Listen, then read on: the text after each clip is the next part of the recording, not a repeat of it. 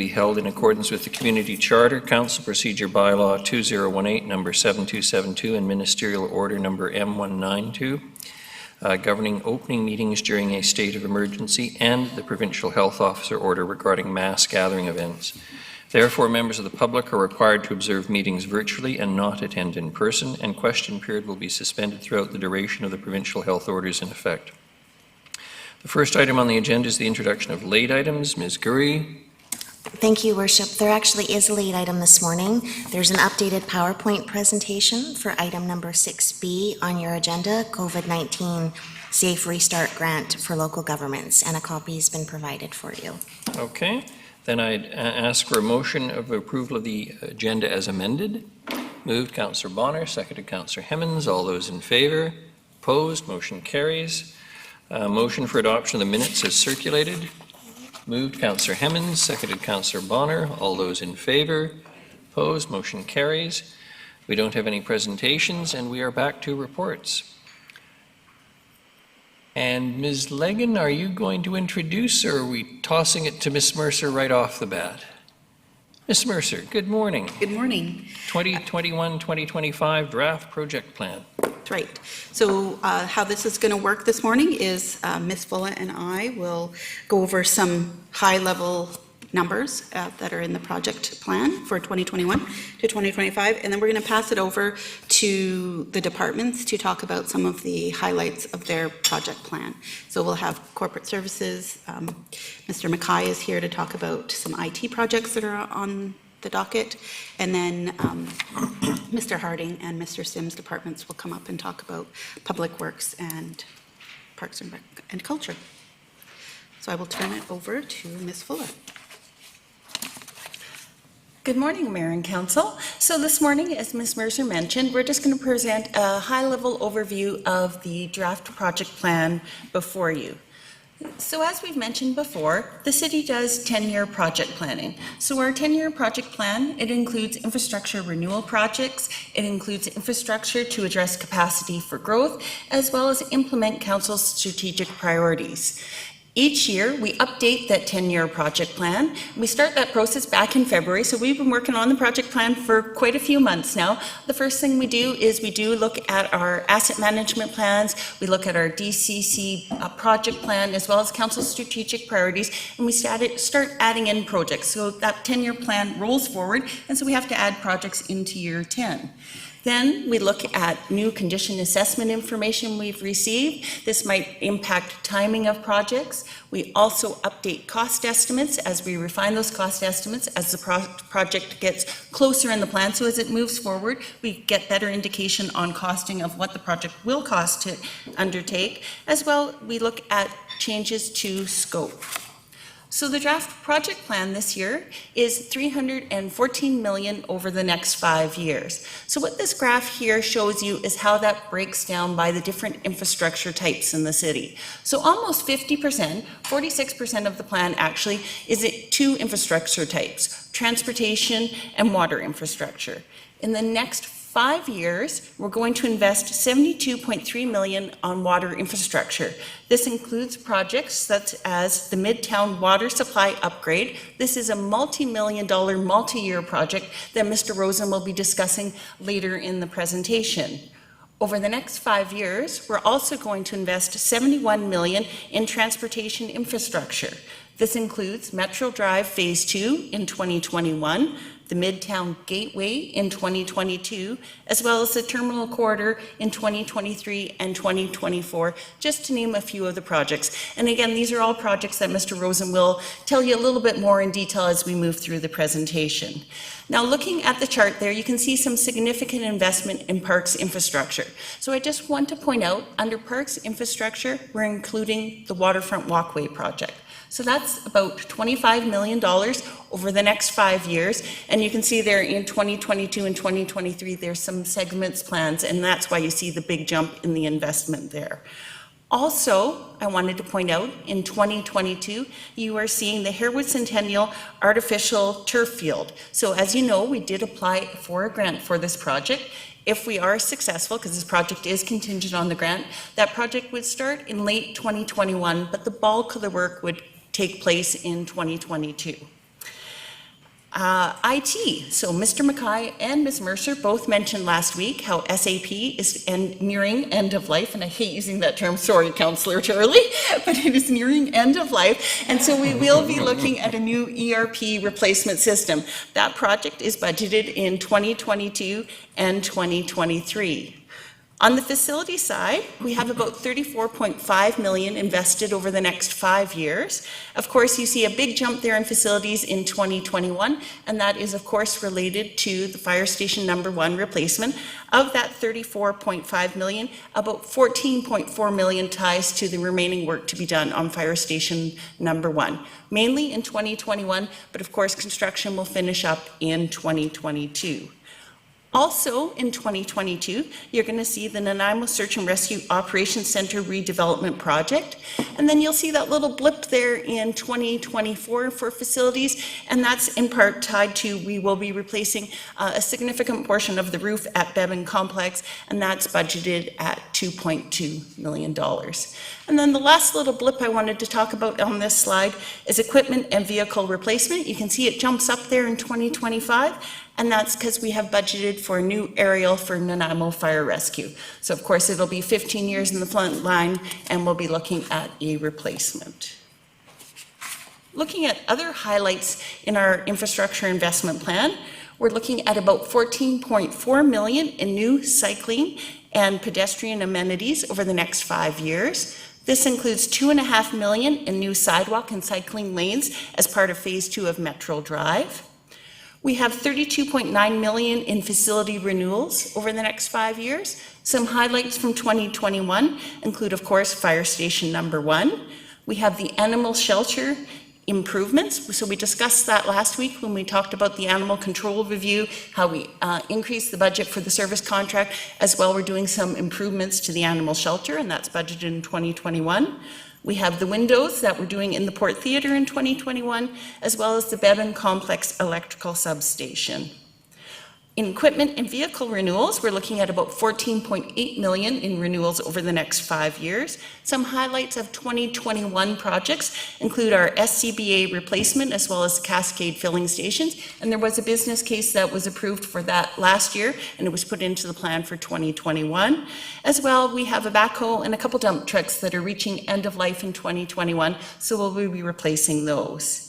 And over the next 5 years, we'll be investing about $19.3 million in road rehabilitation, including in 2021 Metro Drive. So when we look at our 2021 project plan, we're looking at about $67.6 million. So that breaks down to about $8.6 from the sewer fund, $17.1 million from the water fund, and the balance, $41.9 million, is from our general fund. So this chart here breaks down that general fund to the different types of projects we're doing. Renewal, new and upgrades, DCCs, as well as strategic projects and studies and plans. Now you'll see a big portion of that pie is related to concurrent projects. So what is a concurrent project? Just to refresh your memory, those are projects where we create more than one infrastructure asset. So this will be when we go in, and Metro Drive is a great example. We're going to do a drainage pipe, we're going to do some road rehab, we might put in a cycling lane, as well as do some street lights. So we're doing multiple assets at the same time. Whenever we do our project planning, we always look at nearby infrastructure and we evaluate it for both its condition and its capacity.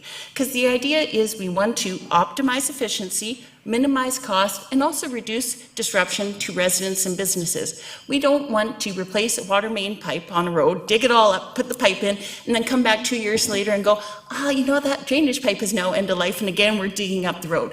That's not efficient, it's not good for our residents, it's not cost effective. So departments always, when they're doing their project planning, look at the nearby utilities and assets to see what might need upgrading, what we might need increased capacity for, so that we can make sure we're as efficient as possible. I mean, you can't avoid everything. A pipe might fail prematurely, but we do try to make sure that we're not digging up the road in the same area multiple times close together. So in our project plan, about 29.5% of our projects are actually concurrent projects. So you can see that quite a few of the projects we undertake are involving multiple assets. The other thing that I wanted to point out is about 67% of our general projects in 2021 are actual renewal projects. So we're renewing existing assets. We're not actually building new things, but we're taking care of the assets that we already own. So how are we going to fund that $314 million? Well, about 2% will come from grants and private contributions. Now, in the grants and private contributions here, we have included our application for that turf field project at Herwin Centennial Park, as well as the grant application for the Loudon Park Paddling and Rowing Center. The reason we've included these is you as council have committed funds to these projects if our grant applications are successful. Both of these projects are contingent on receiving the grant funding, but they have been included in the plan until we're advised either that we are successful or we were not successful in our applications. About 15% will come from debt. This includes both internal and external borrowing. So just to remind everyone, we'll be doing borrowing for the waterfront walkway, as well as the Wilcox secondary access, the automated garbage truck, as well as one sewer DCC project that we'll do external borrowing for, and 3 sewer DCC projects that we'll do internal borrowing for. Now, the greatest portion of our funding for projects actually comes from reserves. 70.5%, or $221 million of that $314 million, will be funded from reserves. This includes both statutory reserves as well as operating reserves. So you can see they form a significant part of our funding for project planning. When we developed the reserve policy that Council adopted last year, we did an analysis of the turnover rates of our reserves. We looked at the period 2009 to 2018, and we found that 86% of our contributions to reserves, excluding DCCs, were used. So this means we're not just putting money into reserves and building them up, we're actually using that funding to pay for projects. And without that funding, we would not be able to proceed with the project plan that we have before you. And then finally, about 13% comes from general revenue, so this is property taxation. And I just wanted to talk about this a little bit more. So back in April 2017, we presented to Council our 20-year investment plan. So that was our update of our asset management plan, as well as our DCC bylaws. And when we did that, we looked at our funding gap, and we also provided Council with strategies on how to reduce the funding gap. That plan was based on us investing $7 million a year from general revenues and from property taxation into our projects.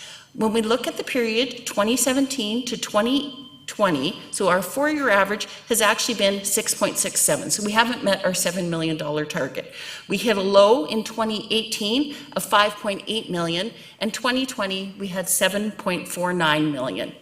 Due to financial constraints with, of course, the pandemic, we have had to reduce our project funding in 2021, so we will once again be below that $7 million target, and we'll be at about approximately 6.5 million. You can see there that in years 2 through 5 of the plan, we are looking at ramping up the funding from general revenue for projects. But I just wanted to make that point. We are actually below our 5-year target on average. So, you know, that will have an impact again, of course, when we do our asset management update. I'm now going to turn it over to Ms. Mercer, who's going to speak a little more about reserves. Good morning. As there were several questions about reserves last week, and we have some upcoming discussions on reserve options, we thought it would be best to give a kind of a high-level overview of what reserves we have and why we have them.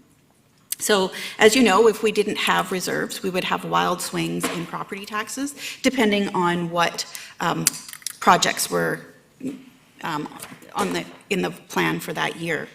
So the city has 2 types of reserves, operating reserves and statutory reserves. And the difference between the 2 of them are statutory reserves are more structured and cannot easily be reallocated, whereas operating reserves can. Statutory reserves are set by bylaw, passed by council, and are very specific as to what you can spend out of them. The other difference is interest is accumulated in each statutory reserve, whereas with interest earned on operating reserves, that money goes into general revenue to reduce taxes. So our reserve policy that we passed last year had broken the reserves down into 7 different types. And I'll just go briefly through each one of those types. So our first type is our financial stability reserves. So again, as I mentioned before, these were implemented to mitigate risk from lower than expected revenues or sudden unplanned expenditures needed to maintain the delivery of city services. So currently we have 6 stability reserves and they're all operating reserves. So the funding allocations from the financial stability reserves are focused on 1, operating and environmental emergencies. So these are the highest priority and are based on public safety and maintenance of current levels of service. The second kind is revenue and operating expenditure contingencies. So these are intended to stabilize the impacts of cyclical revenue downturns and cost increases that are largely temporary and are not within the city's ability to adjust in the short term. So COVID-19 is a perfect example of how you would use one of these financial stability reserves. So we're covering shortfalls using the funds from the general financial stability reserve. Our next kind is equipment reserves, and these reserves are established to provide funding for equipment replacement. So we currently have 4 equipment reserves, and they are all statutory reserves, and as well, they all have a minimum balance. Contributions to these reserves are through annual internal charges to user departments that are included in the department's annual operating budgets. And these reserves are used to fund the needs outlined in all of the project plans, the 5, 10, and 20-year investment plans. So as Ms. Fulla said, we are using the contributions that we put into these reserves as fast as we're putting them in. So an example of this type of reserve is the Equipment Replacement Reserve Fund, and it's used to replace the city's fleet, including fire apparatuses, solid waste collection trucks, heavy-duty construction equipment, and vehicles. So in 2020, we budgeted approximately $3.6 million for 2 fire trucks, and so that's every so many years we have to put out quite a bit of money for fire trucks because they are not, they're not cheap. The third kind is infrastructure reserves, and these reserves are a funding source for renewal of current infrastructure and new or upgraded infrastructure required due to growth, new regulatory requirements, or service level changes. And we currently have 13 infrastructure reserves, and they're a mix of 7 statutory reserves and 6 operating reserves. So this is where your 3 asset management reserves sit, and they're used to fund the replacement of infrastructure relating to transportation, storm drainage, facilities, parks, amenities, major technology, and sewer and water. And the annual contributions, as you know, come from an allocation of property taxes and user fees.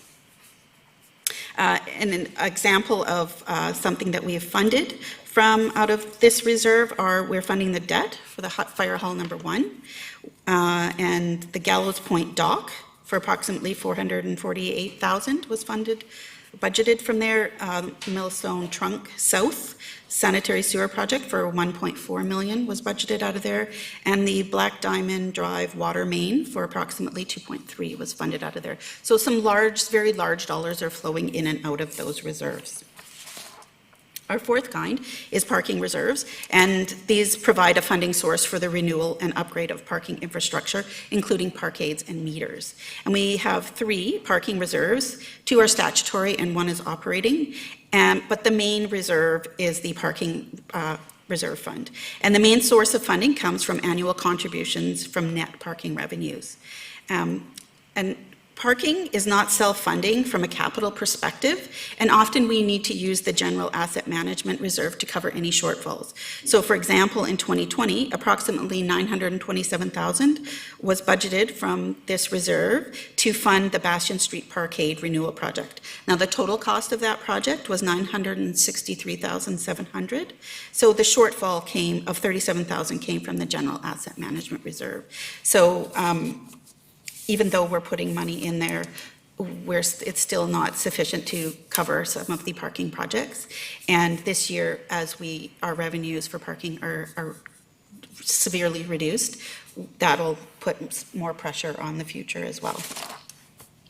Our fifth kind is property acquisition reserves, and as they're fairly self-explanatory, but they provide us a source of funds to purchase land needed for new infrastructure projects as well as new parkland. And we have 3 property acquisition reserves, and they're all statutory reserves. And contributions to these reserves come through the sale of city-owned property and through annual budget allocations subject to council approval. So in 2020, we had approximately $675,000 budgeted from this reserve, or budgeted from the Parkland Dedication Reserve to purchase a property on Cottle Drive. And this was added to the Lindley Valley Park area that the city owns. Our 6th kind of reserve is our strategic reserves. So these reserves provide funding source to advance and implement priorities identified in the strategic and master plans adopted by council. So we currently have 6 strategic reserves, and they are a mix of 4 statutory reserves and 2 operating.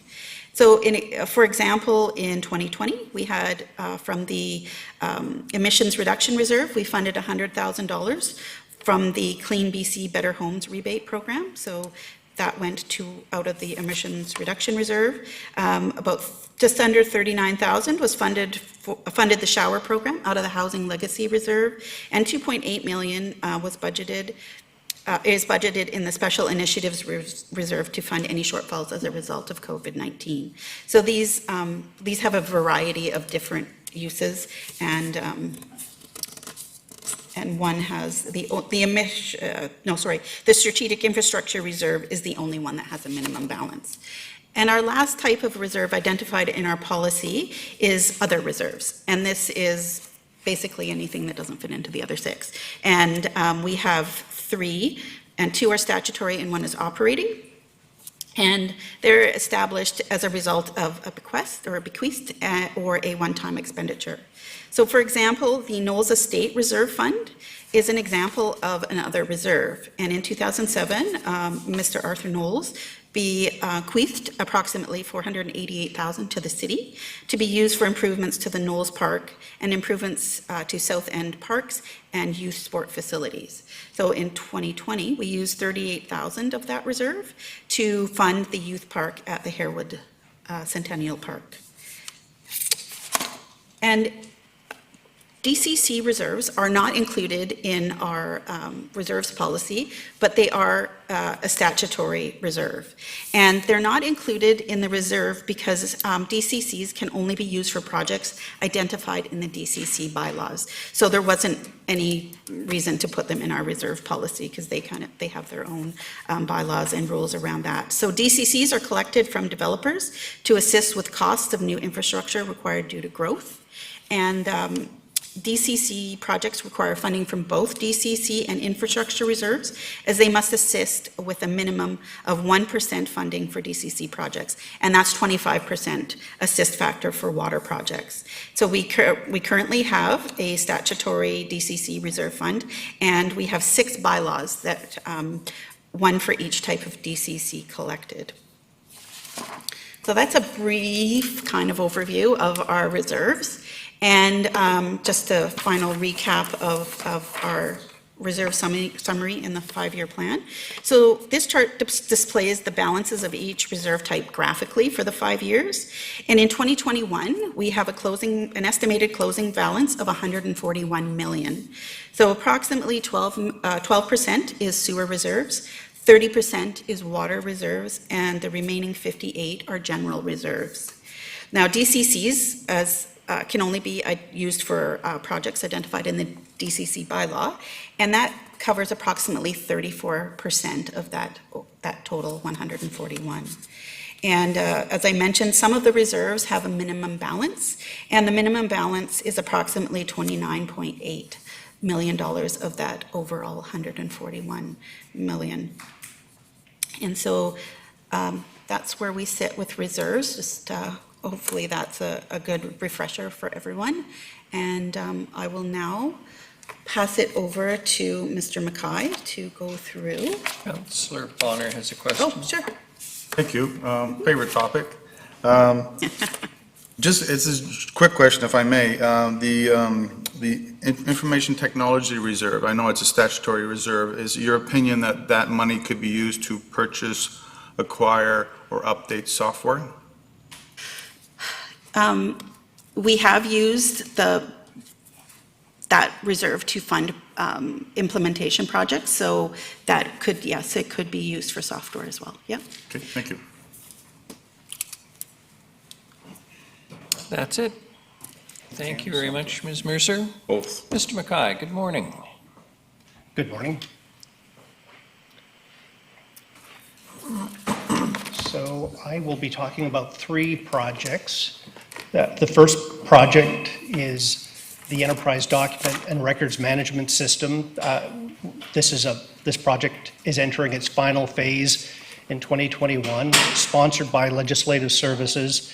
The goal of this project is to manage the life cycle of information from initial creation through archival and eventual disposal. So that project's underway with a goal to complete next year. The enterprise resource planning software, that was mentioned as well in our presentations last week, sponsored by the Finance Department. The goal is to start that project in 2022, a 2-year project. And the plan there is to do a business transformation of our enterprise resource planning system to upgrade that software for functions including HR, finance, and purchasing. And the IT project that was not included in the plan that I spoke of and other managers spoke of was the corporate asset management system. The business case, you've had a chance to have a look at that. That project in a nutshell is an asset management database that allows the city to automate maintenance scheduling, manage work orders, maintain asset tracking, work on the asset life cycle and planning and analysis, and provide monitoring, condition reports, preventative maintenance, workflow analysis, all with the goal of extending the life of our city assets. Just a little bit more detail on that project. It is proposed as a 4-year project. The pilot project would be bringing in the sewers. For 2022, we would be doing dam inspections, water, storm, and expand our GIS capability with the management of those assets. The next phase is transportation assets. That ties nicely with the integration with our new ERP as we bring that online. Handling citizen requests so that citizens can report the condition of city assets. And the final phase, which goes beyond the funding of the project, is to bring in parks, city facilities, and financial optimization. So that's the project. The costs of this project are approximately $2.8 million. And spread over those phases. Then there's an ongoing operating cost of $450,000 to fund 2 positions. What we've learned from talking to other municipalities is this project needs to be well-funded so that we can get the assets into the system, as well as to continue managing them with a goal of having a fully optimized asset system. And I think I'll turn it over to Ms. Legan on Police Operations Building. Could I, before you leave? Councillor Yes. Bonner? Thank you. If I were to start out, this is a 4-year implementation plan. If council were to say, go next year and start it over the 4 years, does your department have the capacity to take on this extra work? Through the chair to Councillor Bonner, our department only has the capability with the positions that have been included in this project proposal. So the project proposal would include hiring of 2 new people? 2 positions, an IT project manager, a GIS specialist. And they would start right at the beginning and then work through it. Because you mentioned the ongoing cost of $480,000, and that's set for 2 positions, which seems an awfully expensive 2 positions. Oh, forgive me, that includes ongoing licensing as well. Licensing stuff, right? So I'd really like to know how much it's going to cost in terms of software purchasing, implementation, and operations in terms of labor positions on a yearly basis, because I'm quite interested in pursuing this and having it online sooner than later.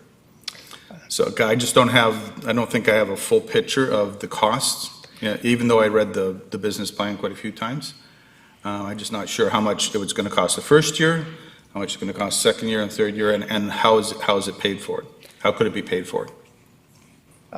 Through the chair to Councillor Bonner, in the business case, we outlined the 4 years for the cost of the project, and the detail related to people, consultants, software, hardware are included there. Would you like me to go through those? Councillor Bonner, that's page 7 of the business case. Okay, I'll reread that Okay. one, because I probably didn't understand it very well. And then the ongoing costs are, the material ones are the people and the license costs, as well as there's a contingency in there as well. Okay, thanks. Yeah, I won't bother everybody going through it now. I'll just take a look at it at a break. Okay, thanks. Thank you. Anything else? Councillor Gesselbrock. Thank you, Worship. Through you, I agree with Councillor Bonner. I think this is important to get to this as soon as possible. Just in the broken down table that you do have at the end of the business case, so it's the cost for the first 2 years are both, about $7,500,000 around there, just a little bit more than that, but that's correct, right? Through the chair to Councillor Gesselbrock, yes, those are the costs there, including the project costs and those people costs in those first few years. And just in terms of this project, like once you begin it, we had there's no way of stretching it out. Like say, reducing the annual cost each year is a sort of is there any worthwhile of starting now, but doing a little bit more limited scope over a longer period of time? Okay, through the chair to Councillor Gesselbrock, so the idea would be to reduce scope and extend the life cycle of the project? Yeah, reduce the amount that you're getting done each year, but have it go over a longer period. It would not be my recommendation. What we've learned from other municipalities who have adopted this technology is you have to focus on this effort, resource it properly, so that we can capitalize on the benefits that the system will bring to the city as soon as possible. So while there's a lot of upfront costs, once we've established this system working, we can get to benefits so much quicker. So my recommendation would be that we resource it adequately and not extend the project out too long. Great. No, thank you for that. Okay, thank you. Mr. Rudolph. Thank you, Your Worship. A couple of things. Firstly, the reason this wasn't included in budget is it's a new service. So anytime there's an enhanced level of service, we have to present a business case and submit it in this format. So there's a decision made by council to go forward with it. Secondly, it involves more than just the IT department. It involves the capacity of the engineering department, for example, and ultimately others. So there's a broader set of people involved in it than just the technology side. The third part, and that's where I think we possibly could get some information here, and certainly as part of your decision points, this will be one of the decisions you either make later today, if we get to it, or on Friday, is all these issues will be systematically laid out for you, is the funding source for this. So I think Ms. Fuller certainly has the information on that, which perhaps would be timely to share on how this could be funded. Ms. Fuller. Yes, just so a little bit more information about the CAMS project. So we're looking at about 2.8 million for the 4-year implementation. I have had conversations with UBCM, and the bulk of that could be funded from our Community Works Fund. It does meet the criteria under the current program. So about 2.15 million we could fund from our Community Works Fund, and we do have room in that fund to fund that project from there, which would leave us about 661,000 over the 4 years that we would need another funding source for. You can see in the business case, we were originally looking to property taxation, but since then we have the COVID Restart Grant. So depending on the decision you make later this afternoon, if you're going to allocate those funds to 2020, we would have funding in your Special Initiatives Reserve that we could fund the balance of that implementation from the Special Initiatives Reserve. So that means we could undertake this project over the next 4 years with no impact to property taxation. We wouldn't see an impact to property taxation until year 5 when it becomes an ongoing operating cost. So when we have 2 of the 3 positions that are part of the implementation would stay on permanently, so we'd have a cost for them, as well as the annual licensing costs. We'd have some mobile device management fees and some other costs like that that are detailed on page 7. So this is a project we could proceed with over the next 4 years without impacting our property taxation rates.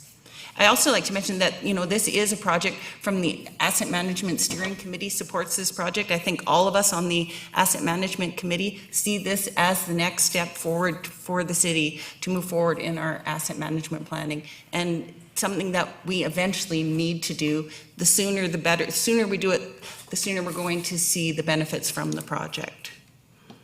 In order, Councillors Bonner, Hemmons, and Gesselbrook. Thank you, Worship. Further to that question, and my earlier question regarding IT, the IT reserve, could we, in theory, also fund it out of the Asset Management Reserve and the IT Reserve? Are those 2 possible funds?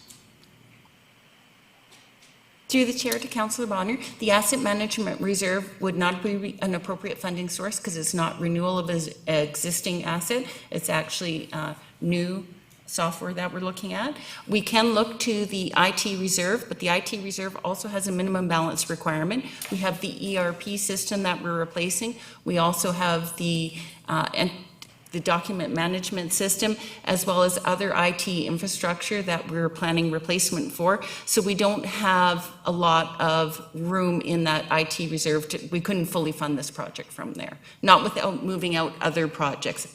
We couldn't stay above our minimum balance. There's just not the funding there. Yeah, I'm aware of that. Not that there's, at the end of 2025, there's 1.5 million in that fund. So there is there's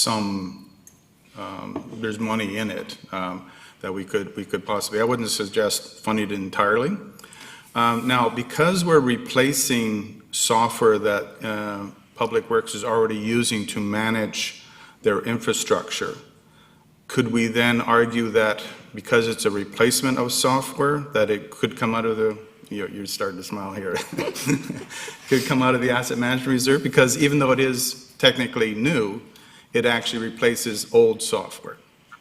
Through the chair to Councillor Bonner, I mean, there is portions that are replacing existing systems that we use, so you might be able to fund small portions of the project from the Asset Management Reserve. I mean, the Community Works Reserve is a great funding source for this. Community Works Reserve allows us to do projects that are new projects. This fits within the mandate because asset management is a priority under the Community Works Fund, so it is a good funding source for this project. Oh, I understand that. I just had something else in mind for that fund.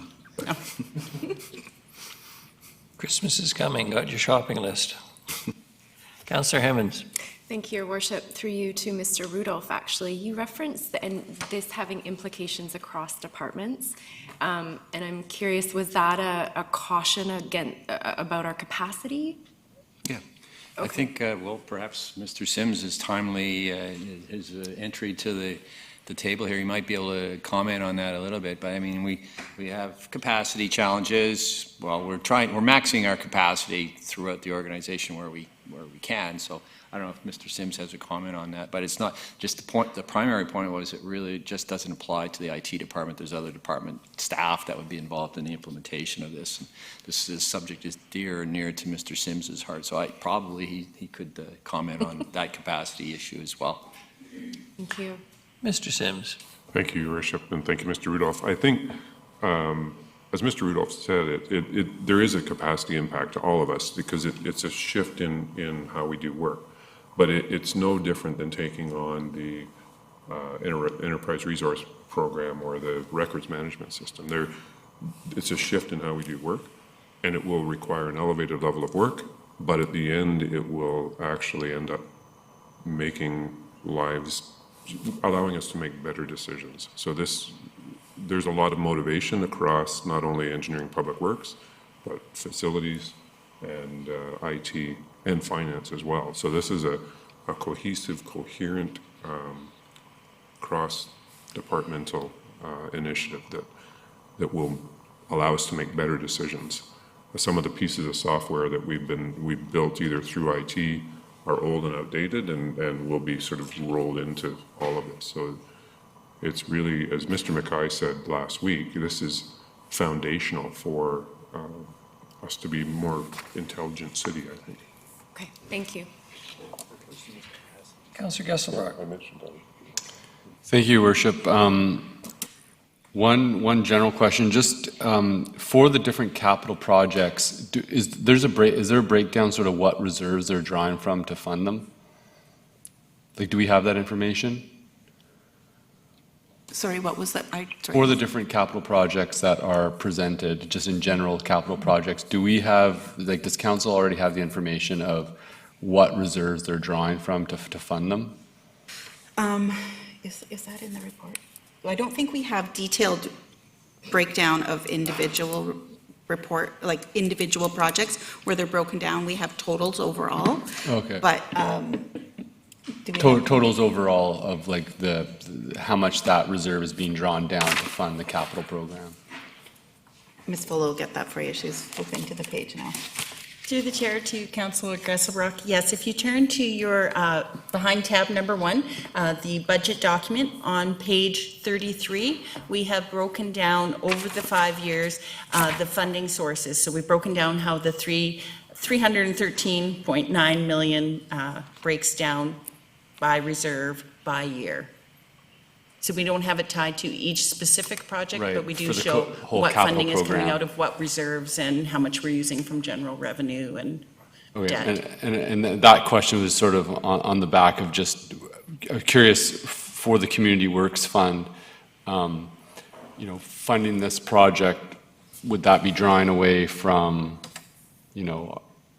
other projects that we're looking at in terms of our ability to do them?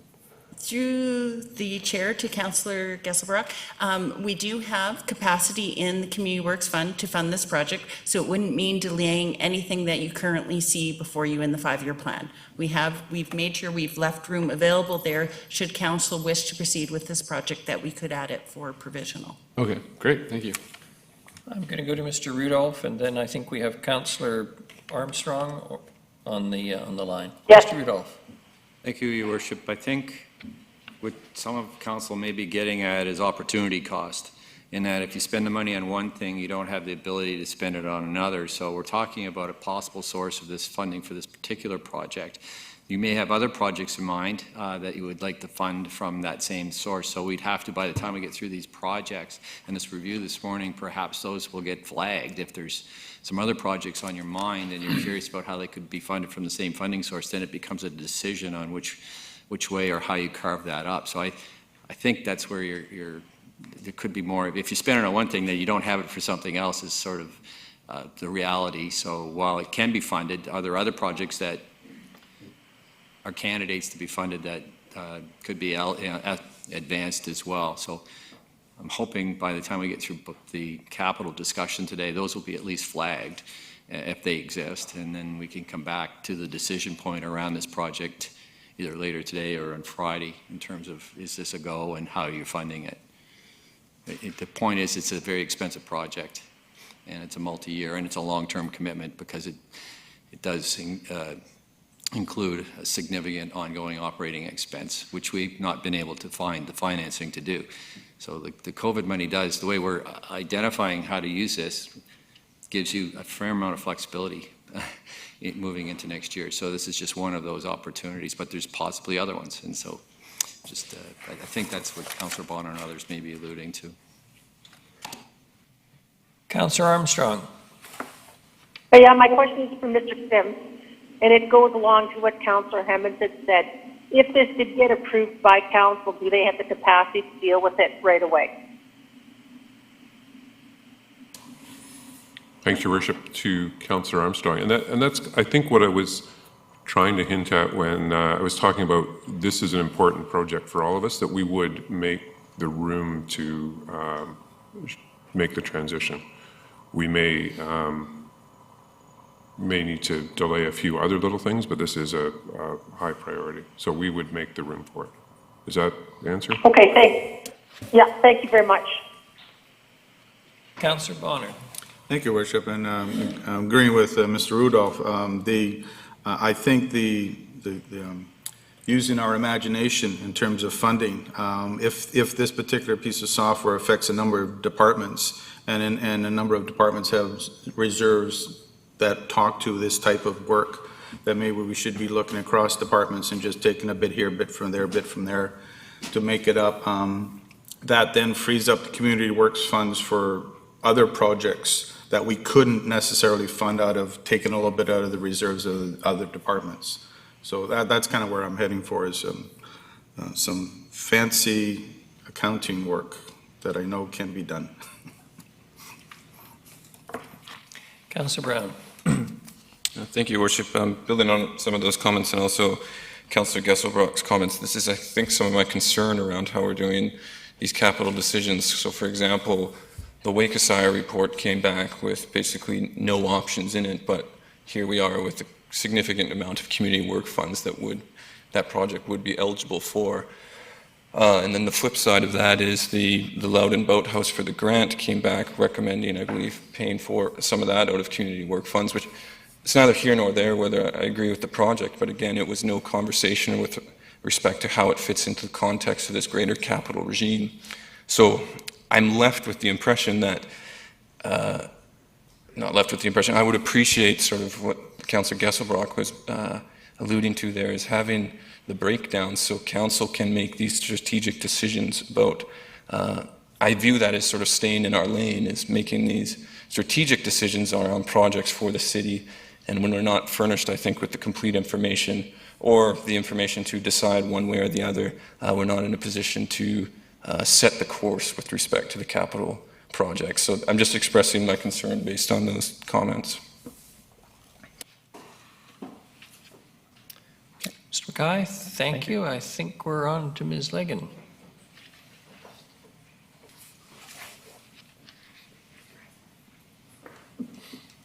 Good morning.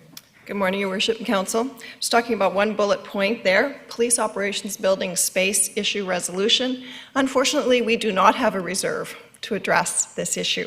To give you an idea of the early findings of the consultant that we have working on it, the current state from an RCMP specification perspective for the number of staff, both members and municipal employees in that building today, is to have a footprint of approximately 70,000 square feet.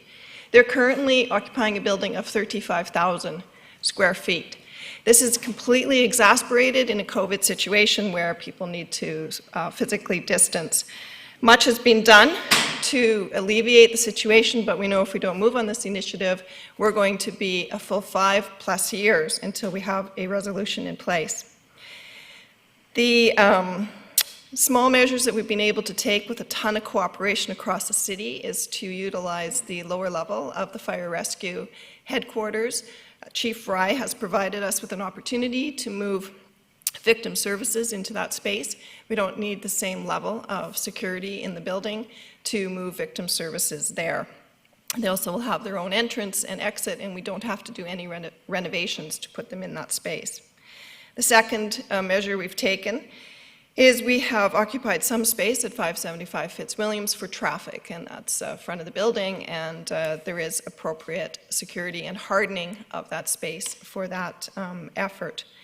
When we look at a resolution to the space issue, we've started conversations with the province. The province has a requirement to step up with 10% of the funding, but of course they need to get that into their budgeting process with some lead time as well, so we're moving on that. With Development Services team, And Jake's leadership, or Mr. Rudolph's leadership, we've been able to pull together a short list of options that then have some granularity below that level. So we could, in fact, expand, renovate the existing building and expand on site, although the RCMP specifications is for a 5-acre site, and that particular site that RCMP building is on is actually less than the 5 acres, so it creates some issues with respect to where to park service vehicles and other equipment and storage, etc. It is an option. Another option is to go completely greenfield, to look for a 5-acre vacant space, either one we acquire or one we have. It needs to have suitable access to main thoroughfares, and it needs to have appropriate location for the detachment based on the service requirements of the RCMP. And then third, we could look at a facility, existing facility in the city that we could then do a massive renovation. And unfortunately, today, that inventory is extremely limited, so that's not a very viable solution at this point in time. But we wanted to put it here because there are no reserves. It is a substantial cost to the city, and it does need resolution over the next several years. The sooner we make a decision and move on this, the sooner our RCMP members and our municipal employees who serve the citizens of Nanaimo will have appropriate space to work in. And I'm happy to take questions. I believe it's Councillor Armstrong. Yeah, thank you. This was identified in 2008 as a priority, and then it changed to do the Stark building. Is there any reason why we could not look at a joint building with Public Works? Because we do have, that's another one that, in my opinion, has to be built.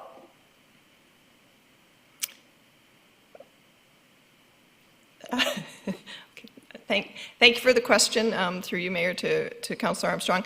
That is certainly one that we can bring to the discussion. At this point in time, we understand the footprint of Public Works' existing site is needed in its entirety for the Public Works capital project. No, and it also backs onto a railway, which at this point in time is not ideal, even though there's limited activity on that rail line. It is propane that's typically moved on that rail line, and the RCMP specifications don't really line up with that. They're not super keen on it. But it's absolutely something we'll take under advisement. That's not my question. Sorry, that's not my question. My question is, we need a new build for Public Works and most likely at another site. So could we not look at doing the two builds together? I'm going to turn that over to Mr. Rudolph. Mr. Rudolph. Thank you, Your Worship. Anything's possible. I mean, we do have an engaged consultant helping us find solutions on this, and they'll be reporting back to Council, I'm assuming, in the first quarter of next year with scenarios that and funding options around that. This is another one. We'll look at that for sure. And so it's just putting it on your radar for today. We're not asking for a decision, but it's somewhere, you know, even in my business plan or my overview, I was hopeful that Council and the city would arrive at a decision around how this is going to go forward for both this and the Public Works complex. So that, to me, is the goal for 2021 for us, is to have a game plan moving forward. And that may involve going to the public and asking for authority to fund these types of projects. And I'll throw in the waterfront walkway as another complication in this, because it's a significant amount of money, and it gets back into this opportunity cost scenario where we're, you know, where do the priorities line up then, and how much capacity is there to take these on? So the one may be tracking ahead of the other. These are, as Ms. Lagan said, we've now far exceeded our comfort zone with the police building. It's almost double undersized right now. And we continue to add 3 members a year in other positions, and there's really no place to put them. So, and yet they're needed. So we need short term and certainly a plan to move forward. So I would just suggest that this is on the list because you need to, and you're aware of it. This needs to be figured out, and we need to have a plan decided on, I think, in 2021, and an action plan. Councillor Bonner. Thank you, Worship. That 5 acres, is that in terms of floor space, or do they just like big courts? I mean, and the reason I'm asking is the Pentagon, which has a fairly high level of security in the States, covers only 29 acres. So why does our police department need something 1/5 the size of the Pentagon that houses 25,000 people? I just don't, can we just build a whole bunch of levels and we'll be okay? Through your worship to Councillor Bonner, it's a very good question. We've asked it multiple times to RCMP with respect to specifications. They have a capital planning unit that approves or does not approve your project. We'd like to have our project approved, so we're trying to play within the guidelines. There is some capacity to shift to slightly lower, but it does create operational grief, and that's one thing we don't want to do. So to bring someone in the back seat of a cruiser and into a holding cell, et cetera, we do need unobstructed entrance and exit for that. We also need to put the cruisers and some of our other special vehicles, which are currently stored off-site because the footprint is currently too small, somewhere which is easily accessible. So we have Inspector Fletcher very involved in this initiative as well, and other experts on the initiative, and we are continually to look at minimizing our costs and maximizing the benefits back to the operation and trying to make those calls as we go. And this is very early stage. You'll be able to debate this and the options that are brought forward in detail in the future, but we really wanted to get it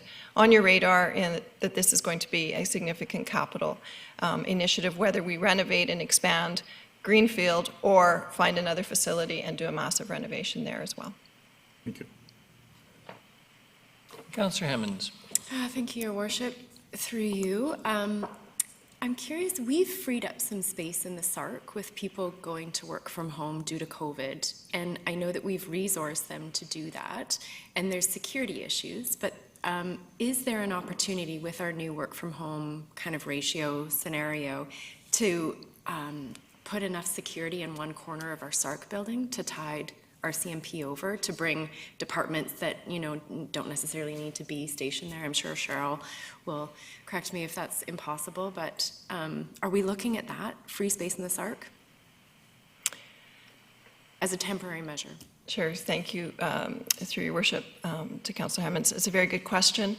At this point in time, the cost to harden our IT infrastructure and our physical infrastructure to meet the standards of the RCMP would both have a long lead time and would require a significant investment. And so not feasible for that particular building.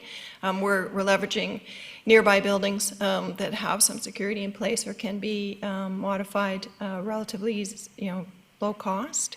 All the RCMP are essential workers. They're all on site. We don't have work from home for the MEs either in that particular facility. Thank you. Councillor Gesselbrock. Thank you, Worship.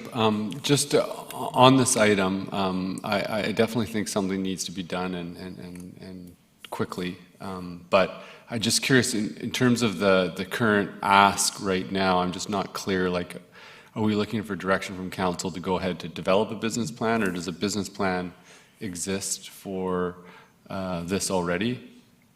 Through your worship, to Councillor Gesselbrock, we have $60,000 from Development Services from their funding for a consultant, and we have hired a consultant, and they are currently working on the feasibility study, which will ultimately have an outcome of 2 or 3 solutions with a pro forma financial position, meaning we'll project out what we think this will cost. And that's based on all the information we can gather at a fairly high level. $60,000 isn't a lot to invest, but it's first stage.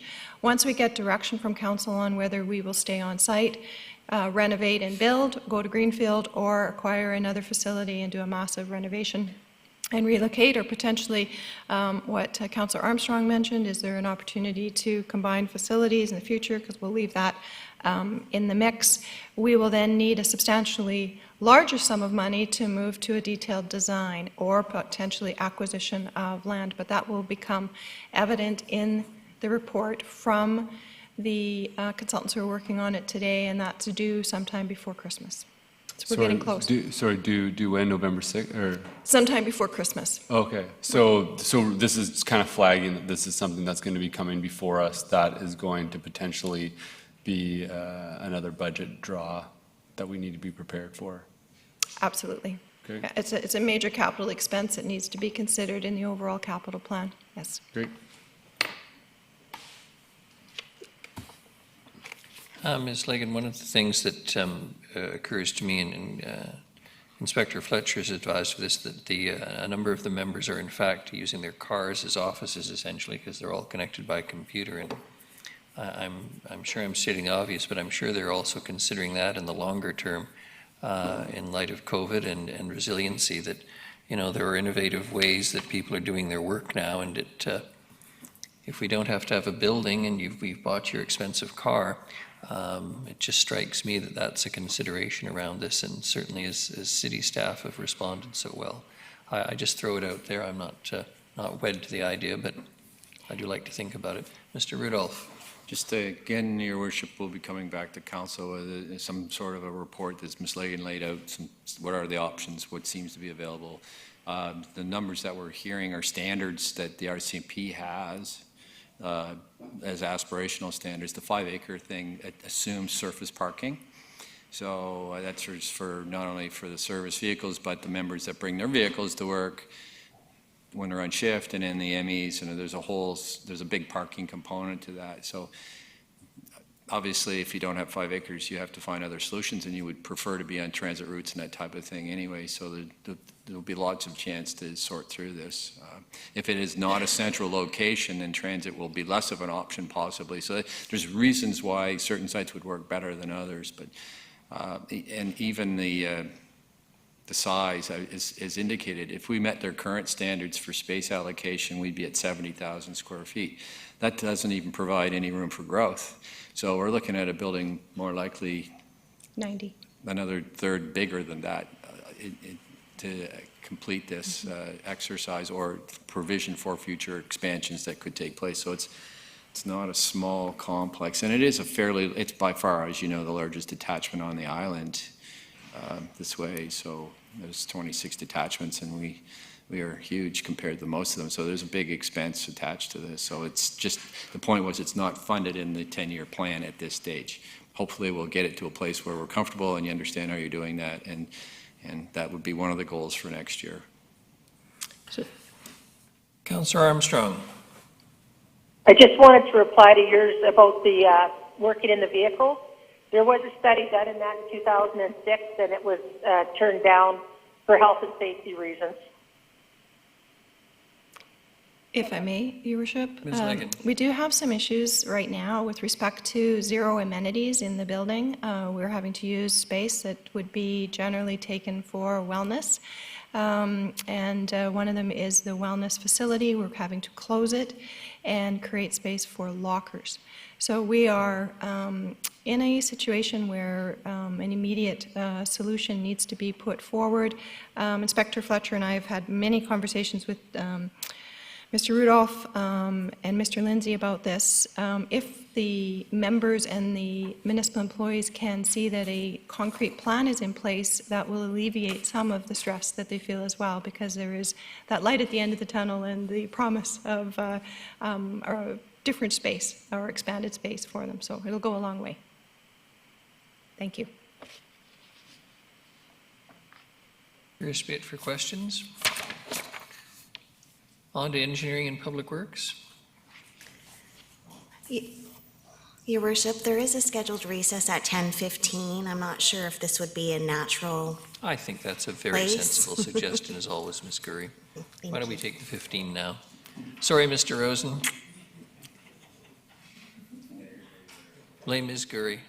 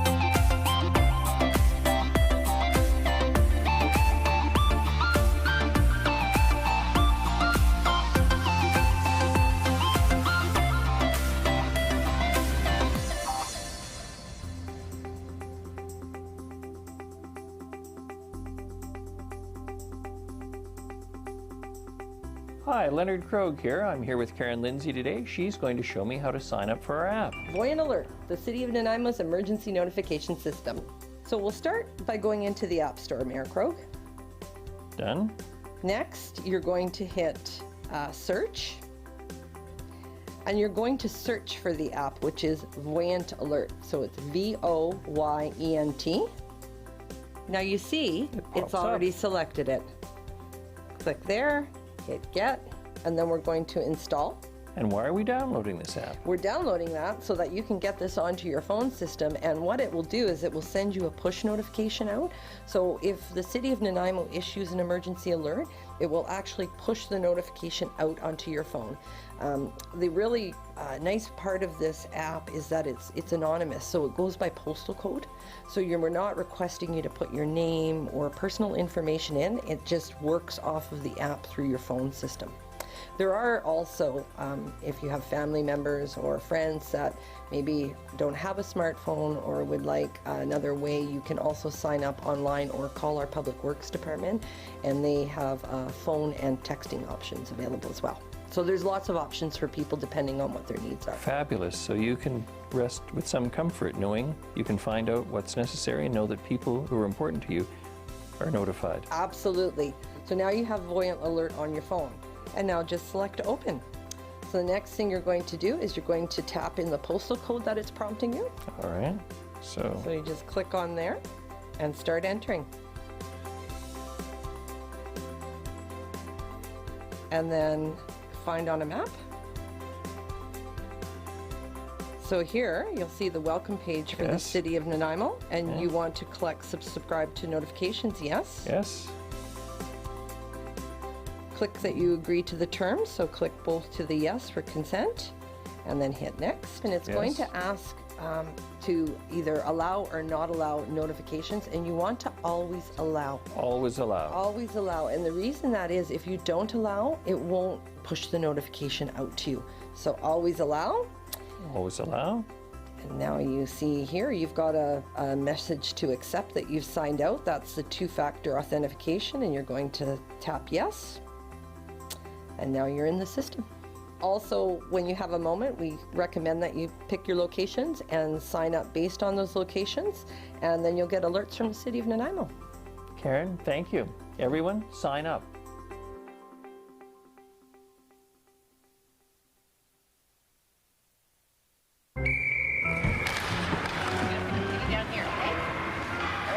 Hey, Tiana. Hey. It sure is the coldest rink in town. Oh, yeah, buddy! Nice save, James! Wow, your goalie is keeping you guys in the game. Cheers. Cheers. Oh, man, that's hot. Sorry, that's the way I like it. Oh. Go, go, go, go, go, go!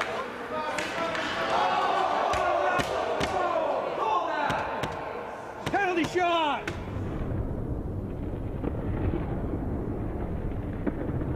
Scalds from hot drinks are a leading cause of hospitalization for children under 5. 2 minutes, stand in the front, unsportsmanlike conduct. Hot tea and coffee will cause serious burns to a child in less than a second. Got a kid? Use the lid.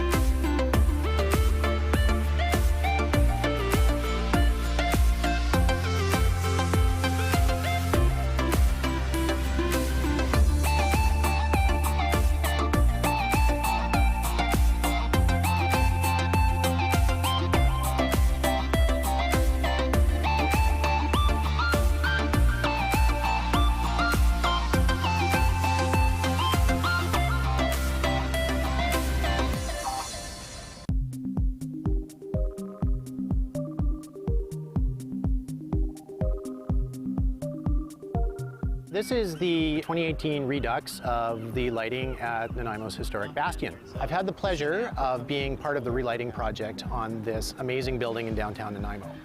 So What we did is we've replaced the original high-pressure sodium lights, which basically did an okay job of lighting up the bottom 10 feet of the building, and replaced them with modern LED lighting that has the capacity to change color. We can run through a number of different colors that we have pre-programmed here in a pink, a purple, a green. Probably my favorite on here is Rainbow Chase for Pride Week. It'll actually run all the way around the building all the time. With this new technology, organizations can now request that the bastion be lit to promote their cause by going to the City of Nanaimo website and following the instructions. Go to Your Government, Bastion Lighting Requests, complete the lighting request form, and submit. You will hear from us within a couple days if your request has been approved, and the bastion will be lit in the colors that you have requested. If you have any questions, please contact the Mayor's office at 250-755-4400. So the next time you're in downtown Nanaimo at night, come on and check out the new dynamic lighting at the Bastion.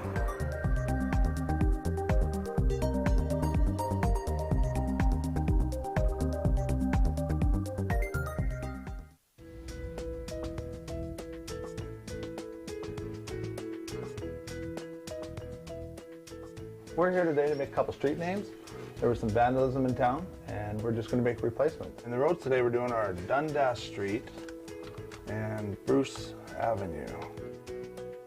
They're all 8-inch, and we use 3 different sizes, mostly 24-inch, 32-inch, and 36-inch. We do use a consistent font with street names. This is actually my metal blank, so the only material here is the material that I actually will cut out in vinyl.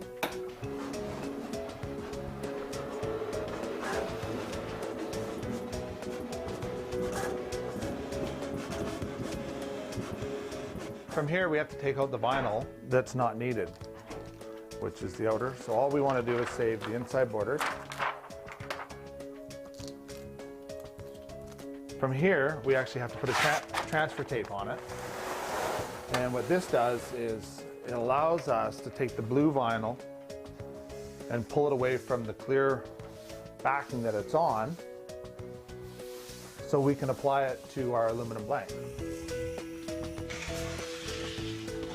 Now that we have our 2 sheeted piece of vinyl, we take our aluminum blank, which has high intensity diamond grade, which you can see behind me. We have all different colors. We have orange, yellow, white, depending on the type of signs.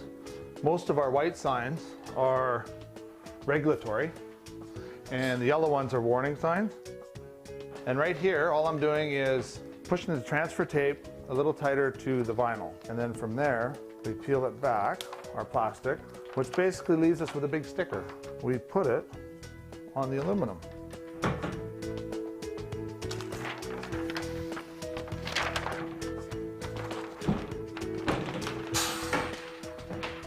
And when we're done here, we take our transfer tape off, and as you can see, we're left with Dundas.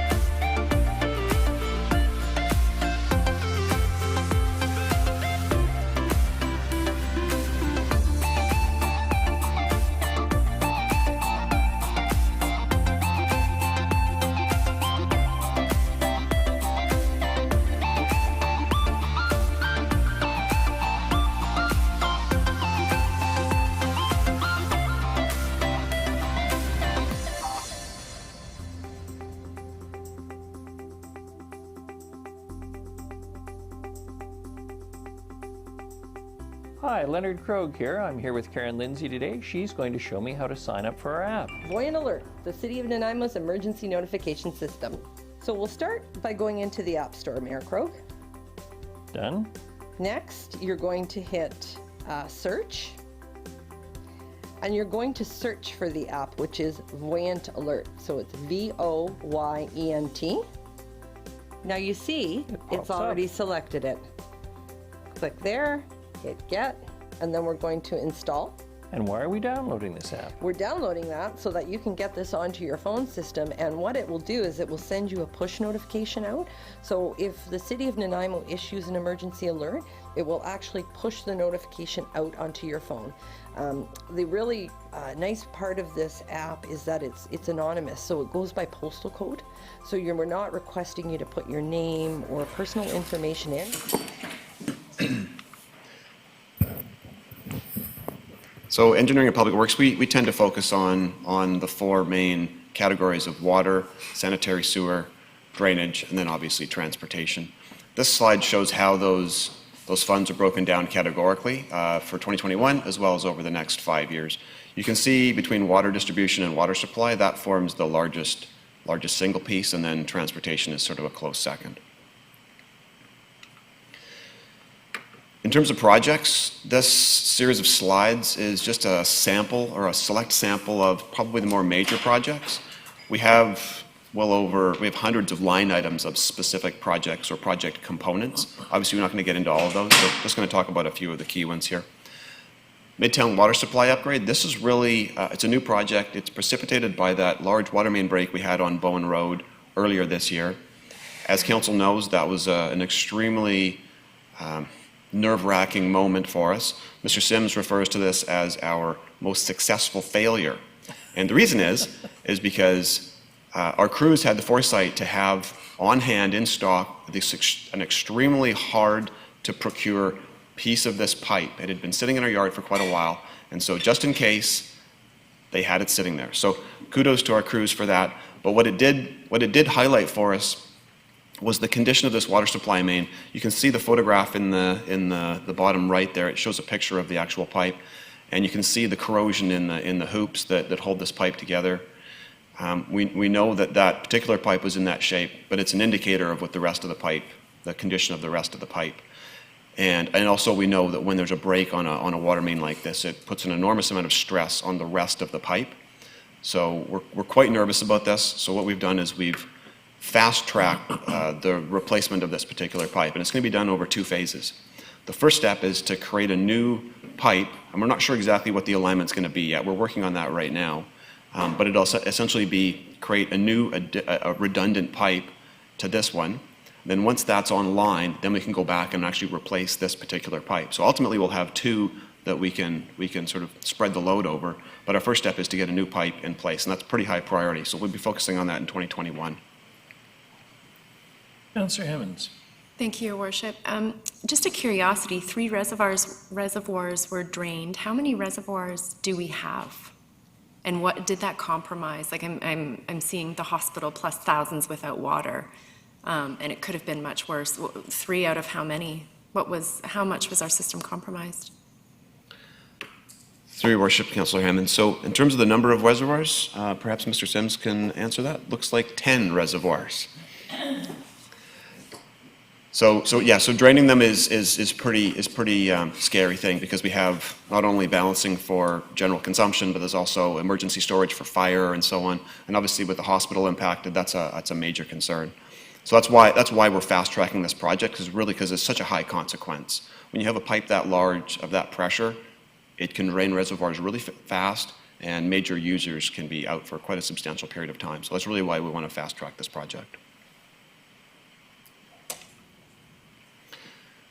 Council heard about this project a short time ago with a presentation by Chris Lang. So I won't go into a lot of detail, but just in addition to what Mr. Lang talked about, there's also a piece under the Pearson Bridge that is part of this. It may be done at a slightly different time, but it's sort of part of the overall project. Here's a project that we've been working on for a couple of years. We've been going through a process of completing a a drainage master plan for this area. And that focus was really precipitated by two major stormwater events we had in 2016 and 2018 that caused substantial flooding. Right down at the bottom of Seabold, there was repeated flooding events, so we've had some analysis done on it, and this project will address that problem and alleviate the future flooding in that local area there. Councillor Bonner has a question, then Councillor Gesselbrock. Thank you, Worship. Just going back to Bowen and the break that took place there, are we then going to be digging up good sections of Bowen Road at this point to put new pipe in? Is that the idea? Through your worship, Councillor Bonner. So the first phase will be to find a redundant alignment. Almost certainly it will not be in Bowen Road, because we don't want to have you don't want to put all your eggs in one basket. You want to keep them spatially separated. So it'll most certainly be off of Bowen Road. It could potentially follow the Parkway. It could follow some other alignment kind of around Boundary. There's different options that we're looking at right now. Ultimately, yes, though, when we do replace, in phase 2, when we do replace that main on Bowen Road, very likely it'll be within Bowen Road. So there will be stretches that are impacted eventually. And when we do that, would we be upgrading all of the infrastructure on that road, including cycle paths, like we've done between Labio and the Highway 19A? I'd say not necessarily. I mean, if it's really just a water supply main focused project, it may be, with the other one online, it may be, with the other one operational, this particular one might be an online replacement.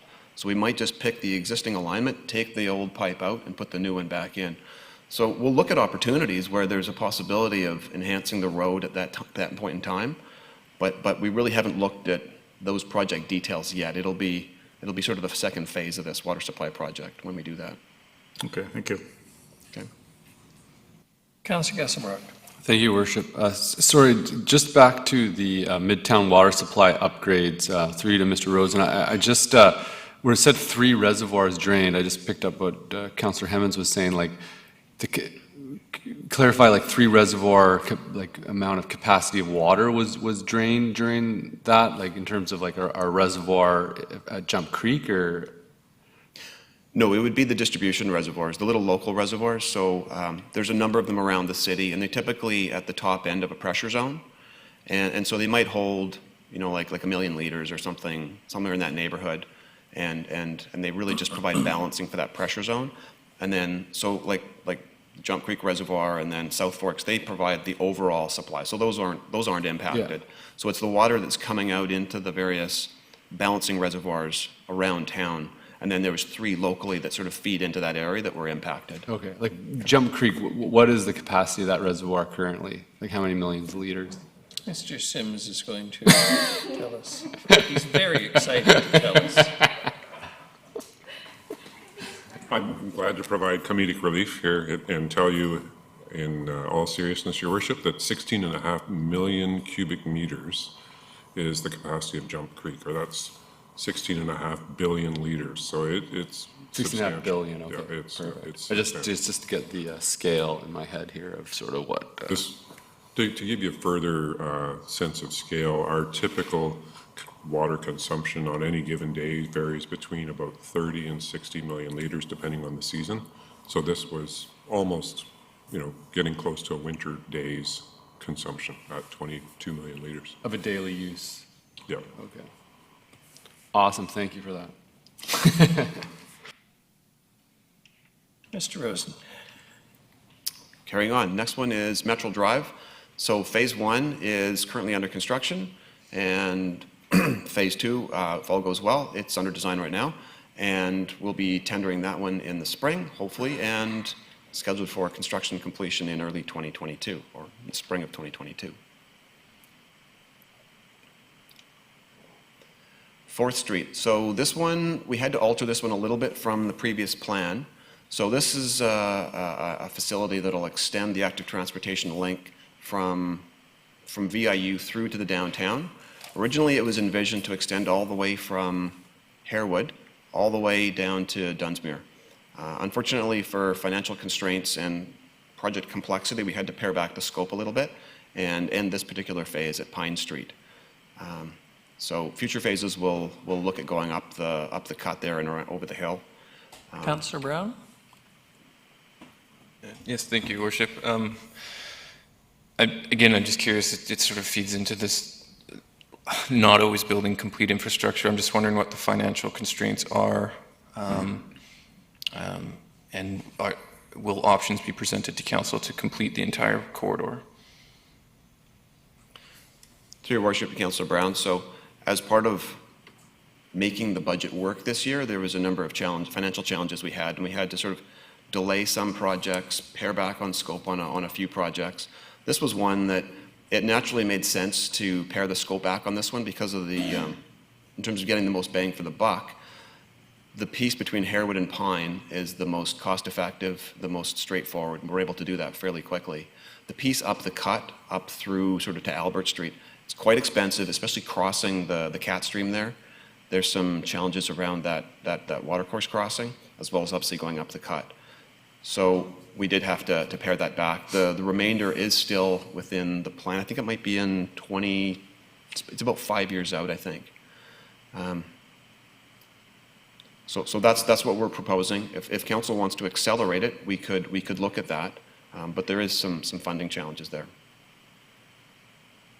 Councillor Bonner. Thank you, Worship. Further to that, I understand that the piece from across the Cat Stream to the top of the hill is problematic.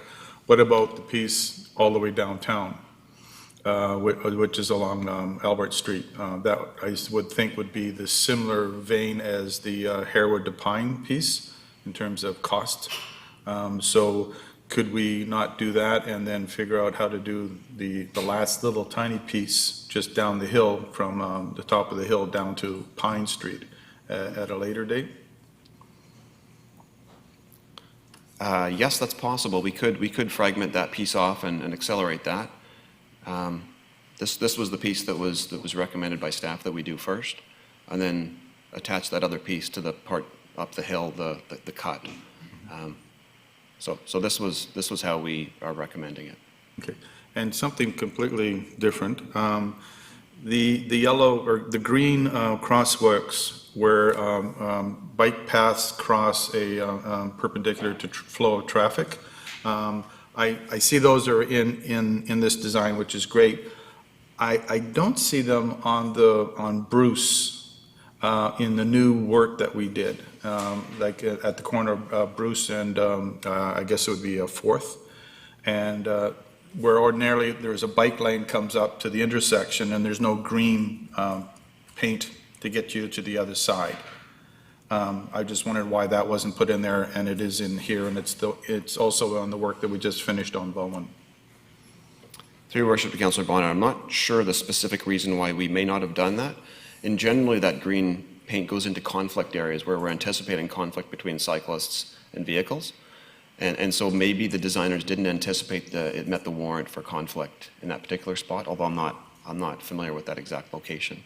And also, over time, staff's use of the various treatments changes with best practices. So, a project that we did 4 or 5 years ago will have a slightly different look and feel than one that we would do now, obviously with the new engineering standards and so on. So. Yeah, we only did that piece last year. So I just wondered, it just seems to be that putting the green paint in to signify that there's a bike lane going through an intersection, I think would be, but that's obviously not for today's conversation. I would also point out that green paint is extremely expensive. Good. So we really want to make sure we're getting good bang for our buck with it. So is getting hit by a car when you're on a bike. Councillor Gesselbach. Thank you, Worship. Yeah, no, I appreciate trying to figure out sort of how to scale back our expenses in terms of, transportation and infrastructure. I'm just curious, do we have any lanes that go, bike lanes straight from Wakasaya to the downtown yet? Is there any sort of unobstructed bike lane, just in terms of establishing a minimum grid from say, VIU down to downtown yet? Through Your Worship, Councillor Gesselbach, not yet. We've been working on pieces of this, as the old saying goes, Rome wasn't built in a day. we've been focusing on stretches as the opportunity arises, with the obvious goal of establishing a grid eventually. And this project is part of that long-term plan. But as of right now, we don't have a complete network. Okay, and the costs for that, say, what Councillor Bonner was alluding to, like, say if the bridge, over Cat Stream is a problematic section in terms of costs and just feasibility. From Cat Stream down to downtown, do we have an estimate of what that cost would be, just if we want to look at accelerating things in the capital plan?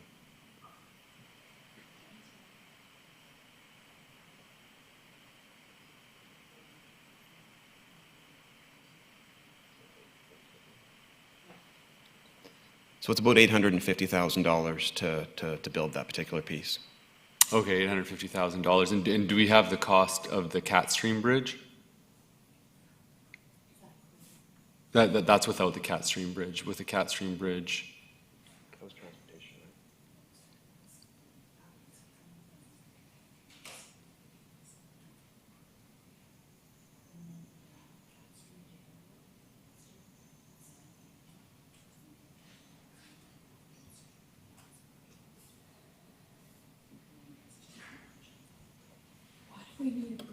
I believe the drainage piece is in addition to that, but we don't have the details around how much that drainage piece is going to cost yet. Because we've pushed the project out in the plan, we became aware of this additional drainage cost. Yeah. So we knew it was going to be substantial, so we ended up pushing that piece out in the plan, but I don't think we've worked out the details of what that costs yet.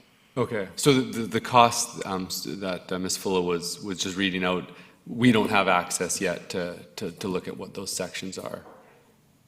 Like, it's not something that's in the packages that you've sent to us already. Ms. Fuller. Through the chair to Councillor Gasbrook, no, we don't send you, our project plan is over 1,000 lines long, so we Yeah. don't send you each individual segment of each project. Yeah. We provide Yeah. a more condensed version, and even what we normally provide internally to staff is more at the rolled-up project level. We don't generally say, you've budgeted this Right. for this. You'd be overwhelmed with Oh, lines for of- sure. No, of- I of just, data. I'm always concerned that wasn't seeing something that I should have seen, or like I missed something, so that's what I was asking them. I think in terms of this project, like, I think, for me, it is a priority just as quickly as possible, establish these minimum grids, and I think that this is an important piece. If we're going to increase ridership and mode shift, that's sort of a key thing. And so, I'd be interested in investigating a little bit of what we can do that's not going to overly complicate our capital planning. So I'm not sure when we revisit this, but it's definitely of interest. Thank you. So just to expand on that a little bit, this goes back to what Mr. Rudolph was saying earlier in terms of potential opportunities. This is one of those potential opportunities where council could accelerate this particular piece and include it, and redirect staff to include it back into the scope of work here. I was going to say, now don't you go encouraging council too much on opportunities. Mr. Rudolph. Thank you, Your Worship. So a couple of points.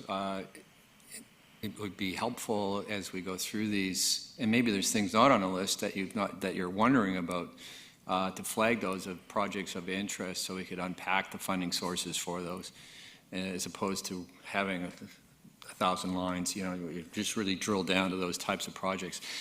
One of the challenges for the department here was the fact that we walked into a 3% tax increase mandate. That was the directive the parameters that we were trying to work within. So more than once, the engineering department walked away discouraged from conversations, saying that means they're going to have to put something off if they're going to achieve that. So they didn't necessarily want to defer things. They were in a funding challenge to actually find ways to get us to a place where Ms. Fuller could balance things out a bit. So we honored that ask to try to come in around 3%.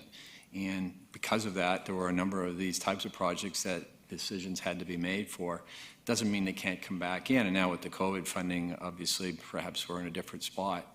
But there's a context to this, so it might be helpful just to continue to flag these projects that you're interested in, and if it doesn't come up through the discourse of the conversation today, maybe it needs to get raised, and well, what about this other one, or that type of thing, so that we at least have that list, and we can start to work our way back to, is it feasible to add it back in, or part of it, or something like that. Councillor Hemmons. Thank you, Your Worship. Just a couple of general comments. What I'm hearing from my colleagues and feeling myself is that strategic decisions are being made beyond this table. And one of the reasons I say that is that if I knew that we had, just a poor example, but if we knew this one stretch of this, that continuous line from downtown to the university were compromised by our 3%, I think we would all, knowing our interest in active transportation, we would appreciate knowing, or I would appreciate knowing, if we're not going to fund this section, this is why, and if we want to fund this section, then these are the other projects. And that might be too much level of detail, but I just feel like, and I'm hearing that we don't have all of the information we need to make our decisions.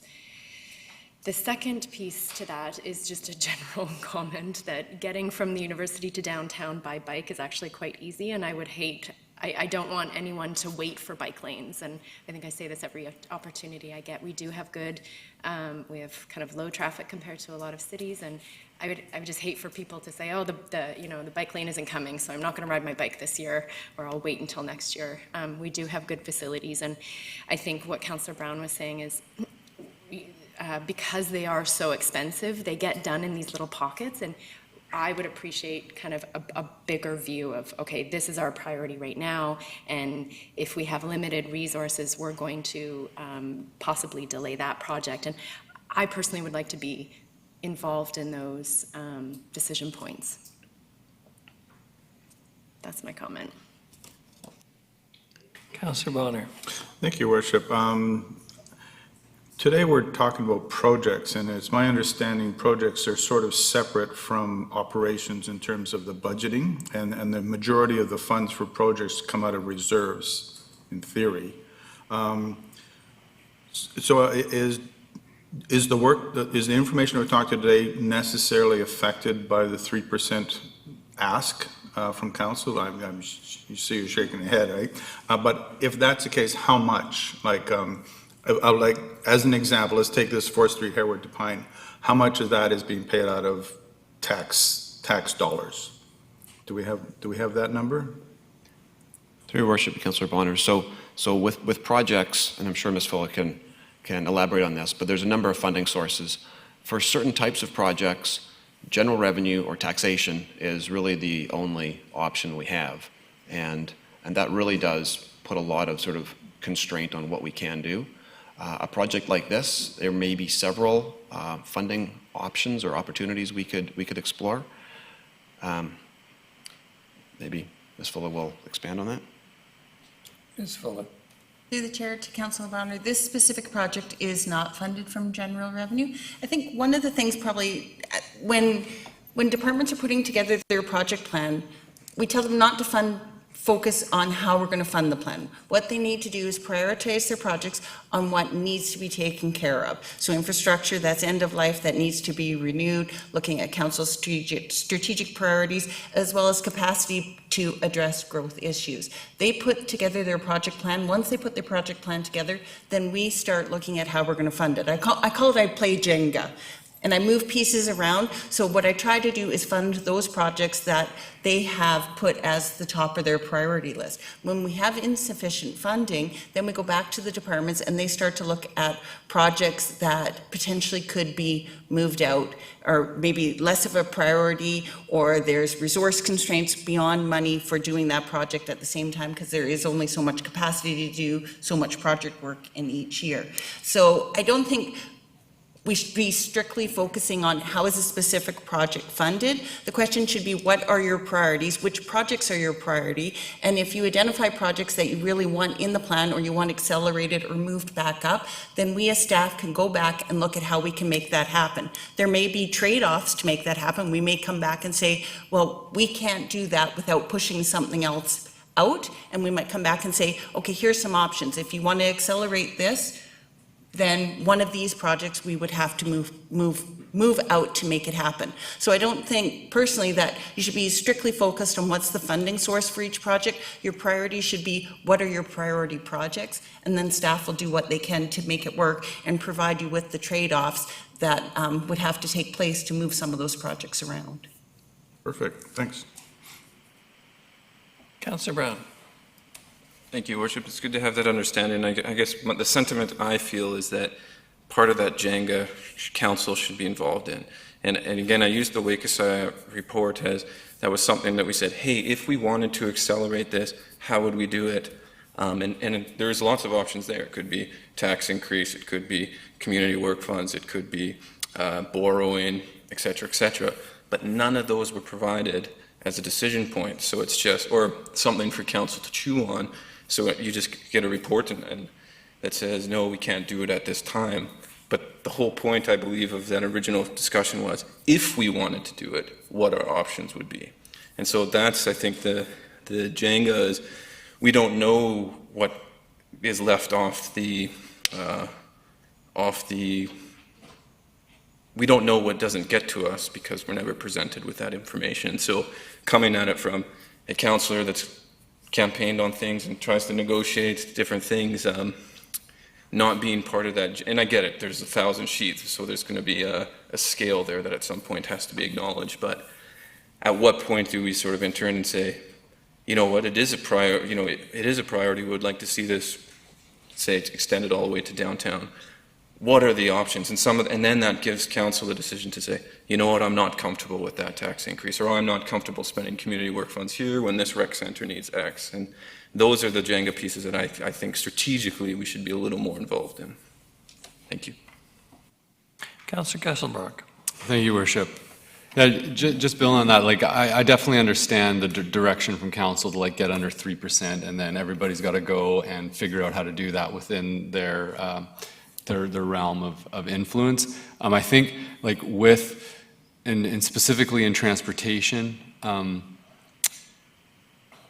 understanding the strategic framework by which staff is determining priorities around what projects to prioritize or not, I think would be useful for myself to understand a little bit. Be it, we're prioritizing things that absolutely need upgrading right away, or, what's happening in the realm of where we're at in active transportation or road networks and potential future development needs in terms of opening up areas or providing servicing to industrial lands. I think that sometimes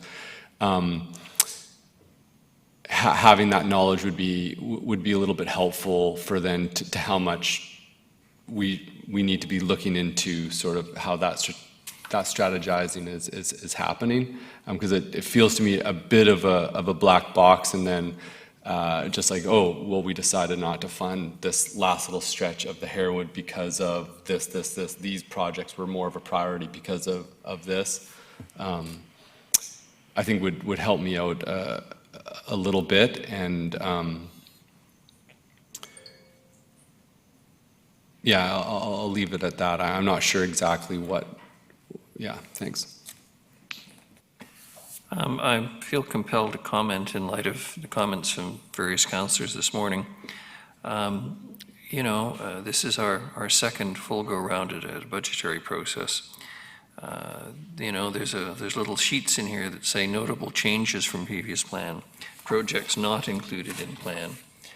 We gave a direction to staff to keep us under 3%. They have done an admirable job of trying to do that. They've also noted projects that are not being proceeded with, and we know that from previous budgetary cycles.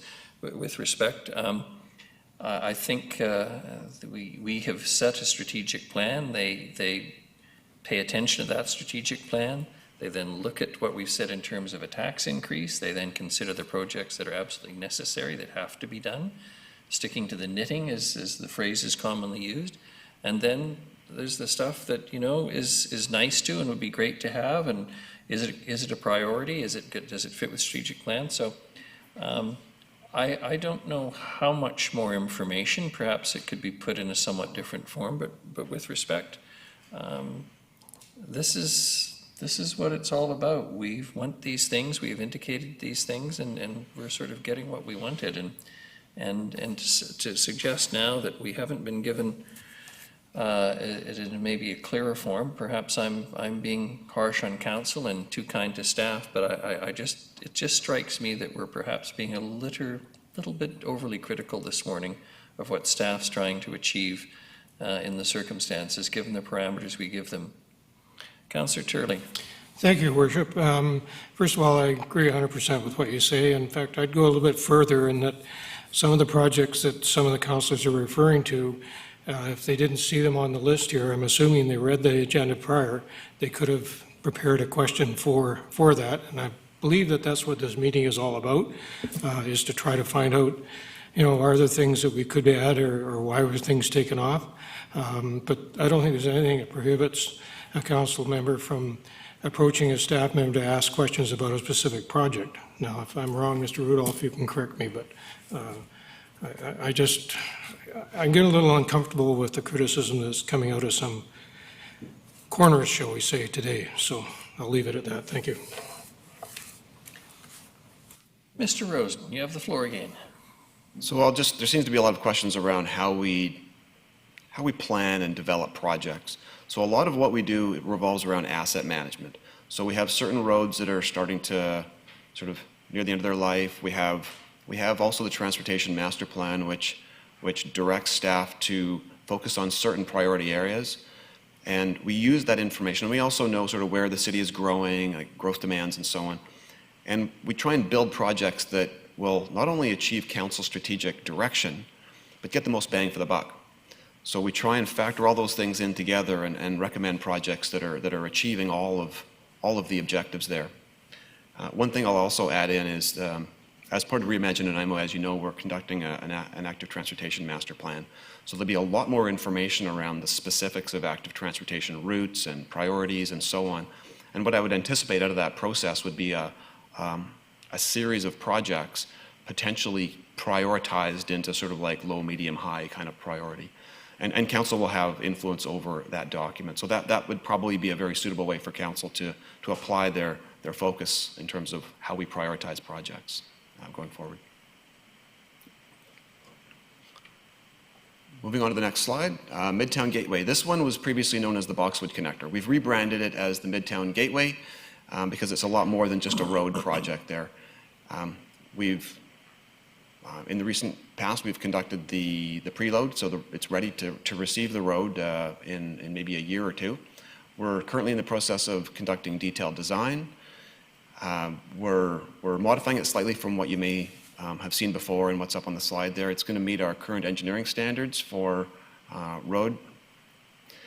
One thing that's interesting is, as council has heard before, this site was previously, it was a fill site. It was an old, some mining activities there. It's considered what's called a brownfield site. As part of our development of this, we had applied for an award through a national brownfield development body, and we were actually a finalist in this national competition. Unfortunately, we didn't win. We just found out last week that we didn't win, but it's been recognized nationally as a very good, very promising brownfield development project. And obviously, it will enhance mobility throughout this little node here, both for vehicles and active transportation. It's going to provide the northern end of the off-Bowen Bikeway. It'll provide improved access into Bevan Park, as well as some substantial development opportunities right in that gateway to Nanaimo there. So, are there any questions on this particular one? I don't think so. Okay, moving on.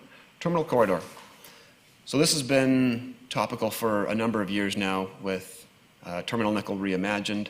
This particular project, we're working right now with the Ministry of Transportation to develop an understanding of the project and how we're going to move forward as a partnership with them on it. We're anticipating doing some design work coming up in 2021, and then moving forward with detailed design, and then obviously construction scheduled for a couple of years out, 23 and 24. Are there any questions on this particular one? Councillor Churley? Thank you, Your Worship. Sorry, I can't resist because it's from my neighborhood, or former neighborhood. So my question really is, what underground infrastructure is being replaced, specifically from Comox to Esplanade, because I believe the water line was replaced already. And then back in the, I'll say early to mid-90s, something was replaced on the west side of Terminal Avenue from Comox down to, I'm going to say at least Wentworth. I don't know if that was a storm sewer or just what it was, but it was dug up for several months. So is that deemed to be, if that is part of the issue, is that deemed to be, hate to use the term, but end of life for that particular stretch? Through your worship, Councillor Turley. So you're right, we did replace the water main there earlier than we had anticipated. We had originally planned to package the water main as well as these other utilities up with the road and so on. Unfortunately, it was deteriorating faster than we couldn't wait for it, so we had to fast track the water. But what that also did is it allowed us to sort of push some of the urgency off and give a bit more time to kind of thinking about the rest of the project. Highways went in and did a little bit of patching in there in some of their worst spots to give us a bit of breathing room as well. So in addition to the water, the city is also responsible for the storm sewer and the sanitary sewer within that corridor. And so there'll be not the entire plant replaced, but like the pieces that are necessary to replace and provide, at least sort of 20, 30 years of remaining life left. In terms of the piece that was off of Terminal Avenue, I'm not sure what you're referring to there. So well, it was right on Terminal Avenue, but on the west side of the street. I'll guess it was 1993. Don't hold me to that, but they dug up from Comox. I'm sure it was all the way down to Wentworth, replacing what I thought was a storm sewer, but maybe it was something else to replace. I know it wasn't water, but anyway, I'm just curious if that's part of what we're looking at replacing again, or. Typically, if it was a storm sewer, for example, replaced in the 90s, it would be PVC, and almost certainly it would be in great shape. So that would be a piece that we would not replace. Okay. So it would be the older stuff that's typically made of concrete or vitrified clay or that kind of thing that we would focus on. Thank you. If I can ask, Mr. Rosen, do you have the sense that MOT appreciates the, how shall I say, the important nature of this particular stretch of road for us? That, from my perspective, there's two really important streets, and I'm going to be in trouble for saying this. One is commercial, and the other is this section that comes right through town. This is what people see. This is our downtown, and so the appearance that it gives says everything about the community. I mean, this is the destination, and I'm just wondering, is Highways as conscious of this, do you think, as we are? I can't speak for Highways, but I can say that we certainly have their attention on this. They're certainly paying attention to us in terms of our interests in this street. So I would say we're pleased with the ministry's responsiveness on it. Okay, that's what I'm looking for. Thank you. 5th Street. So this one's a little bit further out. Construction scheduled in 2023. It's really another active transportation link between VIU and the downtown. Just be another link in the active transportation spine there. So the off-Bowen Bikeway. So the existing. Councillor Hemmons has a question. Sorry. Okay. Thank you, Your Worship, and sorry to interrupt. Just on the slide regarding the 5th Street active transportation, I note that the plan includes a traffic signal at Bruce. Is that Bruce and 5th, that really tricky four-corner that's at that new development? Okay.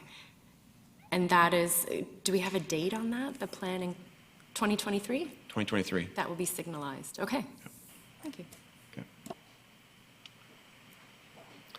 So the off-Bowen Bikeway, council's heard about this on a few occasions. So this idea here really is that Bowen Road is quite challenging to install bike lanes and proper active transportation infrastructure on. So it's preferable to build a parallel system off to the west. We've already been building bits and pieces of that. Unfortunately, it is fragmented and incremental so far, but ultimately it will provide a connection all the way from Buttertubs north, all the way beyond Northfield as a dedicated active transportation corridor. This particular piece from Northfield down to I believe it's Meredith around there. It'll provide a link into the Midtown Gateway that we just talked about to the north, and then it'll link in with some existing infrastructure along Boxwood and then down to the south. Lakeside Corridor upgrades. So this is one where we'd talked to council about this last year. Unfortunately, it had to be delayed just for funding pressure reasons. It's currently scheduled to be constructed in 2024.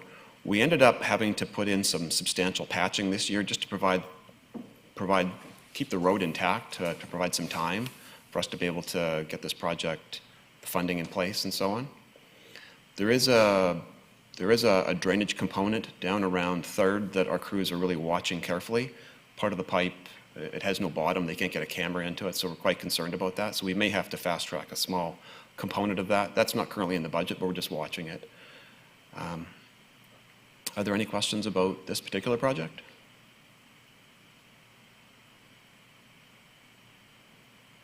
Okay, moving on.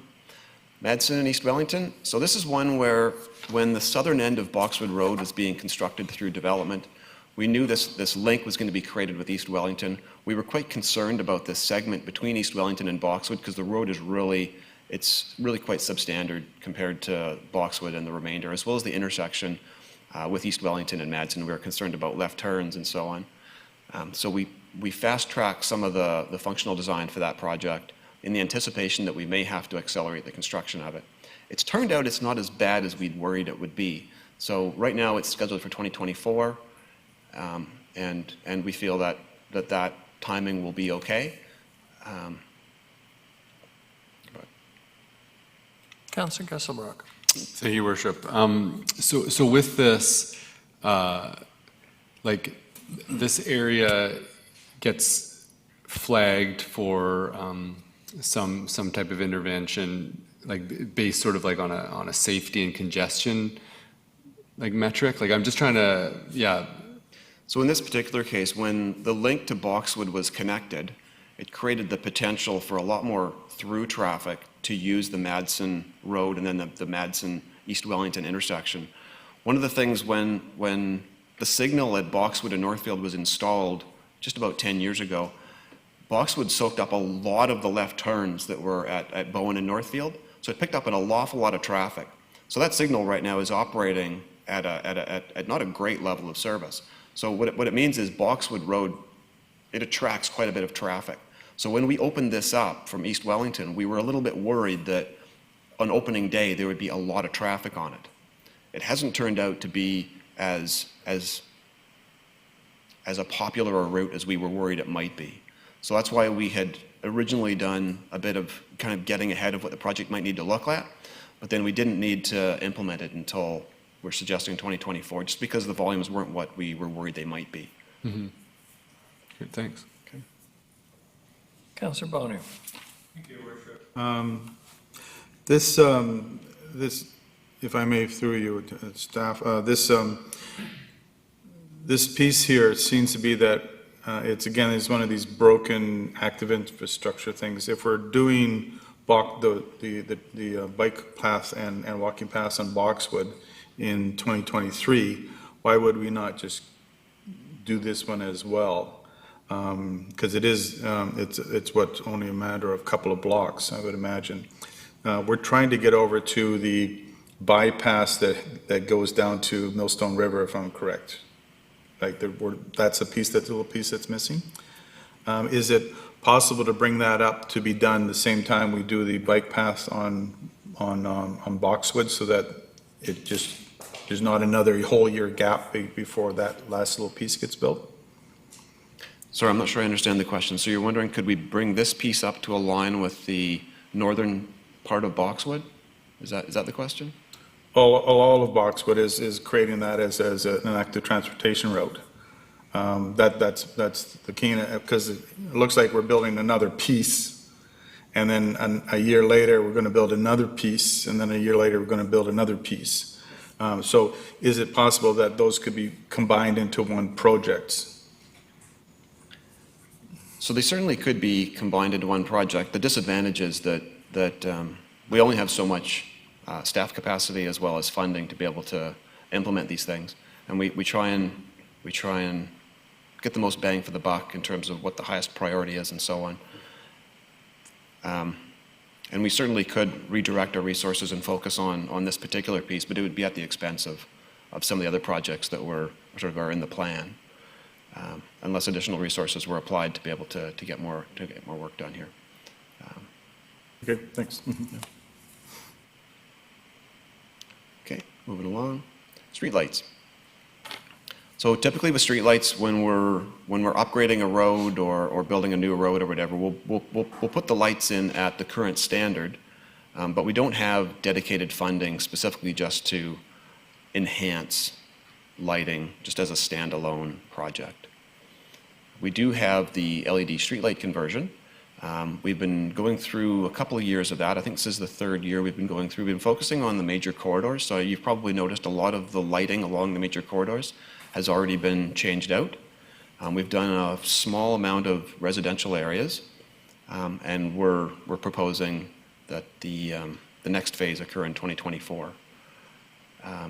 Partially that was funding pressures that were causing this. Councillor Armstrong has a question. Councillor Armstrong. Thank you, Your Worship. You to Mr. Rosen. I do have a question on the lights. The ones that went up on Uplands Road, I've been hearing complaints from some of the neighbors because they're too bright. Is there a change in them compared to other ones we've installed? Sorry, I didn't hear which intersection. On Turner Road, or sorry, Uplands Road between Hammond Bay and Turner. Okay, so for major corridors like that, first of all, for these changeouts, we've got two lighting temperature options we've been using. We've been using 4,000 K and 3,000 K. What we tend to focus on for the 4,000 K are the major corridors and the intersections. And the reason we do that is because it provides better color rendition and it will allow drivers to see pedestrians better. So it provides some enhanced safety benefit. And there's obviously a lot more potential for conflict along major corridors and at intersections, which is why we've been focusing that type of light in those areas.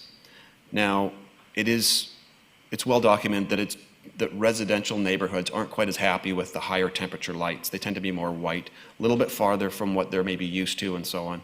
So that's why we're focusing the lower temperature lights in the residential areas. For people that live on a major corridor like that, it's unfortunate, but the safety trade-off from our standpoint, it's worth it putting the 4,000 K in. So folks that live on those major corridors, they may experience the whiter light than they would have if they were sort of off that major corridor.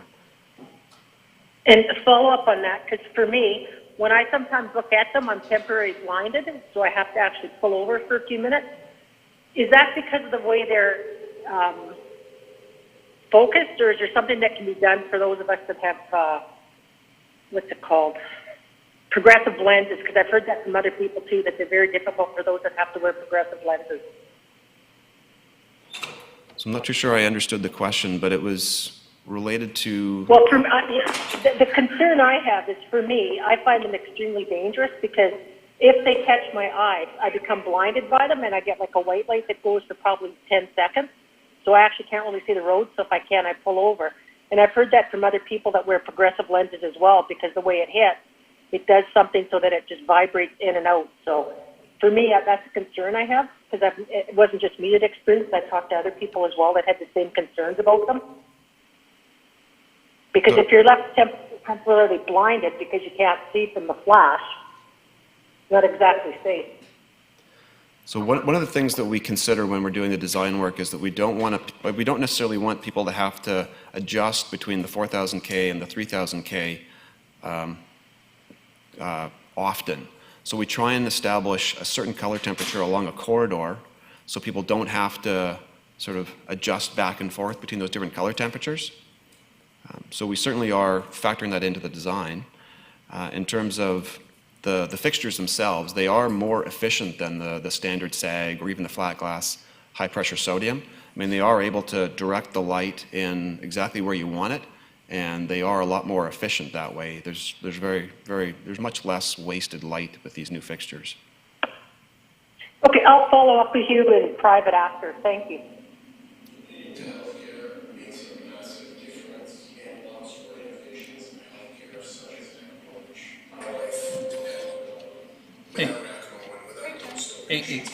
A commercial interlude. That's usually my problem, Councillor Gesselbrock. I thought you young techie people couldn't make those mistakes. Mr. Rosen, carry on. Okay, Wellcock secondary access. So this one's been put in the plan for 2025, and this one's really one where we're looking for the port to be a partner with us, both from the project standpoint, financially, provides a lot of benefit to the port. We've secured the land for this, but we have put it out there just because we need to make sure we've got that agreement with them in place before we build anything. Are there any questions about this one? Councillor Bonner. Thank you, Worship. So I believe when we built the other section of the road, that was paid for entirely by the city. Were there any contributions from the port when we built the road that's there now? There was no contributions from the port for that particular segment that we already built, no. Yeah, I see. And with this one, it's just scheduled for 2025, so it's basically just on the books. Is there any work being done on it other than, just an idea? No, it's in a holding pattern from our standpoint. Okay, thank you. 700 block of Halliburton. This was one that was flagged by council, I believe about a year ago. We've looked at it, and it certainly, it's a worthwhile project, so we've put it in the plan for 2025, and it will fill in one of these gaps in the sidewalk and the active transportation system that currently exists. There'll be an update to the... Councillor Shirley, sorry. Sorry, Your Worship, through you, Mr. Rosen.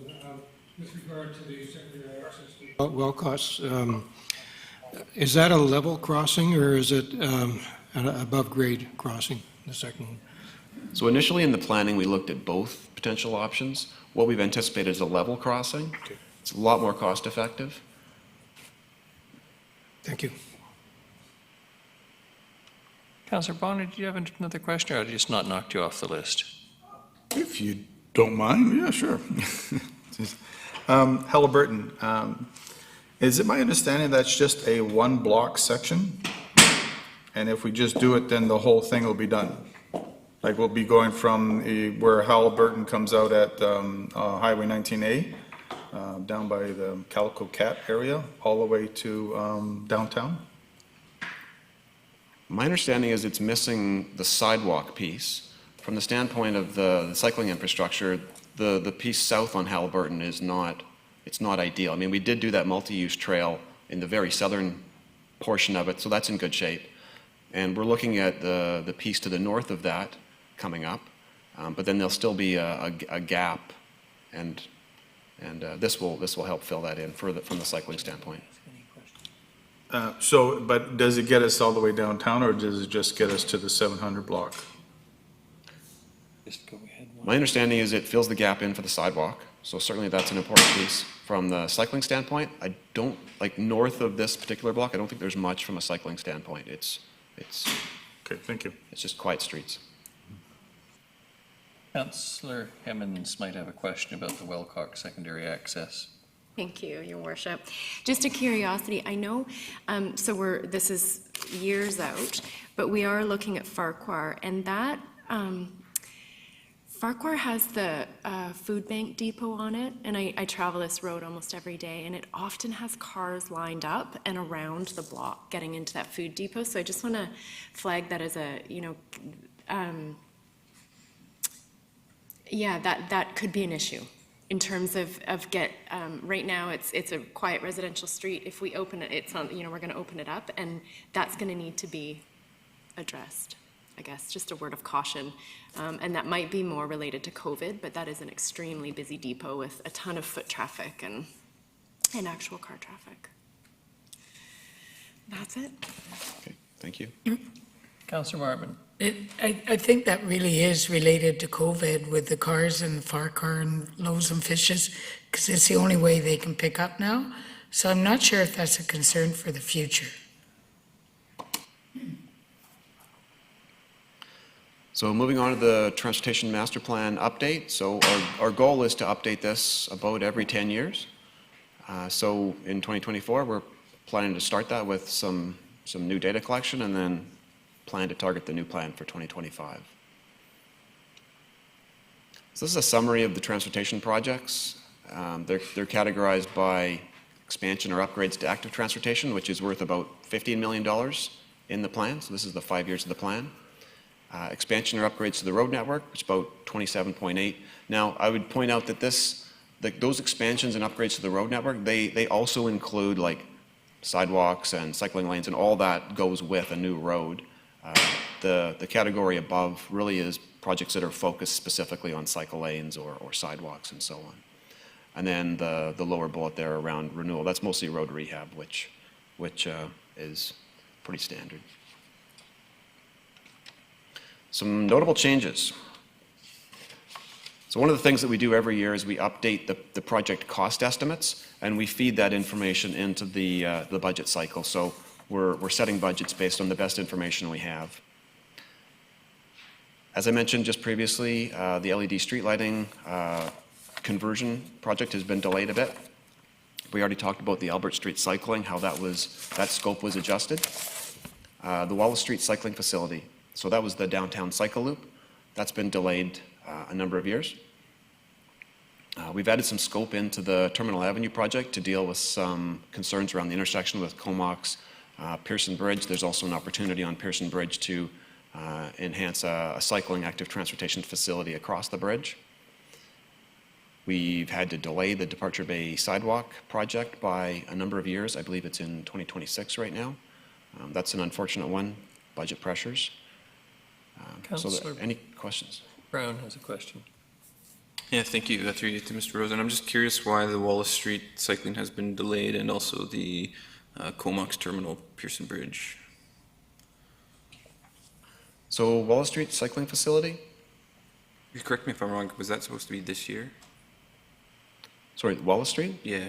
Originally it was, so we've had to just sort of reprioritize all the projects in the downtown and just focus on the ones that, as part of the downtown mobility engagement that we had done, which ones are the highest priority. We're focusing on Front Street right now. And then Comox Terminal, that's a new project. We had originally bundled it in with the Terminal Avenue work, but because of financial pressures, we had to kind of separate that out and push it a little bit. Okay, thanks. I can follow up after. Thank you. So projects that aren't in the plan. So Public Works Facility renewal, we've talked about this in the past. We're currently in the early stages of a conceptual design for what that facility might look like. Once we have more information, we'll be bringing that back to council for consideration on how to move that particular thing forward. There isn't a significant increase in the budget for road rehab. So we talked in previous years about we need to be at least at about $5 million a year in funding for road rehab to sustain the existing level of service. We're probably close to about half that.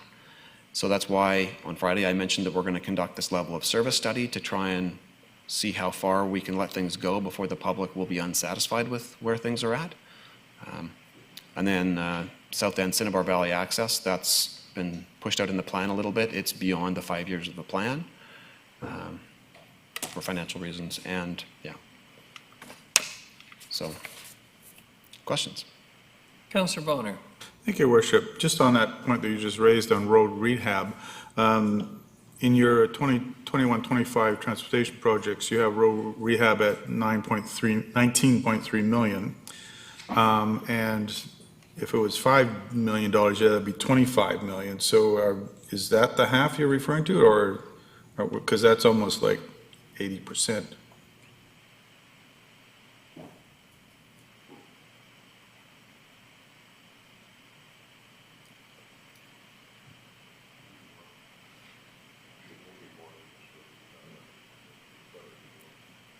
It may be how things are categorized in the budget sense. So I'm not sure exactly what the answer is there. I'll have to look into it and get back to you. But So, what you're saying then, road rehab may be more than just putting down pavement? Okay. Ms. Gurry, Councillor Armstrong. Thank you, Your Worship, through you. Cinnabar Valley, this is as you know, a very big concern for me, as I believe Extension Road is one of the most dangerous for pedestrians as well as cars.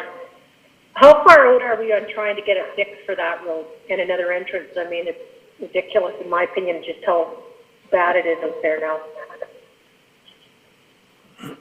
So we're currently in the process of studying the problem. In the past, the Cranberry Connector had been identified as the solution to resolving, access out of Cinnabar Valley. Unfortunately, it doesn't provide as much benefit as you would hope it would. The traffic volumes are not high enough, and the cost for that particular project is extremely high from the amount of use we're anticipating that it would get. It's still on the table, but we're having to open it up and look at other potential options, including accesses off the parkway and other ways to sort of deal with this, including enhancing the existing intersections with the highway. So we're currently looking at that right now, and when we have results ready to present to council, we'll come back and talk to you guys about that. Thank you. And will that include measures to try and slow down the traffic? I saw there's another 2 bad accidents there in the last month. I think it's one of our higher accident roads as well. So appreciate the time and effort you're putting in to try and fix that one. I know it's extremely difficult. Thanks. Mr. Sims. Your Worship, just briefly, traffic calming. It is, as Councillor Armstrong pointed out, a high-speed track, and we're well aware of the problem, so staff are actively working on that one. And Mr. Rudolph, did you want to comment? Yes, Your Worship. I'm trying to find a way to satisfy the interests of members of council in terms of moving forward on the active transportation side. So I've heard comments about Forth, Boxwood, Wallace, maybe others. And we do know that we're going to have a fairly robust process with active transportation and all that. And as Mr. Rosen indicated, next year we're going to lay it all out and it'll be priorities very clear. And I'm hopeful that at the end of that process, these types of conversations will be easier for you because you'll know how that's scheduled to go. Of course, COVID threw a bit of a monkey wrench in things, and now we seem to have a little more flexibility. But do you want these to come back as a batch of things which we could unpack a little more for you for? I don't think we can do it today, but maybe for Friday is a further conversation about this. Not that complicated, but I would hate to feel that council is not fully comfortable or as comfortable as it could be with where we're at on our process. So I do think we have possibility of doing that, because I wouldn't want you to feel frustrated. On the other hand, I think we're trying to communicate that there are a lot of active transportation projects going forward, just not all at once. So, but some of them are very big, and so we'll try to find a way to illustrate this better for you in the funding sources for maybe for the Friday session. If that would sound, I don't think it's a waste of time at all. I think it's a good exercise just to try to provide some more clarity, and if getting back to this opportunity cost, and so if these are the one project you indicated in particular, in Forth going up the hill there. That's one, and if there are other ones, we'll try to give some diagrams and that type of thing for you in a hasty fashion for Friday. I don't think it'll hurt, and I don't want to complicate it even further. So we'll commit to do that for you. Unless I see some great objection from council, I'm inclined to let Mr. Rudolph proceed on that basis. Yeah, so we'll do that. Thank you very much. Councillor Bonner and then Martman.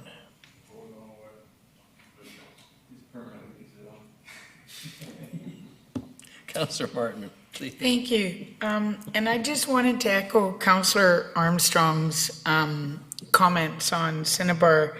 I'm hoping it's not pushed out too far, because the whole south end of Nanaimo is being developed right now, and Cinnabar has had extensive development. So I'm pleased to know that it's on the radar, but I would encourage us if there's any way to move it up quicker, and I was glad to hear that there's work to be done on Extension Road. So thank you. Anything further for Mr. Rosen?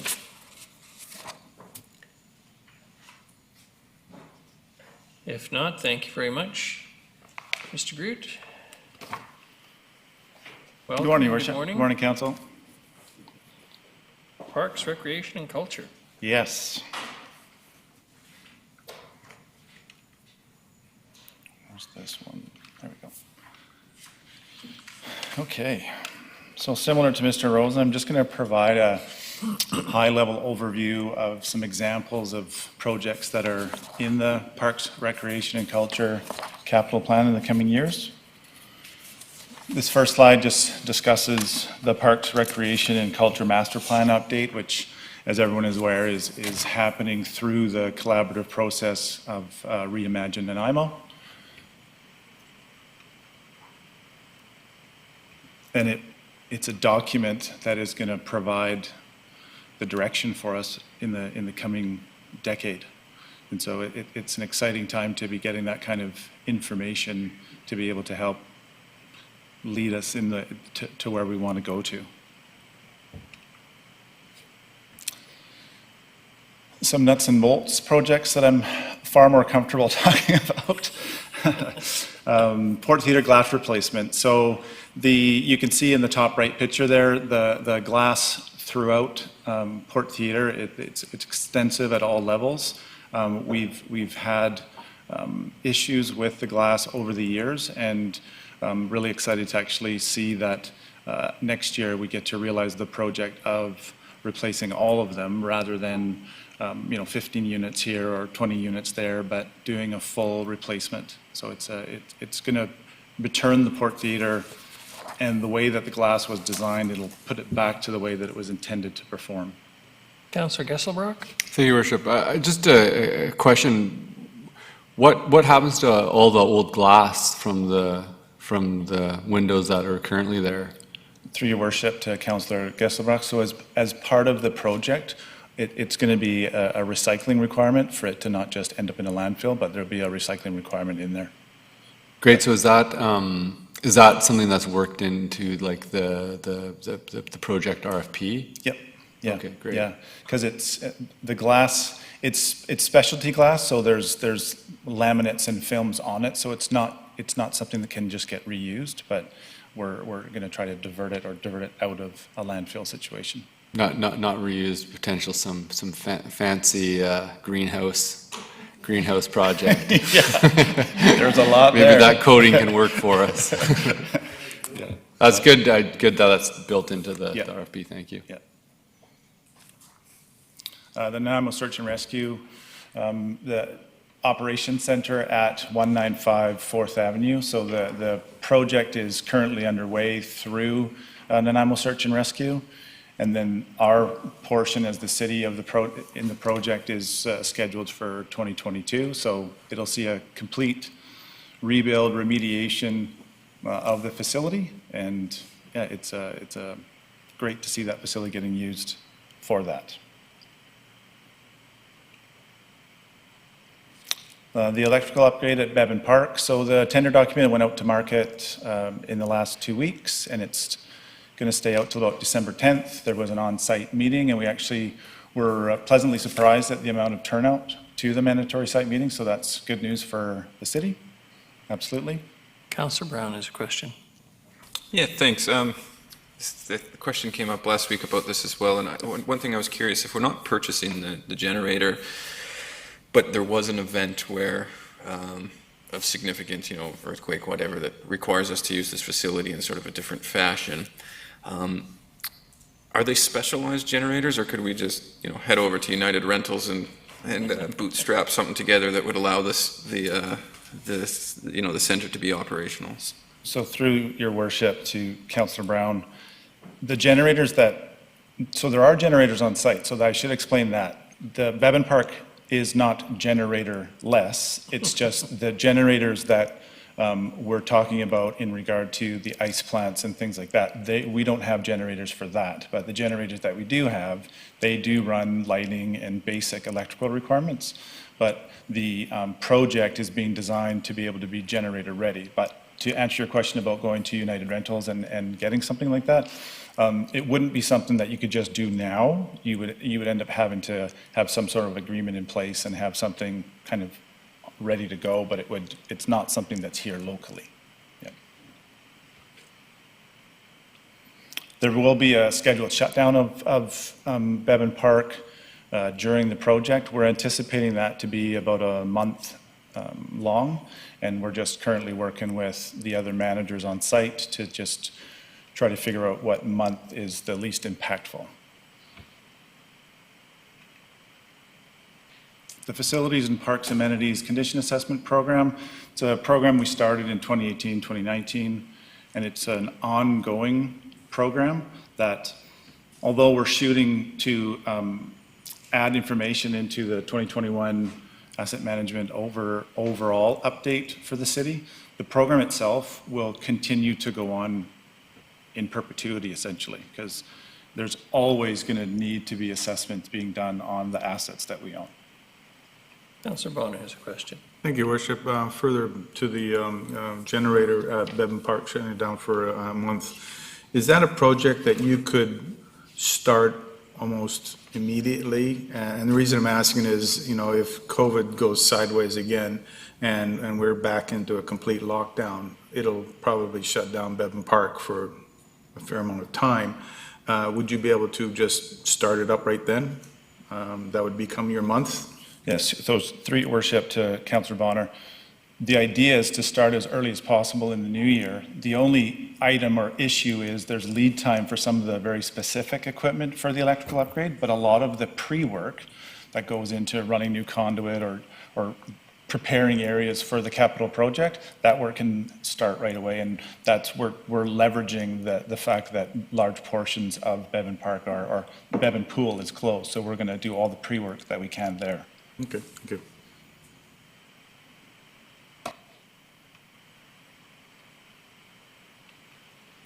Yeah, so the further information regarding the program, so this year saw 20 major buildings and sites completed, so the intent with that information is to help inform the overall capital planning process for next year and future years.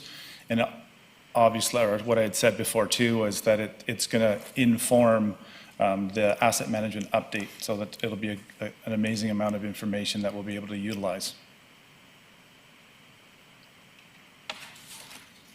Another example of a project, it's actually quite a significant project at Nanaimo Ice Center. It's all the interior lighting. It's about a $243,000 project, so it's going to see a reduction of about 40% less energy, so that's great. Maffeo Sutton Playground Phase 2, so we saw the completion of Phase 1 this year, and then Phase 2 is currently scheduled for 2023. Design work will continue to be developed throughout 21 and 22, and we saw the response to the upgraded section this year, and it's just turned that into even more of a destination playground and park in general. Trailway redevelopment projects for 21. So sections of the Parkway Trail, Amsterdam Park, and Wally Creek Trail. And so the pictures on the right, they are just examples of what a before-after picture looked like. And it's from work that was done this year and last year.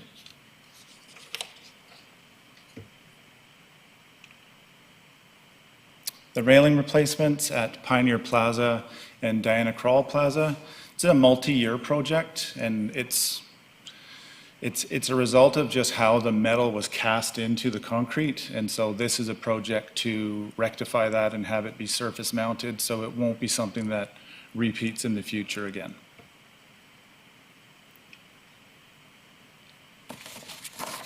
In 2021, we'll see the Neck Point Park washrooms. Designs were done this year, and so construction will be is anticipated for next year. So it's a great enhancement to the park. And it'll feature a green roof. Do we have any estimates about how many people are using Neck Point on a daily basis? I suspect it's substantial. Through your worship, to your worship. Apologies. I don't have data on that on me, but I'll inquire to see if we have. We used to do trail counts and trail counting, but I don't know if we are right now. Oh, okay.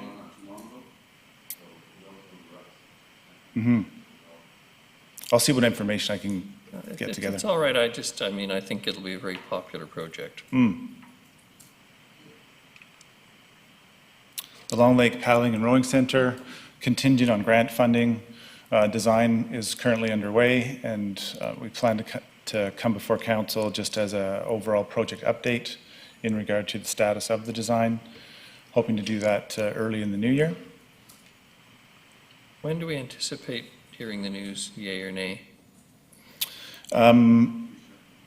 It's supposed to be end of the year, early January. So the timing to come back to council with a project update would marry nicely with information regarding the grant being successful or not successful. Councillor Bonner. Is this an asset renewal? It's through your worship to Councillor Bonner, it's actually a completely new standalone facility. So we're not upgrading an existing amenity. It's a brand new, complete structure. Okay, thanks. Just curious. I was trying to make it work, but Rotary Bowl track resurfacing. So next year we'll see the replacement of the 8-lane straightaway. And then we've also applied for grant funding on this project as well. So if the grant is successful, then we would expedite the oval component. But we did do additional repair work on the oval this year. It was just recently completed. The last things to do is just the lane markings. So if the grant isn't successful, the oval has been repaired and the track is safe, and it will last until the 2024 replacement for the oval.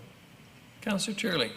Thank you, Your Worship. Through you to Mr. Groot. I was just curious with regard to the paddling and rowing center being contingent on the grant funding and the Rotary Bowl. There's no mention of that. Is there a specific reason why some are contingent and some aren't? Yeah, through your worship to Councillor Turley. So the replacement of the track had been a project that had been approved in the draft plan last year for 2024. What we did with the straightaway was we did expedite that into 2021 through as a proposal to the draft plan, right? So the difference there is this was a project that existed in the plan. The the Long Lake Paddling and Rowing Center officially isn't in the capital plan. Thank you. I think anything besides like that, that's correct? Yep, okay. Just want to make sure. Roxman Stadium outfield fencing. The tender document is very, very close to going out to market. So again, we'll get that out to the market, and then the idea is to have that project realized early in next year, where the project initially will focus on the replacement of the outfield fencing on the perimeter of the stadium in its entirety.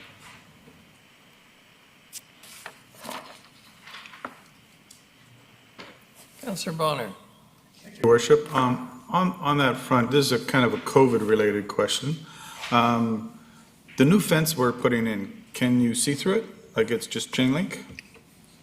So the proposed, or through your worship to Councillor Bonner, the proposed design right now is there's sections of fence that you'd be able to see through along the third baseline and the first baseline.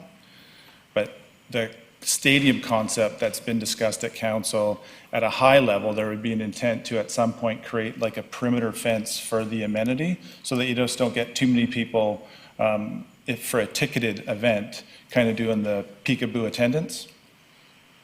Well, what I was thinking is that if we were to allow people to view it from the outside, from the outfield area, even the point of putting bleachers up, we could put a lot of people spaced out, and they'd still be able to watch the baseball game. I don't know how many people like to watch baseball, but to me, that might be an easier way. So if we are building the fence, at least we can make it, you can see through, because last time I drove by there and there was a game happening, and there was people standing on their cars and their trucks looking over the fence to see the game, and spread out quite a bit, which is where they should be, of course. Okay. Just an idea. Okay. Okay.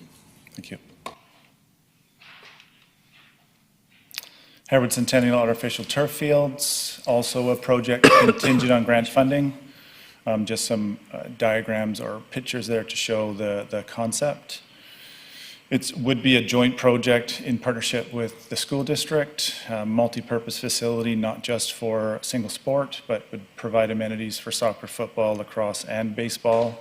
And you can just see the hours aren't intended to indicate actual usage, it's just to indicate the ability of an artificial turf field and how much more use you can get out of a all-weather field like that rather than a natural turf field. Just some examples of projects not included in the plan. A lot of them are community-based, still studies that need to be completed or business cases to be developed, and ultimately direction from council. So the South End Rec Center, further stadium improvements at that NDSS Community Field, Rotary Bowl, Stroxman Stadium. The Bevan Artificial Turf Field amenity washroom building, so that's it's the change room, washroom block that's currently in between Second Artificial and the Merrill Logan Artificial Field. Improvements to the Marie Davidson BMX Park. Designs are almost 100% complete for that, so council will see staff before them with that report as well during the first part of next year prior to finalizing future budgets. Councillor Bonner has a question. Oh, I'm sorry. I'll wait till he's finished his statement. Ongoing development of the VIX facility, Departure Bay Activity Center next steps, Chase River Activity Center improvements. I will say that at the Chase River Activity Center during this year, we actually we were able to fund the lowering of the hose tower, so that helped reduce. There was a significant fall hazard in a seismic event of the hose tower onto the structure, so we were able to fund the lowering of that to that second floor roof level. And then we also did some lighting upgrades there this year, as well as we repaired the roof to give ourselves some time in regard to the structure. And then we also did some repaving of the parking lot as well. So Chase River actually saw quite a bit of improvements this year. Maffeo Sutton Washroom and Amenity Building, and then Bevan Gyro Fields improvements and Brecken Boat Ramp, just some examples.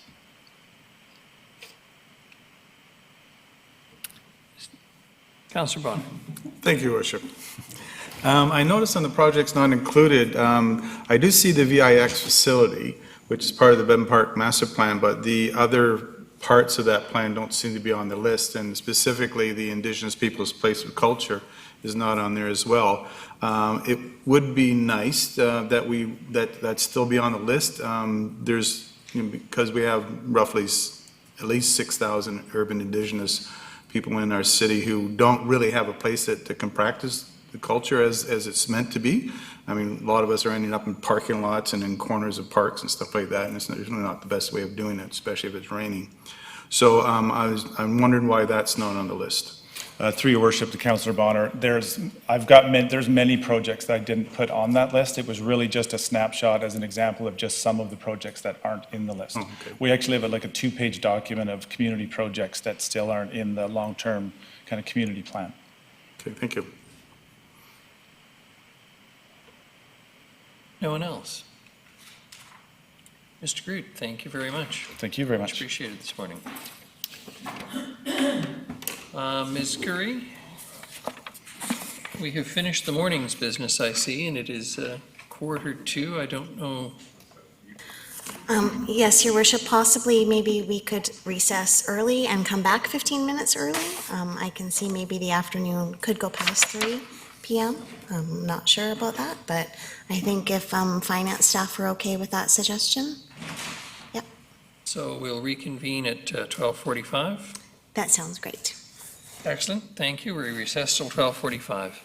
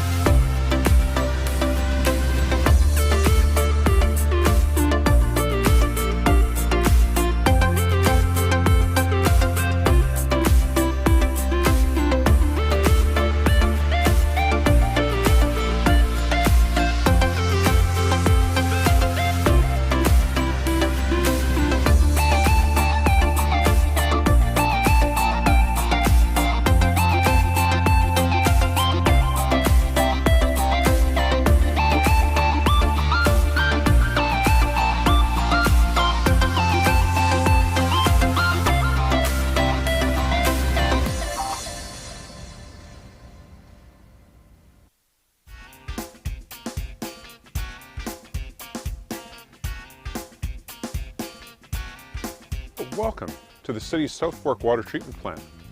This is where we take water that we collect in our lakes and rivers, pipe it, we filter it and treat it before we send it off to the city's distribution system in your taps. This facility actually does a better job than most home filtration systems. The water that comes into your home that you use every day, that you bathe in every day, that you wash your clothes in every day, is cleaner than anything you can get anywhere. Here you see filtration in action. It's kind of like watching paint dry. There's nothing to really see. But if you look in the tank, you'll see the froth on the top. That's dissolved organic matter, and when we aerate the tank, that froths up, and that's why that's up there.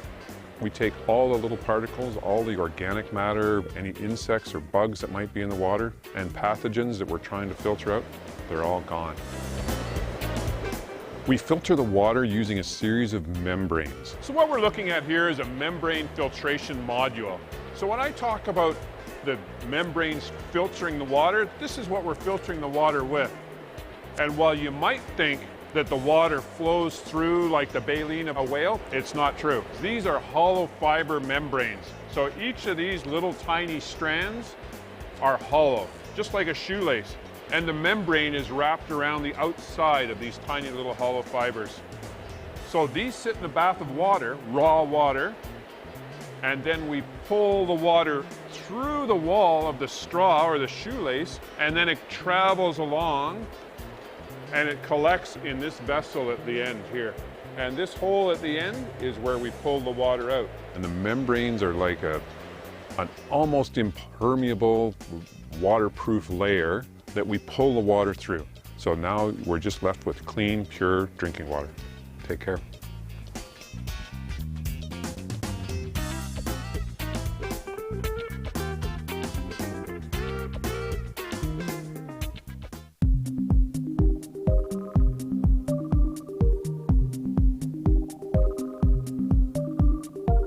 This is the 2018 redux of the lighting at Nanaimo's historic bastion. I've had the pleasure of being part of the relighting project on this amazing building in downtown Nanaimo. So what we did is we've replaced the original high-pressure sodium lights, which basically did an okay job of lighting up the bottom 10 feet of the building, and replaced them with modern LED lighting that has the capacity to change color. We can run through a number of different colors that we have pre-programmed here in a pink, a purple, a green. Probably my favorite on here is Rainbow Chase for Pride Week. It'll actually run all the way around the building all the time. With this new technology, organizations can now request that the bastion be lit to promote their cause by going to the City Nanaimo website and following the instructions. Go to Your Government, Bastion Lighting Requests, complete the lighting request form, and submit. You will hear from us within a couple days if your request has been approved, and the bastion will be lit in the colors that you have requested. If you have any questions, please contact the Mayor's office at 250-755-4400. So the next time you're in downtown Nanaimo at night, come on and check out the new dynamic lighting at the Bastion.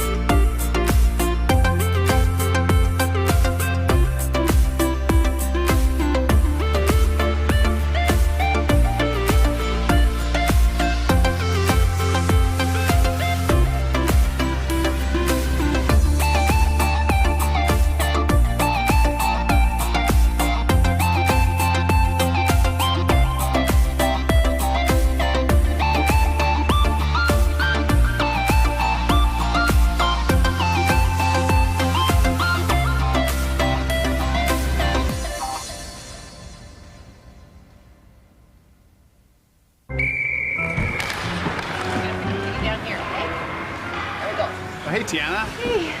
It sure is the coldest rink in town. Thank you.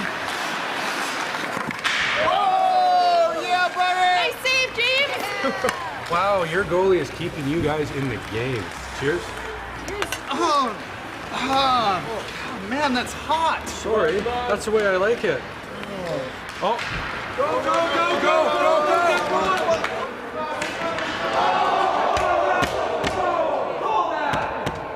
Penalty shot!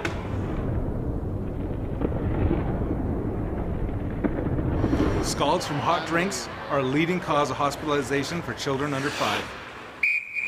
2 minutes, stand in the front, unsportsmanlike conduct. Hot tea and coffee will cause serious burns to a child in less than a second. Got a kid? Use the lid.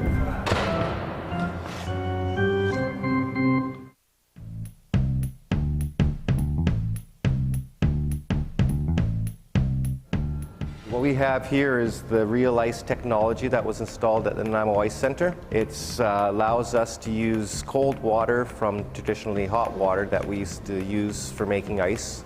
Basically, the water will come in through the bottom, go in through a vortex idea, making the air bubbles microscopic in size, which makes a better, more dense sheet of ice. Differences that you'll see with the Real Ice is there's less snow developed, so that's easier for cleaning, and also it's a denser, harder, clear ice.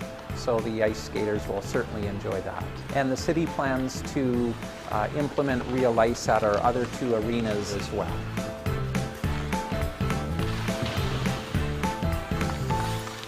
Some of the other efficiencies we've implemented in this facility are LED lights in some areas, and we've also, in the last few years, installed a higher efficiency refrigeration system, which lowers our energy costs. Both Zambonis at our facility are now electrically operated, so there's no harmful emissions, and they're very quiet as well.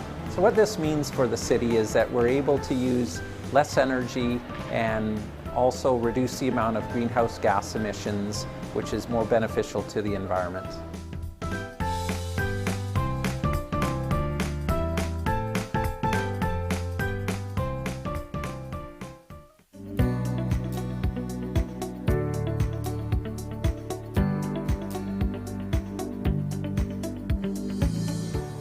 This is a plug catch basin. We have 10,000 plus of these in the city of Nanaimo with over 600 kilometers of road. Maintenance staff can't be everywhere at once, so we don't ask a lot for the city of Nanaimo residents, but if they know that they have one of these catch basins, clear it off with a shovel or a rake. Do not use your hands. If this gets plugged, you could ultimately flood a neighbor around the corner, flood a road, which is prone to hydroplaning. And if you're lucky enough that you have a green bin, by all means, throw the compost into the green bin. And if you don't, throw it into a composting pile. It's just going to make a lot of the roads much more clear once we have the debris lifted off. During a snow event, the catch basin can be plugged with snow. The resident knows the proximity of the catch basin. By all means, grab a shovel or a rake, don't use your hands, and clear it off again. This is ultimately going to save you from flooding, the road, or your neighbor. You know, as much as we want help cleaning the plug catch basins off, please do not assist us by trying to unplug a culvert. Call the city yard. They have 24/7 service. It's 250-758-5222. And also there is sandbags and sand available. Just bring a shovel.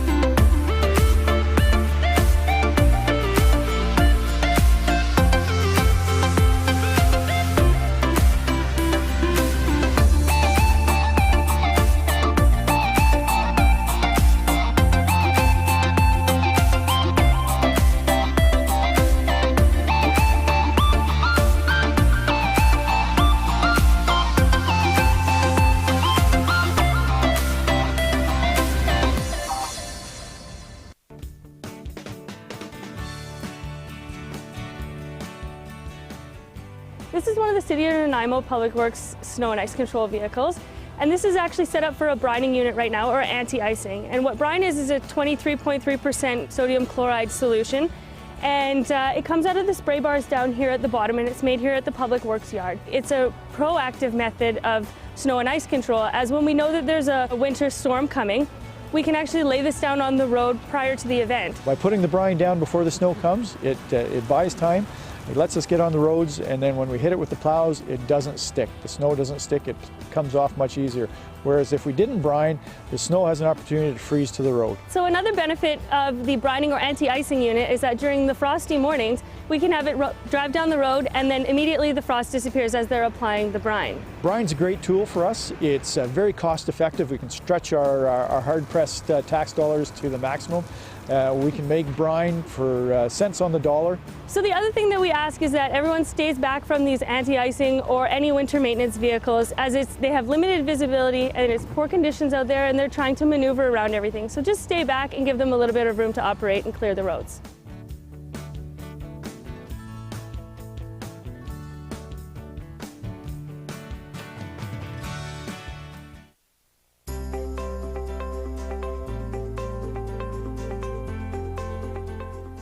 So here we are in the Public Works Yard, City of Nanaimo, and what you look around, you can see our various tools that we use for snow and ice fighting.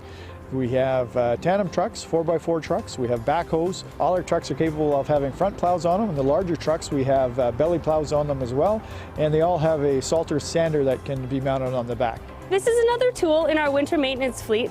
It's a salting machine. And what happens is that the salt gets loaded into this hopper, and on this conveyor where it gets hit with these two saddle tanks, which are full of brine. Then it comes out here on the spreader. And why we add the brine is that it reduces the amount of spray from the salt, so it doesn't bounce nearly as far, saving about 20 to 30% of our salt. As well, by using the anti-icing liquid on the salt, the activation starts right as it hits the road. The purpose of the salt is to keep the roads bare, keep the ice from forming on the road. Again, safety for everyone, including ourselves and the public. That's why we put the salt down.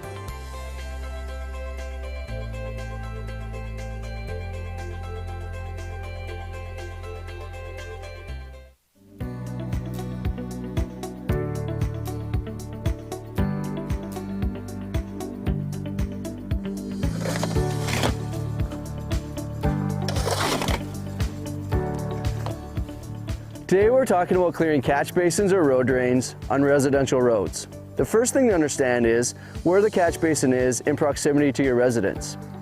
When clearing a catch basin or road drain, we want to make sure that you make yourself visible and aware of oncoming traffic. When clearing snow or debris from a catch basin, we ask that you put it in an area where it will not plug the catch basin again, not placing it on an already shoveled driveway or sidewalk. Sandbags are available at 2020 Labio Road 24/7. Just remember to make sure you bring a shovel. The City of Nanaimo and Public Works appreciate your help in keeping your catch basins clear. Thank you.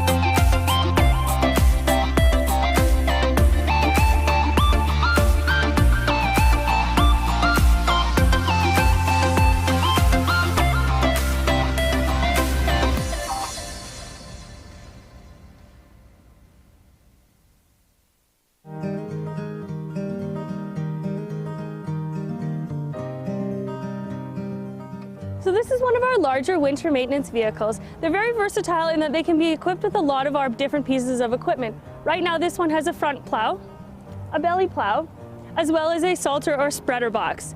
We also have a brine unit that fits into this vehicle. This is the belly plow, and it's really good at removing hard-packed snow and ice.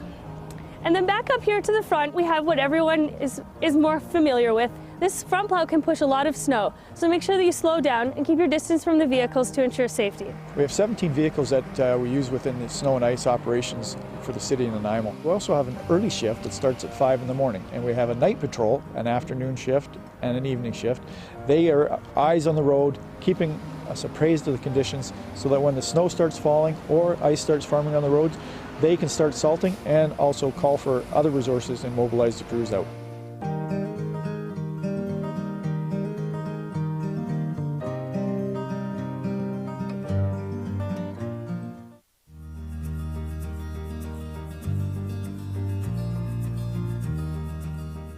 Our emergency routes, they are priority routes. They consist of roads that go to and from the hospitals, from the fire department stations, and from the BC ambulance stations. They're also their main commerce routes through the city of Nanaimo. So this allows commerce to happen during a snow event. So we hit those roads first. Once those are clear and open, then we move into the secondary roads, and then we move into the residential areas, which are dead-end roads and cul-de-sacs. And it can take up to 96 hours before we get into the residential areas. One of the side effects of plowing snow is it does end up on the sidewalk, and this can be very frustrating for homeowners and business owners that have just cleaned the sidewalk. It also pulls into their driveways. The crews try to keep it as close to the curb as they can, but we need to open the road right up to the curb to allow the drains to be exposed for when the snow starts to melt.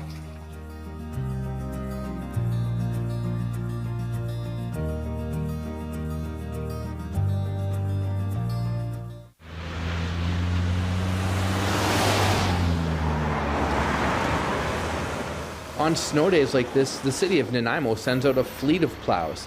How well equipped are these trucks? They're really well equipped. We all have plows and sanders on them.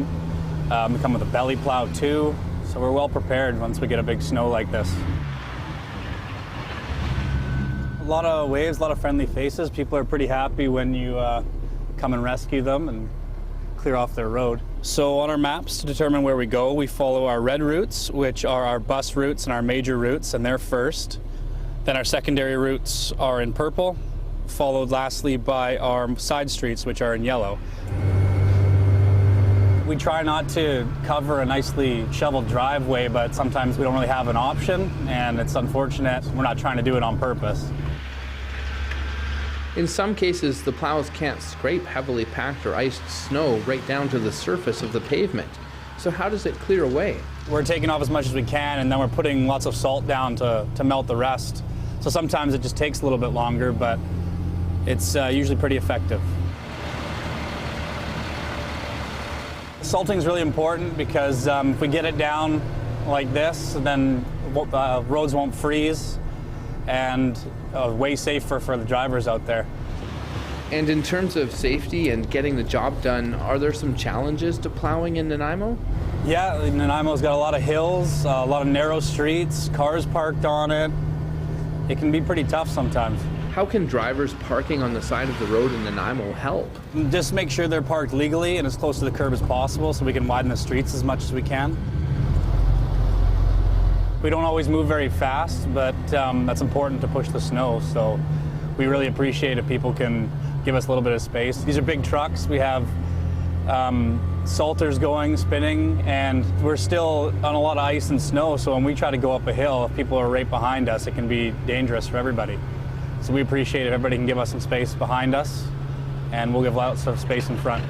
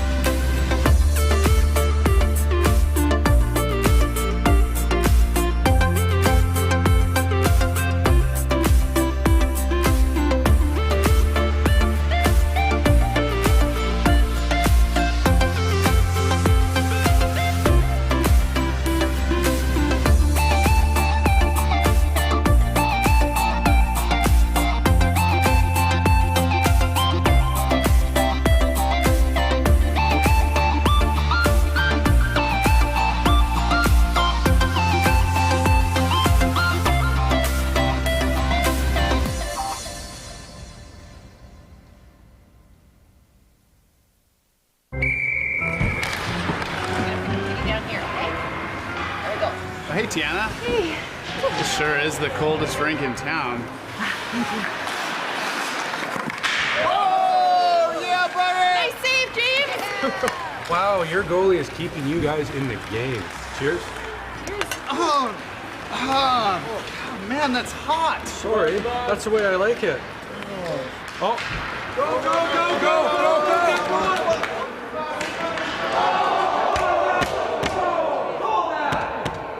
Penalty shot!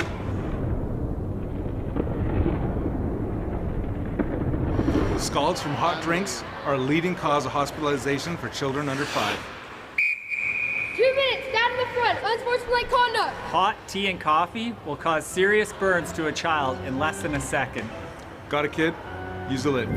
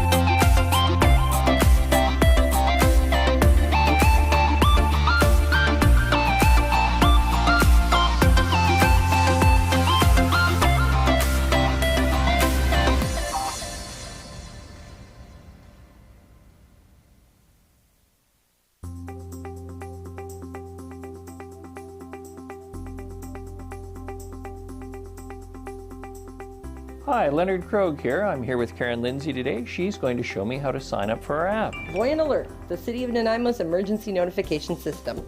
So we'll start by going into the App Store, Mayor Krogh. Done. Next, you're going to hit search. And you're going to search for the app, which is Voyant Alert. So it's V-O-Y-E-N-T. Now you see, it's already selected it. Click there, hit get, and then we're going to install. And why are we downloading this app? We're downloading that so that you can get this onto your phone system, and what it will do is it will send you a push notification out. So if the City of Nanaimo issues an emergency alert, it will actually push the notification out onto your phone. The really nice part of this app is that it's anonymous, so it goes by postal code. So we're not requesting you to put your name or personal information in, it just works off of the app through your phone system. There are also, if you have family members or friends that maybe don't have a smartphone or would like another way, you can also sign up online or call our Public Works Department, and they have phone and texting options available as well. So there's lots of options for people depending on what their needs are. Fabulous. So you can rest with some comfort knowing you can find out what's necessary and know that people who are important to you are notified. Absolutely. So now you have Voyant Alert on your phone. And now just select open. So the next thing you're going to do is you're going to tap in the postal code that it's prompting you. All right. So you just click on there and start entering. And then find on a map. So here you'll see the welcome page for the City of Nanaimo, and you want to subscribe to notifications, yes? Yes. Click that you agree to the terms, so click both to the yes for consent, and then hit next. And it's going to ask to either allow or not allow notifications, and you want to always allow. Always allow. Always allow. And the reason that is, if you don't allow, it won't push the notification out to you. So always allow. Always allow. And now you see here, you've got a message to accept that you've signed out. That's the two-factor authentication, and you're going to tap yes. And now you're in the system. Also, when you have a moment, we recommend that you pick your locations and sign up based on those locations, and then you'll get alerts from the City of Nanaimo. Karen, thank you. Everyone, sign up.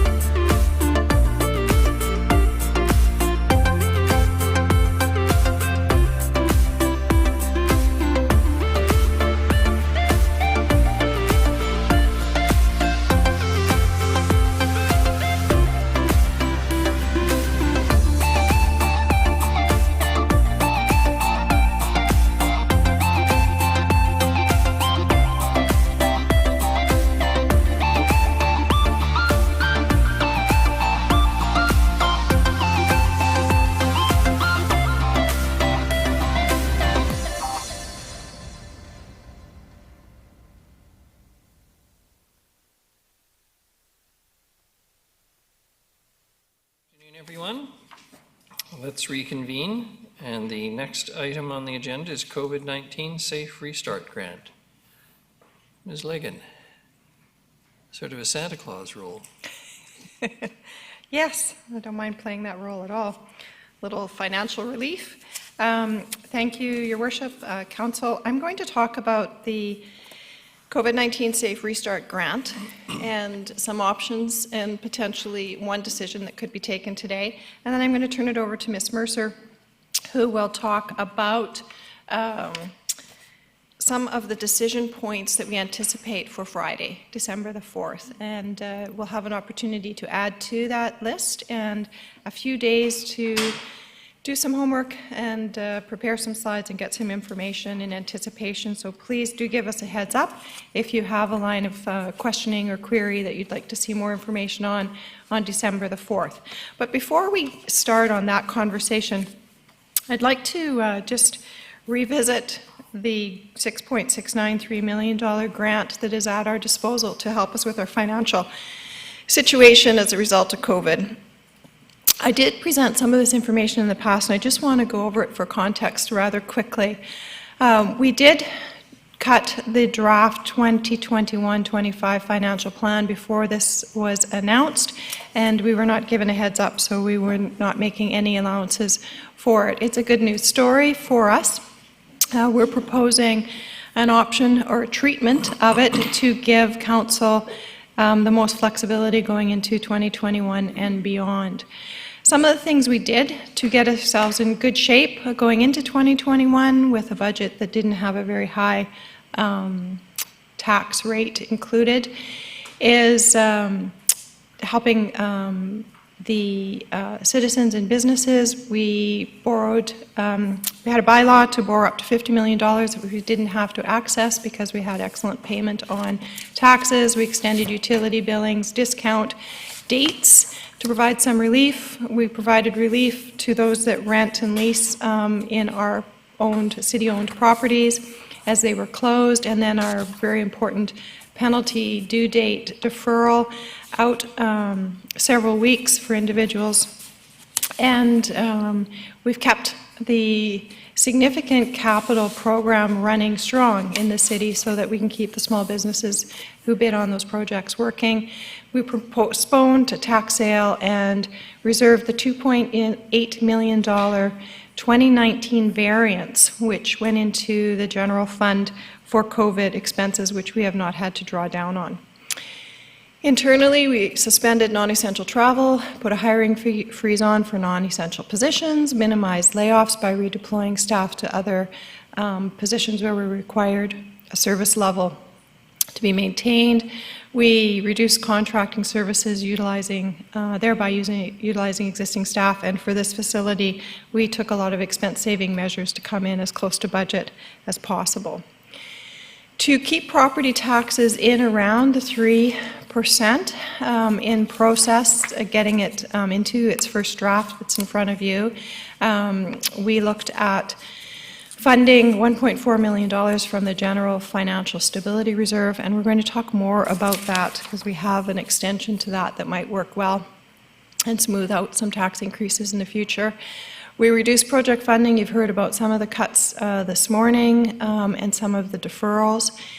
We have in the budget delayed reopening Beban Pool to January of 2022, the start of RCMP members, 3 previously approved positions, reduced operating expenses. This is, I think, Councillor Bonner, you mentioned earlier, is there some cuts you can take across the organization to potentially fund the CAMS project? I believe that we asked everyone to tighten their belt and take a haircut. We'd have to cycle back and do that again. Very difficult at this point to take small cuts out of a whole bunch of different pots. It takes resources that we do not have available in the finance department. So we'll have to look at how that could be possible if that's one of the requirements going forward. Councillor Bonner. Thank you. Actually, I was suggesting that we go after some of the reserves that are associated with those departments, not asking them to cut more than what they've done. Not operating. Not operating. No, I was going after shave a bit off each of the reserves. Okay, thanks for the clarification. And then on business case treatment, we really did hold back dozens of business cases where we knew that they wouldn't become a priority necessarily.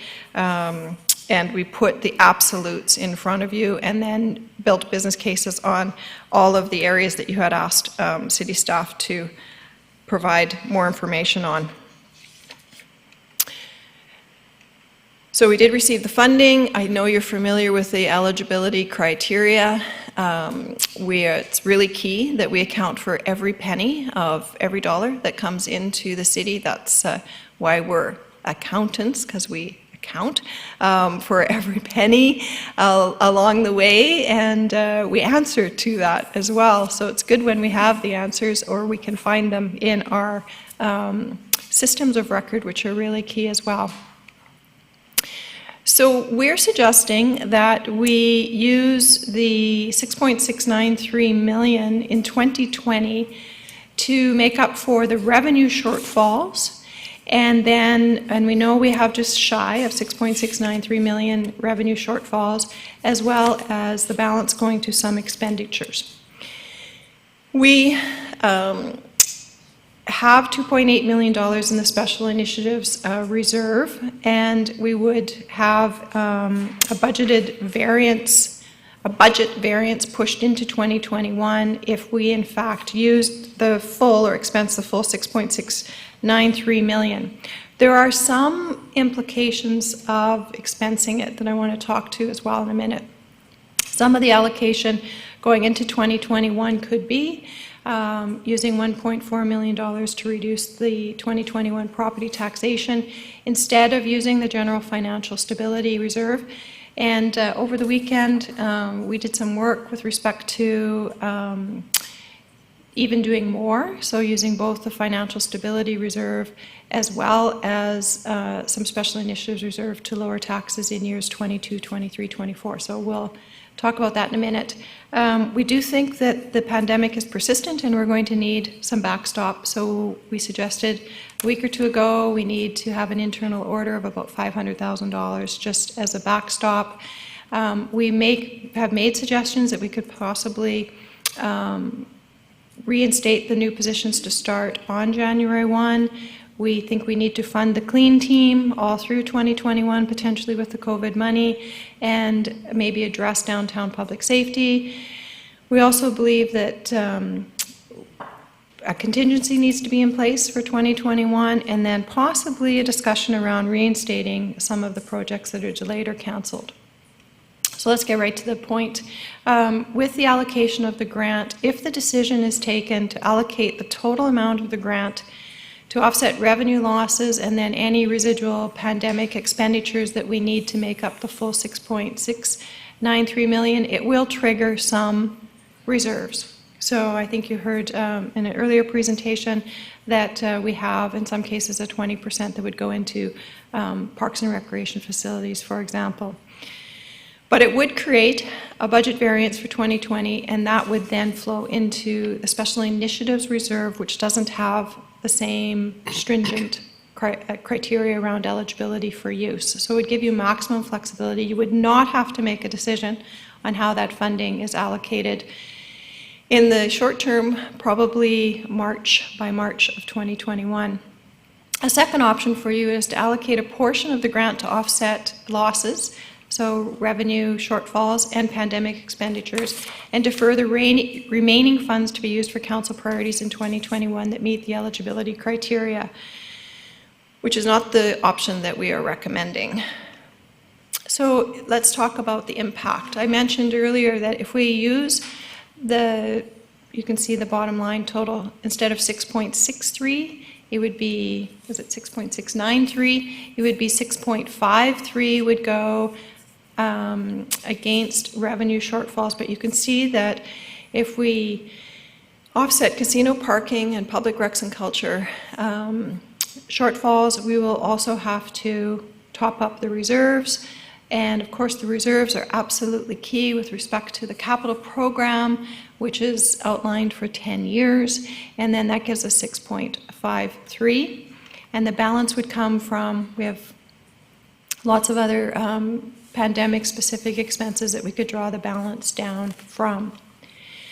So when we're looking at the decision in front of council, and I'm going to let Laura finish the presentation with respect to further discussion on Friday, the 4th, fully allocating the grant into 2020 does give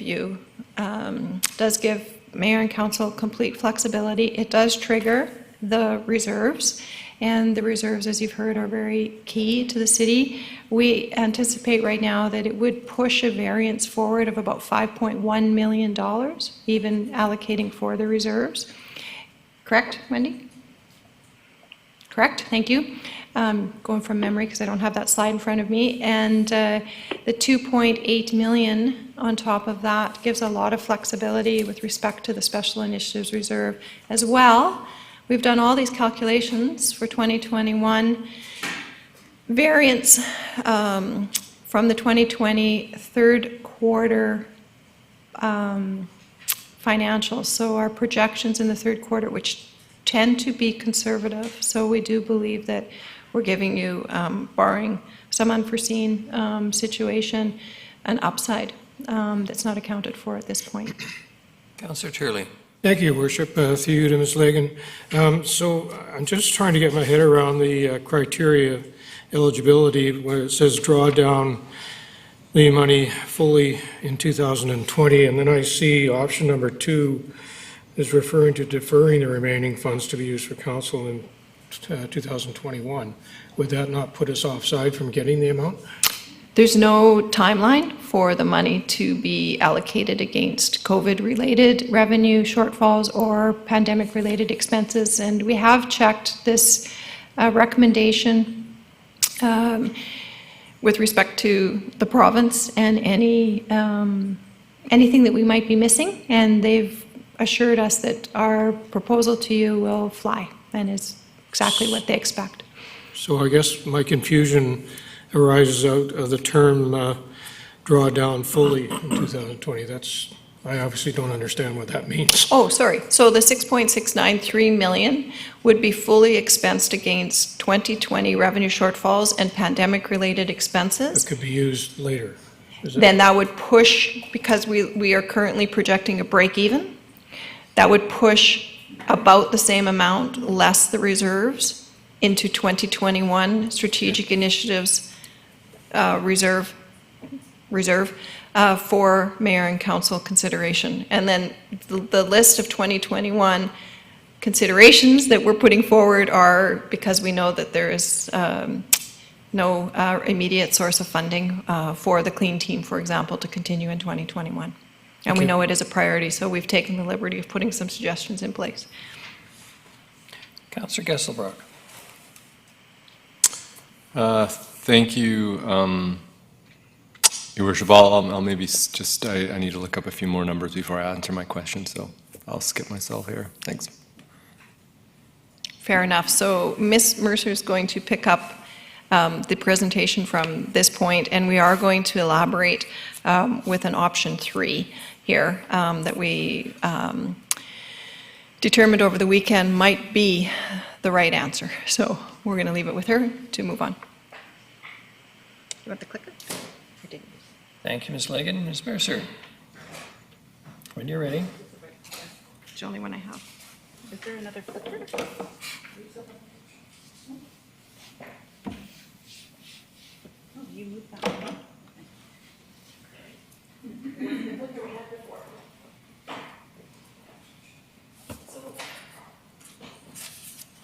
I will go through some discussion points that we can either make decisions on today or carry them forward to December 4th for further discussion.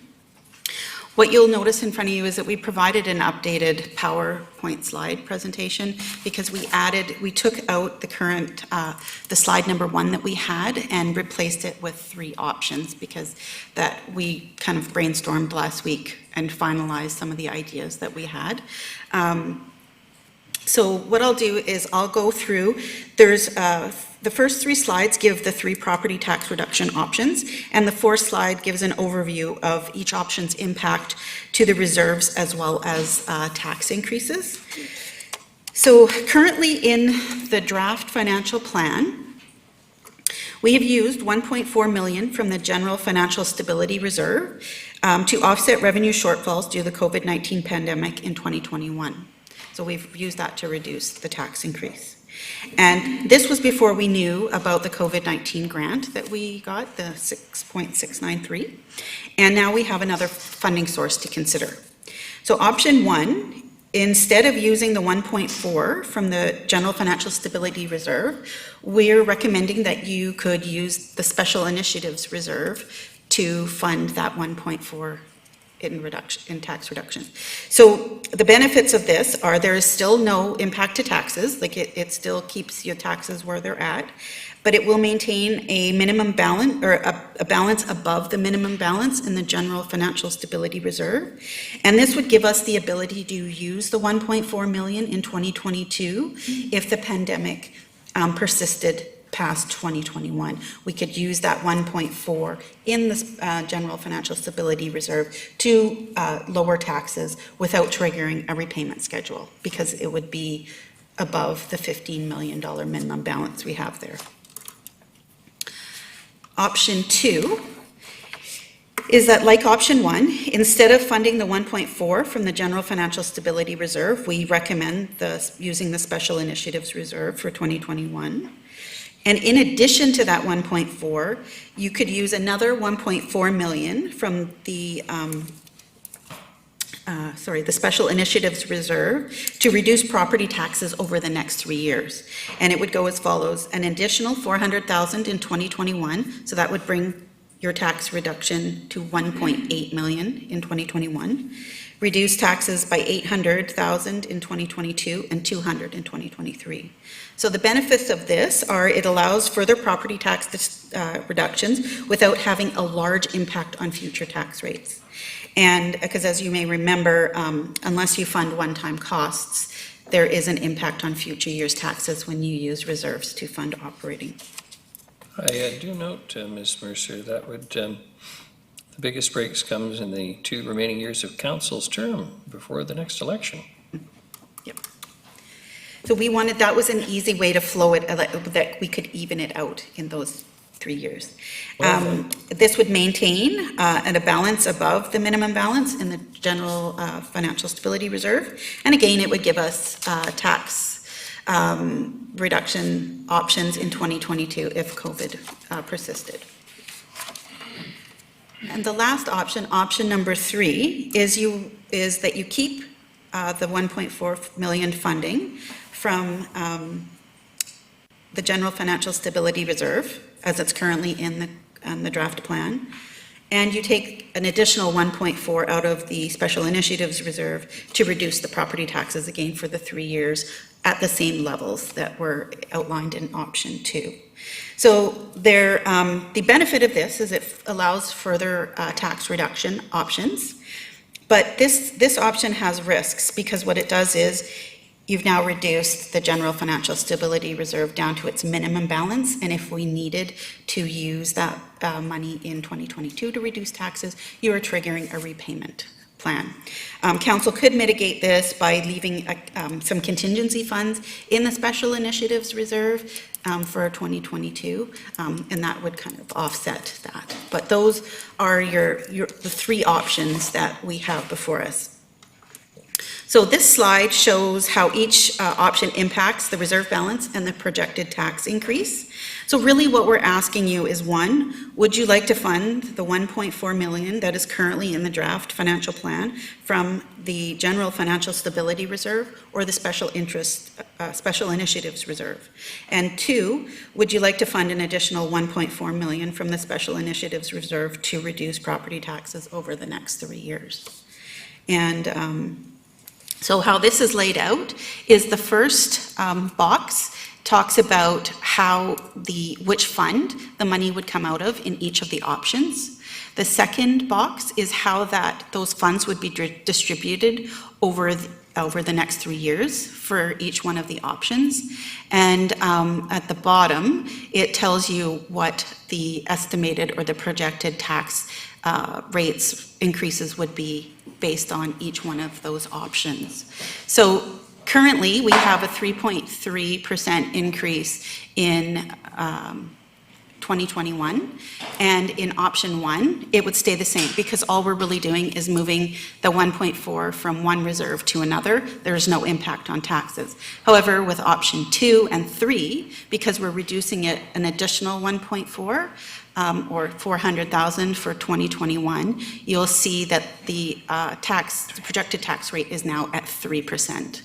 And 2022 is at 3.1, and 2023 is at 3.1 as well. So we've reduced 2021 and 2022, and you see a little bit of a bump in 2023 because it's the catch-up of using the reserves. But we've tried to flatten or smooth them out over the 3 years. So that is what we're presenting with property tax reduction options. And the projected unallocated balance in the special initiatives reserve, and that's where we're saying if you use the full grant up in 2020, that pushes a budget variance into the special initiatives reserve, and then you draw down from there. So in the current budget, we would have approximately $6.5 million in the reserve, in the special initiatives reserve to use. If under option 1, we would take the 1.4 million out of there, and you'd have about a $5.1 million balance to use. And in option 2, you'd take the 1.4 plus another 1.4, and you'd come down to 3.7 million to use. And again, option 3 is the same balance as option 1 because you've split how you fund that tax reduction. So I know it's a little bit much, but I'll be happy to answer any questions on any of the options that you may have. Councillor Gesselbrock. Thank you, Your Worship. Through you to Ms. Mercer. So option 3 basically will be drawing from the Financial Stability Reserve. That's going to give us a bit more extra options in our strategic initiative reserves. And should we allocate that this year or next year, or we can also hold on to a bit of that in case we do need to use that for, smoothing out the taxes as well. That's correct. Right. Yeah. I like option 3.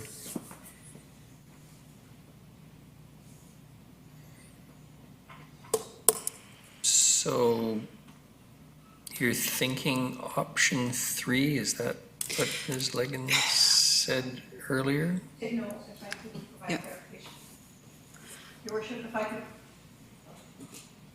Your Worship, if I could provide some clarification just to tie my presentation with Laura's, with a little bow on that.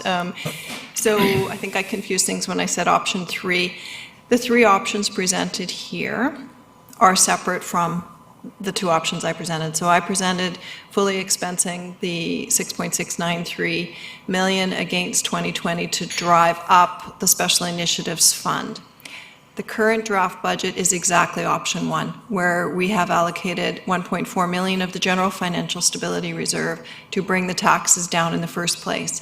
What you're being given is option 2 or 3, which means now if you agree to expense all of the 6.693 million to drive the largest Strategic Initiatives Fund, you would draw down the first 1.4 million against that Strategic Initiatives Fund to lower 2022 23 taxes going forward.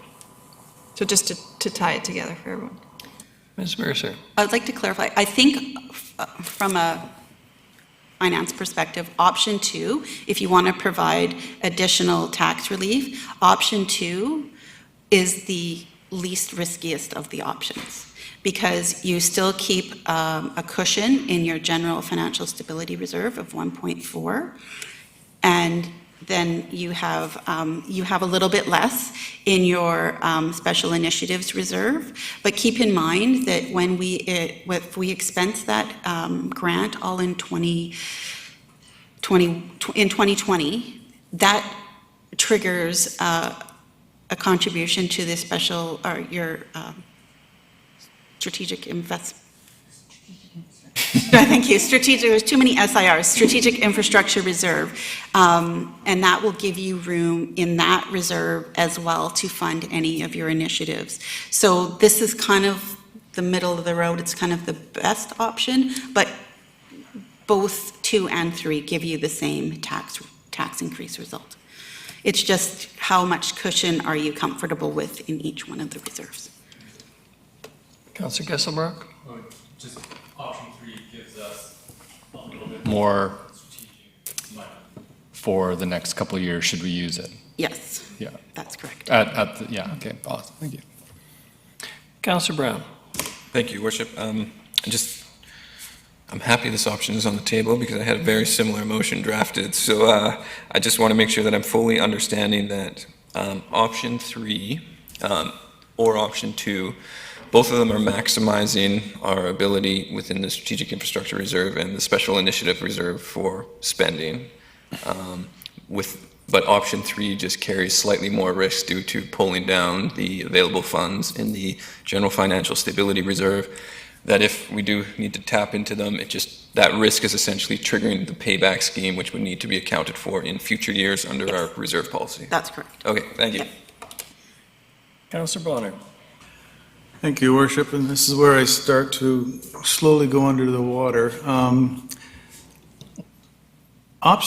The current draft budget, if I look at it correctly and we allocate this money, means that in our Special Initiatives Reserve we'll have $6.5 million. That's correct. Is that my understanding? Yep.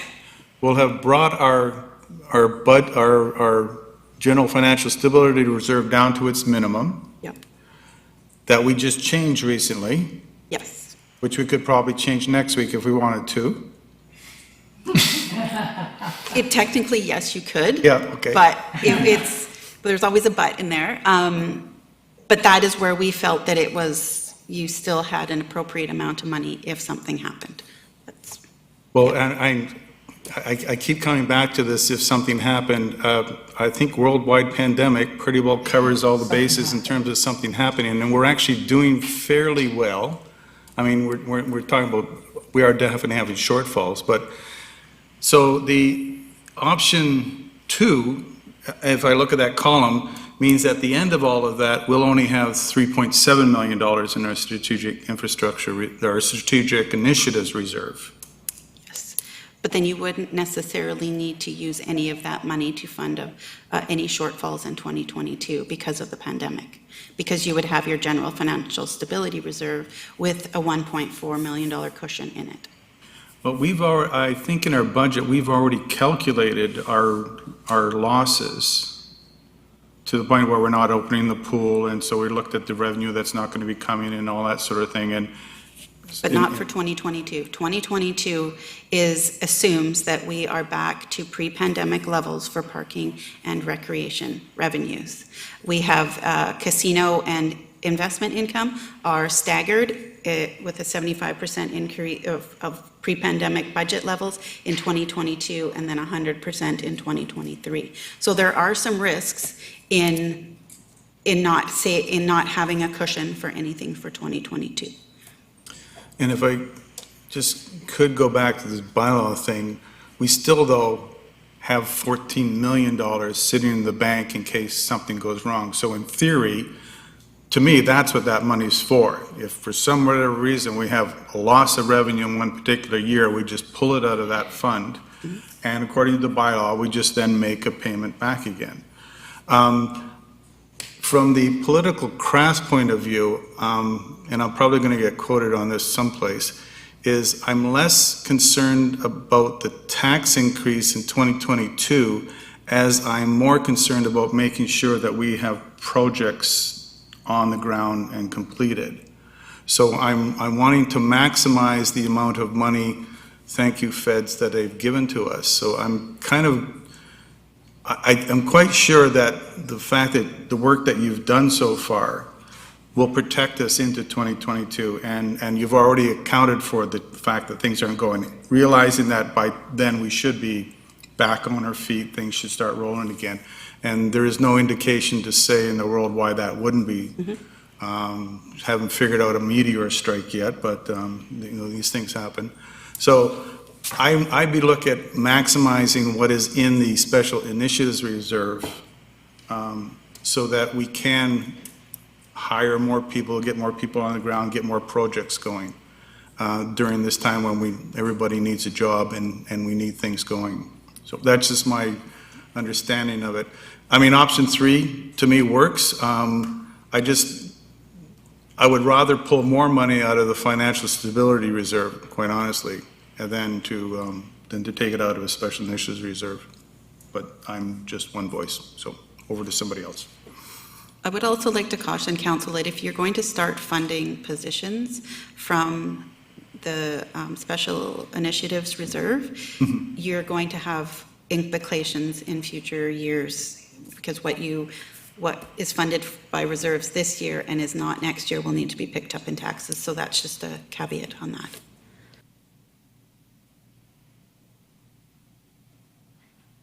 Councillor Martman. Thank you. Through you.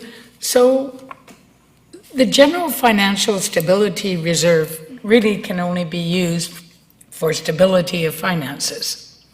But the special initiatives we can use for various things. That's right.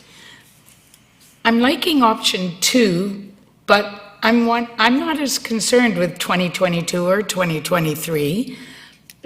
I'm thinking either one of doing as follows, but if we didn't put in anything for 2022 or 2023, that would actually leave us with 4.764. We don't have to put anything in for 2022 or 23, right? No, we don't. So that's one alternative that would give us more special initiatives reserve.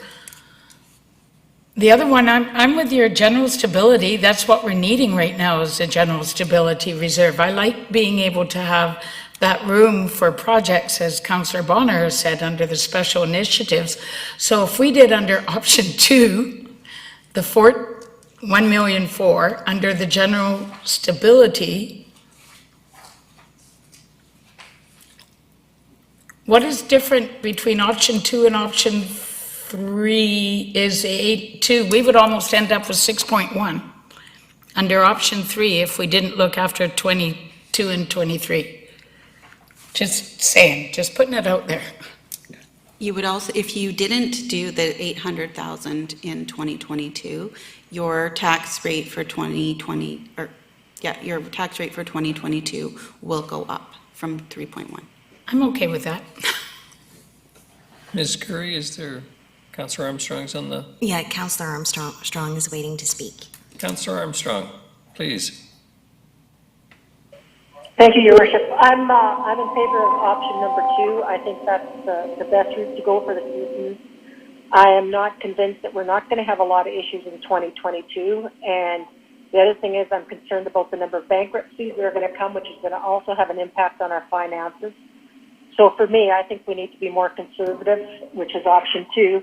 And one of the reasons I believe we are in such good shape is that councils of the past have listened well to the advice of our staff, especially our finance department, and that's why we are in good shape. So for me, I think option 2 is the best resource. I'm very concerned about putting even added taxes on in 2022 when people are going to lose jobs and there's not going to be the same government support that we're seeing now. Thank you. Thank you. And do we have Councillor Thorpe as well? Told me there were 2 hands.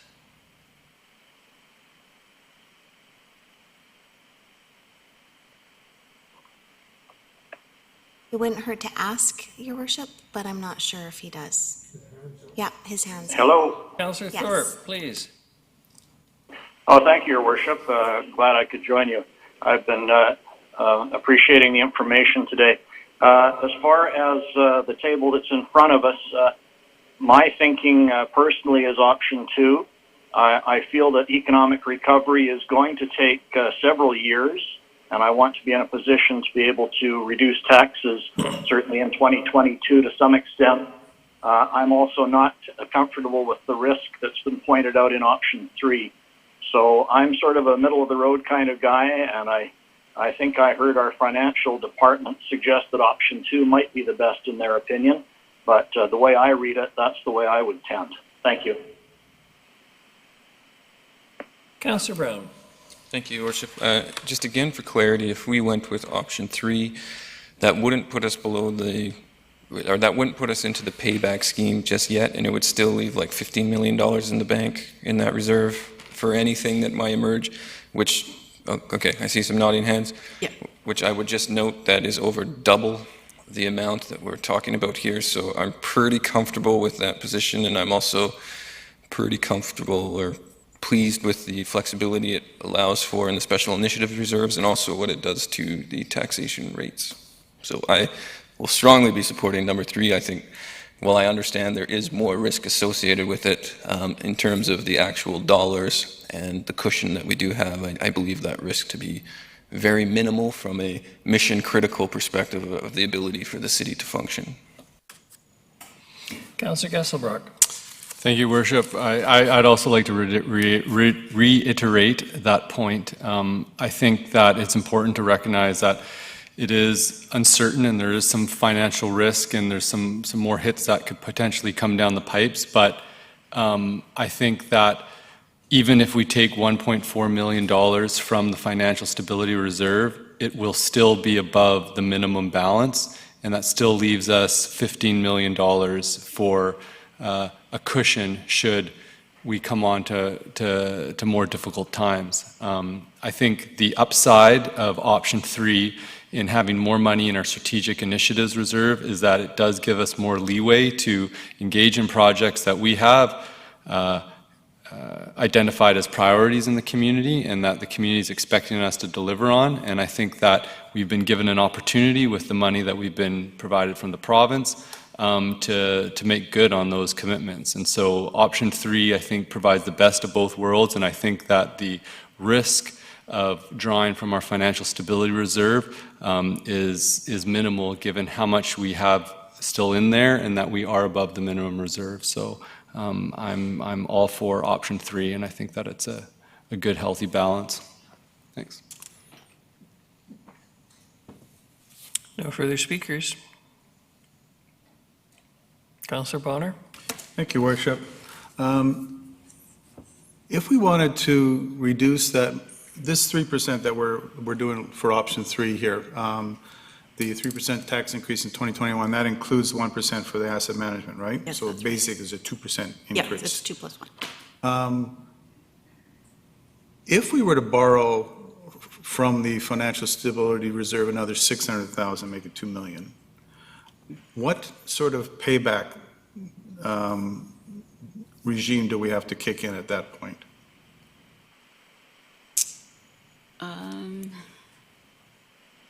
You could make it as long as you wanted it, really. There is no stipulation on the timeline. So you like could $1 a 2 year or years. something?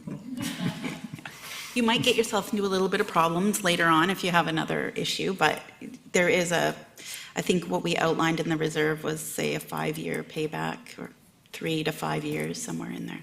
So if we went with a 5-year payback on 500,000, we're looking at 100,000 a year, which is 0.1%. Okay. Yes, so that also, when, you push up the tax rates as you go out, right? Yeah. Farther down the road. Councillor Turley and then Councillor Hemmons. Thank you, Your Worship. Through you to whoever wants to answer it. I'm almost a little embarrassed to be asking this because I'm having trouble figuring out where the grant fits into this scenario, these scenarios, the 6.7 million. If I can, I think I've puckered it up again. Oh, there it is, green now. Really, I am more technically innate. Yeah, here we go. So here is the Special Initiatives Reserve. So we have the 6.693 grant that we received. This is assuming we have expensed it all in 2020. We've taken it all into account in 2020. So we have some transfers to reserves. So from parking, casino, and the facility development reserve, we've transferred those in there to those reserves. And then we've added the remaining reserve from 2019 surplus allocation in there. And then we have a projected quarter 3 deficit for general from our quarter 3 operating projection. So we've taken that off. Until the end of the year, we don't know what our final numbers are going to be, but at the end of September, we assumed that we were going to be about $388,000 deficit just for general operating. So when you add and subtract all of those things together, you end up with a projected closing balance in the Special Initiatives Reserve of $6.5 million. And then if you chose to fund the $1.4 million tax reduction out of there for 2021, then that would bring you down to the 5.1. So that's kind of does that make more sense, Councillor Durley? Okay, so the actual balance currently before the grant in the Special Initiatives Reserve is 2.7? That's correct. So, yes. okay, that makes it clear. Thank you. Yep. Councillor Emmons. Thank you, Your Worship. Really general questions. So our current draft budget pulls the 1.4 from General Financial Stability Reserve, but in option 1, 2, and 3, we're now going into the Special Initiatives Reserve. That's because we're drawing it all in 2020, correct? Yes. Okay. Yeah. Thank you. I'm leaning towards option 3. I think that lowering taxes, I think, is going to be important, to be crass, and I also think we do have strong reserves, and using our reserves at this point to push projects forward and to keep people working and adding into a tax decrease, I think that this is why we have reserves, and I'm comfortable using them for this. So I'm in favor of option 3.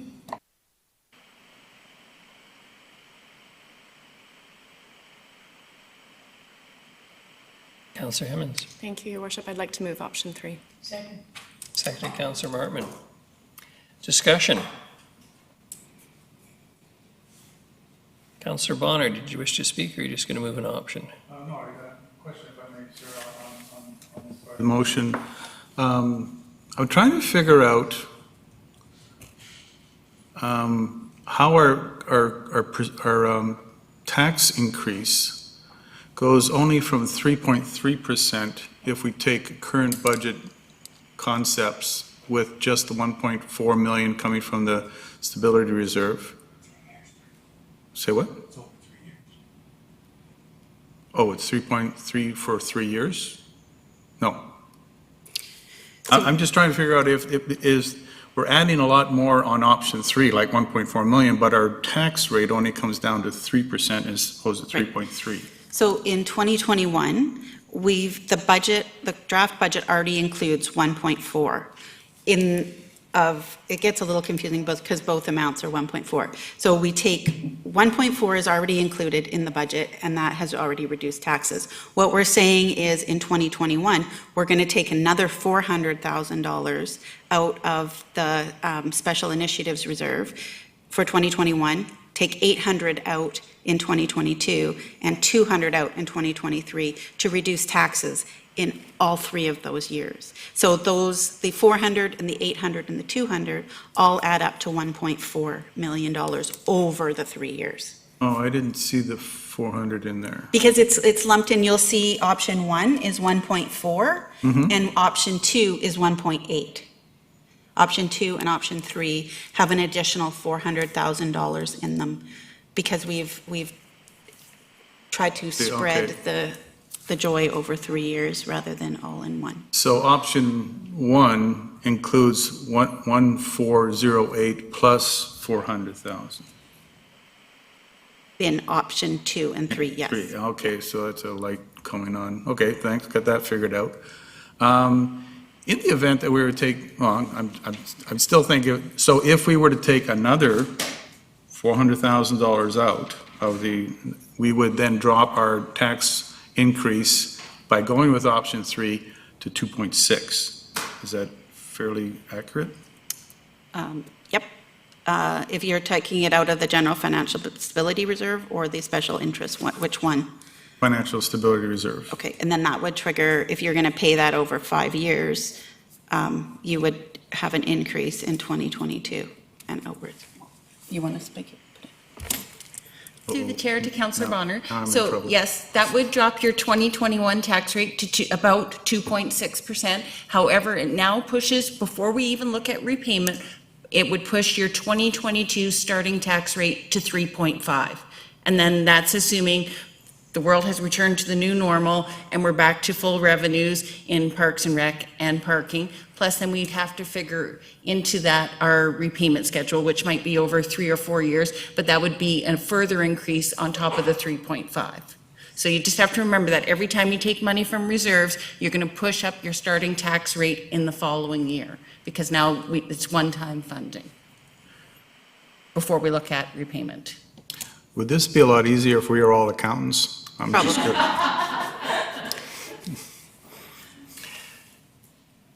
Councillor Armstrong. Thank you. I'll be opposing this. One of the big concerns I have is if you take a look, it's very simple. What is our capital replacement cost and what is the total of our capital reserves? And I bet you imagine staff to tell us we're probably close to $1 billion apart, if that. So, and next year we're going to have to report on them annually because I think the legislation comes into effect then. So I don't think we're in as good a healthy shape as people think, and I want to make sure that we get in a healthier shape. So therefore, I'm going to stay with option 2 if option 3 fails. Councillor Gesselbrock. Thank you, Your Worship. I think that people in Nanaimo deserve us to keep taxes low as possible and use some of this grant towards doing that. And I think people deserve that we deliver on some key strategic priorities that we promised. And I think option 3 allows us to do both. Thank you. Councillor Hemmons. Thank you. So my understanding of this, with option 3, we're softening the tax increase over a 3-year period. We're keeping, hopefully adding strategic priorities with additional project dollars, as well as not triggering the minimum reserve balance that triggers repayment. That's correct. All 3 of those are correct? Okay, thank you. Councillor Bonner. Thank you. I think I'm going to vote in favor of option 3. I think it gives us the best amount of money in the special initiatives reserve and keeps our tax rate down to what I consider a 2.2% tax increase because I voted against the other 1%. So I just wanted to throw that out there. So thanks. For what it's worth, my natural inclination would be to go to option 2, just because it's a somewhat safer course, arguably, if I can use that language. But at the same time, I'm not convinced there's an unworthy or frightening risk with option 3. So I'm going to support option 3. Any further discussion? So the motion is to support option 3. All those in favor? Councillors Martman, Gesselbrock, Hemmons, Krogh, Brown, and Bonner opposed. Councillor Turley, Councillor Armstrong. Councillor Thorpe is opposed. Opposed. The motion carries. Thank you. Councillor Gesselbrock. Thank you, Worship. Through you to staff, just with option 3, the tax reduction, which is smoothed over 3 years, if we wanted to just have it focused on 2021 and 2022, that money being spread out, are we able to move to do that later down the road? We could do that before final, for sure. What were you thinking of splitting the 1.4? I'd probably look at taking the 2023 and moving it to 2020, what we were going to be putting on 2023 and putting it to 2021. Okay, and then just I feel it's my job to say that if you use that in 2022, you are going to bring up your 2023 probably to somewhere about 3.5, 3.3? 3.3. To 3.3, not to 3.3. An additional 3.3. Yes, Yeah, yes, okay, yeah. perfect. So I would like, if council, now that they've made this decision, we kind of need a motion on the first one. If we want to use all of that grant in 2020, we'll need a motion for that as well. Councillor Hemmons. Thank you. I will move, I don't know the appropriate wording, but allocating the grant to all 2020 expenditures, something. Yeah. So if we Option. fully allocate the, oh, sorry. Yeah, there we go. So allocate the total grant to offset revenue losses and pandemic expenditures in 2020. Thank you. Nicely worded. And we have a seconder with Councillor Bonner. Any discussion? Seeing no hands, hearing none. All those in favor? Any contrary? Favor. You're in favor. And Councillor Thorpe, I assume you're in favor? Yes, I am in favor. Thank you. Motion carries, none opposed. The next is the COVID internal order. So as we see, the pandemic is not going away anytime soon, unfortunately. So what we're seeing is we are still going to need some funding for things like PPE for staff, potentially extending our facility ambassadors and other costs such as security related to COVID. And we are recommending that perhaps council would wish to allocate some money to the COVID internal order, and we're recommending $500,000. And the funding source would be the Special Initiatives Reserve.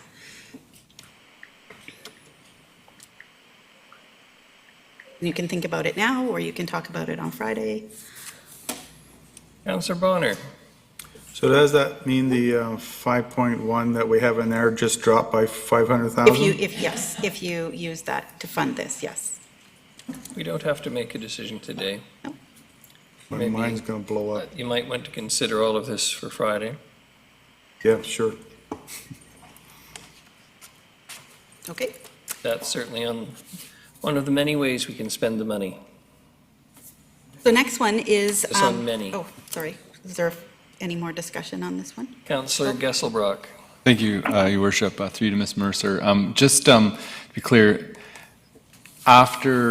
with option 3, right now our strategic initiative reserve is at 5.1 plus 1.4, or is it 5.1? No, it's 5.1. Okay, so that's with the additional 1.4 that's in there. That's the additional 1.4 taken out of it, yes. Great. Councillor Brown. Thanks so much. Just maybe a really dumb question, but if we don't allocate 500,000, how does it get paid for?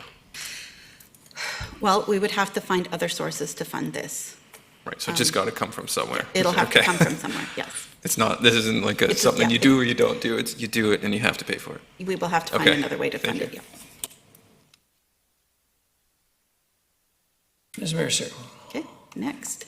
Number 3, discussion point is the art gallery next phase. So in June, the art gallery came to council and was provided options to support the Nanaimo Art Gallery's plan for their phase development at the Art Center at 150 Commercial Street. And so their request was an increase of their operating grant by $50,000 per year, starting in 2021.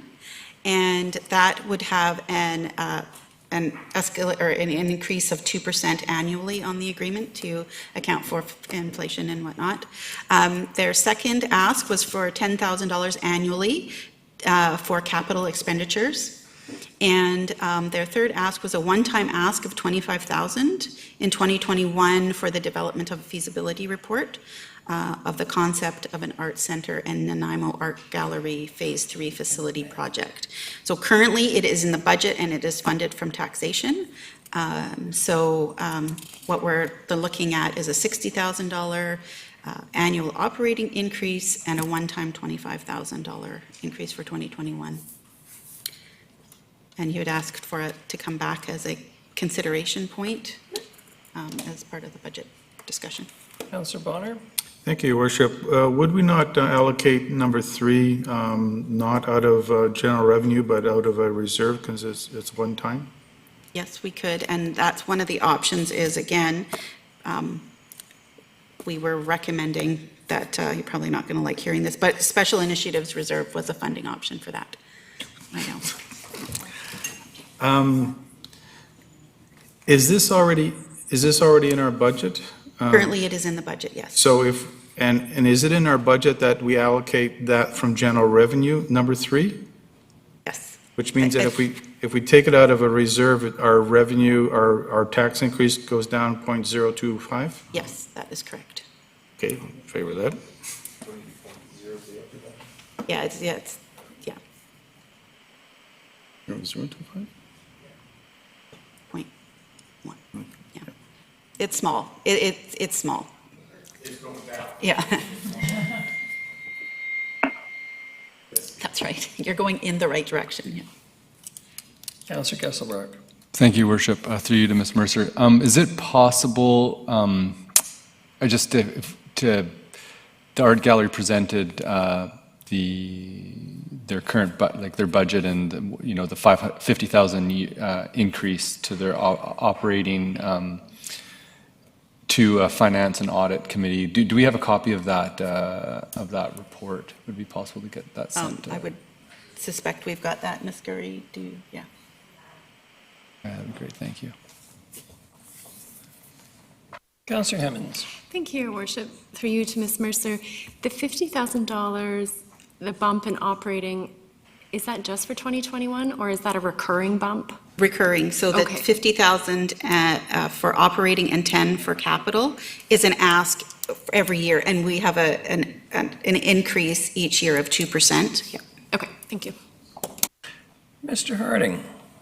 Oh, just in case there's any questions, but as mentioned, there was a long report for myself on the overall how the funding would go towards. Plus, you're right, the art gallery did do a presentation, but there's a staff report that backs up what this request would go towards. I don't have it. I think it was in February or March. We can get that sent to you.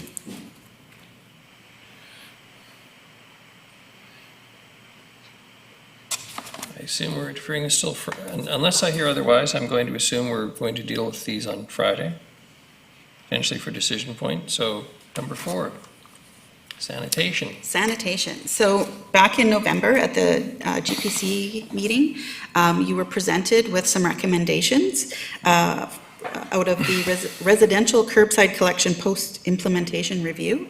And here there is the 2 recommendations that each have multi-asks to them. So the first recommendation was to create a half-time position for as a cart administrator, incorporate an additional non-collection day into the annual calendar for training, and the purchase and installation of an additional onboard computer into one of the garbage trucks. Recommendation number 2, the 10-zone waste collection plan with a January 1st implementation, is accelerate the new refuse collector from July 2022 to January 1st, 2021. And a transition to a new routing program over 2 weekends in January, and move a spare unit into full-time service until the new unit arrives in 2022. So the funding source for this is sanitation user fees, and recommendation number 1 has a $2 increase per user for 2021, and recommendation number 2 has a $6 user fee or user increase in 2021. So the total impact, if council chose to do both recommendations, this would increase the user fee from $181 to $189 for 2021. Ms. Gurry. Thank you, Worship. I just wanted to remind Council that you did pass this motion at the Finance and Audit earlier this month. However, as part of the budget discussions, it's back before you now as a consideration with the budget numbers, but Council was presented this month. Are you politely suggesting we should clear this one off the list for the vote today? Thank you. Councillor Kesselbrock? Thank you, Worship. I think it was pretty clear from the presentation, this is the cost of doing waste management, and if we don't address this, it's going to cause larger costs down the road. So I would like to move that we go forward with recommendation 1 and 2 and increase the user rates from 181 to 189. Seconded, Councillor Hemmons. Beat Councillor Martman to it. Any discussion?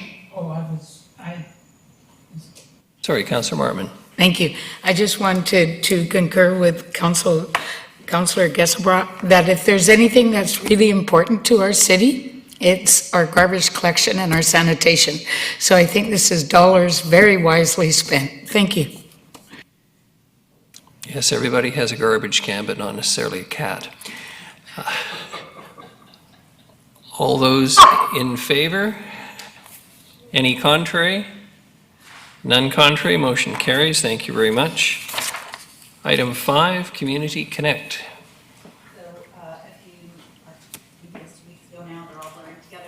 The Community Connect group came before council and proposed a cost share continuation of enhanced neighborhood safety program between January 1st and June 30th. And that was an approximate cost for the city of $147,000 for that period. And we've identified 2 potential funding sources, so general revenue or the special initiatives reserve. If you chose property taxes, there's approximately a 0.13% increase for 2021. And the next is item 6, start date of new positions delayed. Sorry, Councillor Gesselbrock. Just with this one, so there was 2 asks. There was like one carryover of funding to June, and then there was from there a full year. Yes. Is this for just the carryover funding to June? Yes, that is correct. It's just for that kind of that stub period that they had asked for. Thank you. I've got Councillor Armstrong, but Councillor Bonner was up first, so Councillor Bonner. Thank you, Your Worship. Is this one in our budget? This is currently not in the budget. Not in the budget. So if we were to accept it as it is, it's a 0.13 tax increase. Yes. This is a one-time though, isn't it? So it's not a reoccurring. So in Yes. theory, we could find some place to fund it, not necessarily through general revenue. That's correct. This the special initiatives reserve would be an opportunity or a source to fund that. Yeah. Okay. Councillor Armstrong, sorry. No, I'm just going to suggest, aren't you glad I'm starting to listen to you? You're starting to see a theme. Councillor Armstrong. Thank you, Your Worship. I'm going to be opposing this. I've had a call from the Victoria Crescent Association now who wants the same funding. I've also talked to people at the, I think it's the Terminal Park Mall, one of them that are paying for their own. They're going to be asking for it. So I'm very concerned if we fund one, I think we have to fund the rest because otherwise we're giving preferential treatment to one segment of our population. So again, that's why I asked for this to go to GPC for a very in-depth conversation. And I do believe, and I think the courts have sided on this, if you do one for one, you got to do them for the all. So very concerned that if we go down this route, I initially went for it to see what it was. We still don't have the results of that report. We have one individual's perception of it. We don't have a police. We don't have anybody else's perception. So until I get more information and until we find out what are our obligations to other areas in the town, and that could even go as far as to include neighborhoods, I just can't support this. Thank you. Thank you, Councillor Armstrong. I don't think there's any intention to bring forward a motion today, but we will obviously have to make a decision at the end of this week, potentially. Next is item 7, reinstate projects. Oh, pardon me. Yes. Start date of new positions delayed. Sorry. Yes. Jumping ahead. In 2020, the 2020 to 2024 financial plan, were 3 positions were added for a start date in 2021. And as a cost or a tax reduction option, we moved the start date of these 3 positions out to September 1st. And ultimately, the departments would like these back at January 1st, but we don't have if we did that, there would be a tax increase. So what we're saying is these positions, one or more, could be moved back to January 1st and using the Special Initiatives Reserve to fund those positions. Councillor Himmons. Thank you. Just to clarify, as we stand, the budget aligns with the dates on the screen. If we decide to pull those positions into January or an earlier start date, then Special Initiatives Reserves is where we could bring it from. Yes. If we use the Special Initiatives Reserve, there would be no tax impact in 2022 because we've already pushed them out to September, and 2022 already reflects that a full year, whereas if we use the Special Initiatives Reserve, you wouldn't see that hit in 2022. Councillor Shirley. Thank you, Your Worship. Through you to somebody in finance. So just so I understand this, in the current budget, these three positions are part of the budget from September forward? That is correct. And so we're looking for some sort of funding for the interim period between January and September. Thank you. Yep. Councillor Bonner. Thank you, Your Worship. To the Finance Department, how will the positions 2 and 3 change how things are done there? Like, what would it be? Right. So currently, the workload in finance has exponentially increased over the last few years. So this would give, it would allow us to balance out the workload over the departments. So really, the two departments that are impacted the most are financial planning and accounting services. So this would bring, if with the junior financial analyst on board, it would bring Ms. Fulla's department back up to what, 2017? 2017 staffing levels. And then the additional assistant accountant would provide some, it would provide some workload relief to the accountants in that department. So we have a plan and that it's all ready to go. It's just when do we start that plan? So the sooner we got the relief, the better, but we understand that there are, tax impacts to this as well, so. And do you, some of the times we're hearing that it's hard to fill these positions, do you expect that would be a problem with this? Well, the junior financial analyst, we've already filled that one, as I explained last week, because we were having difficulty filling a short-term position with a senior financial analyst was on a maternity leave, and we were having a really difficult time getting that position backfilled. So we decided with approval that we would onboard that junior financial analyst early, but she's on maternity leave right now, so we've been hobbling through with some help, but so that one is already filled and that she won't be back until August. And the financial, or the assistant accountant, sorry, what was I lost my train of thought, I'm so sorry. Can you find them quickly? Oh, yes. It will be likely easier to find an assistant accountant. They're not a fully designated accountant, so we might have more opportunity to find somebody in the workforce we could have that in-house, or we could have it, we could go outside for it. Yeah. It's harder when they're the more senior positions to fill than some of the more junior positions. Councillor Himmons. Thank you, Your Worship. You said that the work of the Finance Department has grown exponentially. Is it the workload increasing, or I also heard you say Ms. Fulla's department hasn't been fully staffed for 3 years, so is it that we don't have enough people, or is it that work is growing, or is it both? It's a little of both. We've been, with maternity leaves, I think there's something in the water in finance. We've had our fair share of maternity leaves lately, but it's a bit of both. There are more reporting requirements coming out of either the accounting standards or other government reporting standards. So that adds work. And then as we provide more service to departments and reporting to council, that puts pressure on it as well. The finance department is a little bit, we have a lot of statutory deadlines that we absolutely have to make. And when there is more involved in doing that reporting, it puts more and more pressure on the staff that we do have. 7, reinstate projects. So this is, like Ms. Fuller had said earlier, we had reduced our general revenue funding in 2021 to help reduce the property tax increase. So these projects were either delayed, canceled, or the scope was reduced. So council has the option to reinstate some of them projects if they so choose. And the funding source, again, would be the Special Initiatives Reserve. And this is the listing. I know it might be a little bit hard to see. Some of the projects that could be reinstated if council so chose.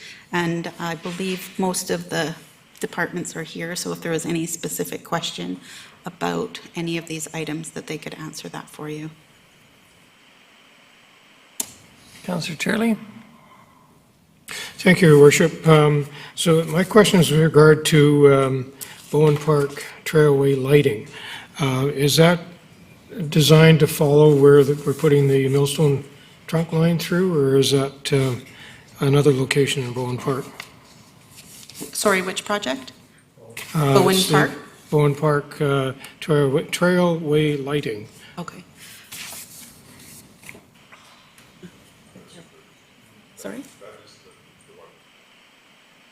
You want to come up? I can't hear. It's not it's a public works. Mr. Sims? Yes, that's the project we just recently looked at the part of Mr. Lang. That was. So, sorry if I may, so that's in addition to the amount that the project was stated as, or is it included in that amount? Sorry to be tough on you. The lighting component for the draft budget was removed from the financial plan. So this would put it back. Put it back in, okay. But it's kind of imperative that it all happen at the same time. I think that's what I'm getting at. That's Yeah. exactly Thank you. correct.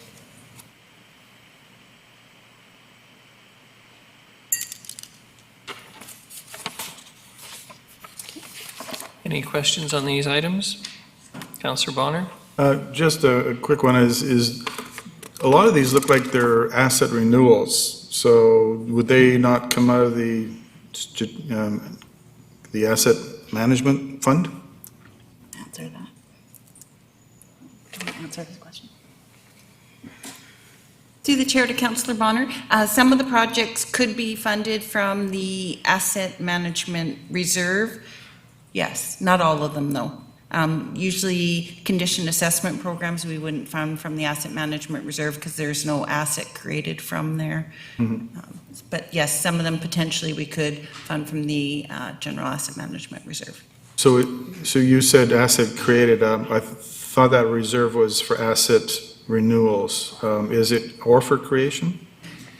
Generally, so prior to when we just changed our reserve policy and the bylaw, you could only fund capital assets from the general asset management reserve. And then we changed the bylaw so that you can also fund internal orders from there. But generally, we only fund ones that there's an asset, like the SCBA replacement. That would be something, it's an internal order, it's not a capital project, but it's creating a long life asset. So it'd be something we'd fund from the general asset management reserve. Condition assessment type programs, we generally fund from general revenue. And so if you were building new assets, they wouldn't necessarily come out of the asset management reserve? If you were building new assets, they would not be funded from the general asset management reserve. The only exception is the portion allocated to existing residents of DCC projects. That piece is funded from the general asset management reserve, but new assets are not funded generally from the, that doesn't fit within the parameters of the bylaw. Okay, thank you. Public art. Public art. So this one came out of the discussion on Friday. So there was a discussion point to talk about increasing the annual funding for public art. So currently in the 2021 draft budget, there's $50,000 for public art. And the potential funding sources for this are general revenue or strategic infrastructure reserve, depending on how you would like to go with that. Councillor Bonner. Thank you, Worship. I was the one that brought it forward, and with the idea that it would come out of surplus. So I was told that you can't really budget surplus. So that's why I thought it would be better coming out of a reserve, because that's where the surpluses end up anyway. So that was my understanding, with the idea that if that reserve didn't have any money in it, we wouldn't put up public art. So that's my understanding here. So, but I would certainly like to see that brought up to 100,000. It was a recommendation of the committee. One of the other things too is in 2021, we could reallocate $50,000 from Partners in the Park to fund permanent art, and that is an option as well. I forgot to mention that one. And if I start falling down the same road, if we were to move the current $50,000 and take that out of, so $100,000 each year came out of surplus from a reserve, would that then reduce our taxes by 0.05? If you took the current 50,000 and funded it from a reserve? Yeah, like we just said, instead of 50,000 coming from general and 50,000 from reserve, 100,000 came out of reserves. Yes, it would reduce it by the 50,000. Kind of partial to that idea.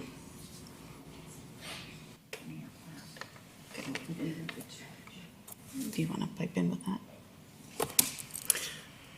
Through the chair to Councillor Bonner.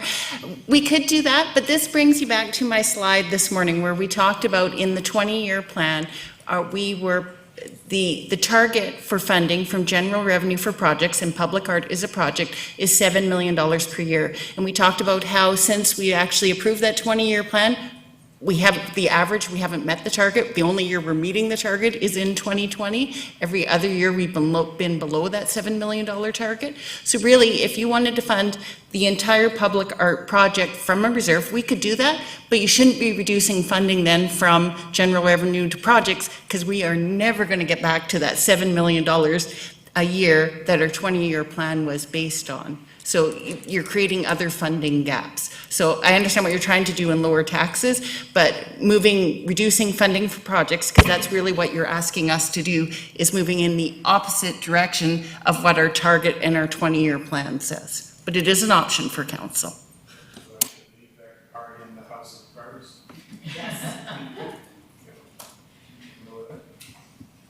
Number 9, Public Works Day. So there was some discussion about suspending the Public Works Day for 2021. So currently in the budget, we have $15,000 budgeted for that event. Councillor Gesselbrock. Thank you, Worship. It's in March? Is it May? May? It's in May. In May, okay. Yeah. I think Public Works Day is rad. Like, seeing all those school kids, seeing what goes into how their water works and sanitation will make future citizens that appreciate and understand what goes behind the services that they receive. I think it's just a matter of call of if COVID is going to be in May, and most likely we're probably going to be in reduced contact till then, it could make sense to pulling it out just for this 1 year. Councillor Bonner.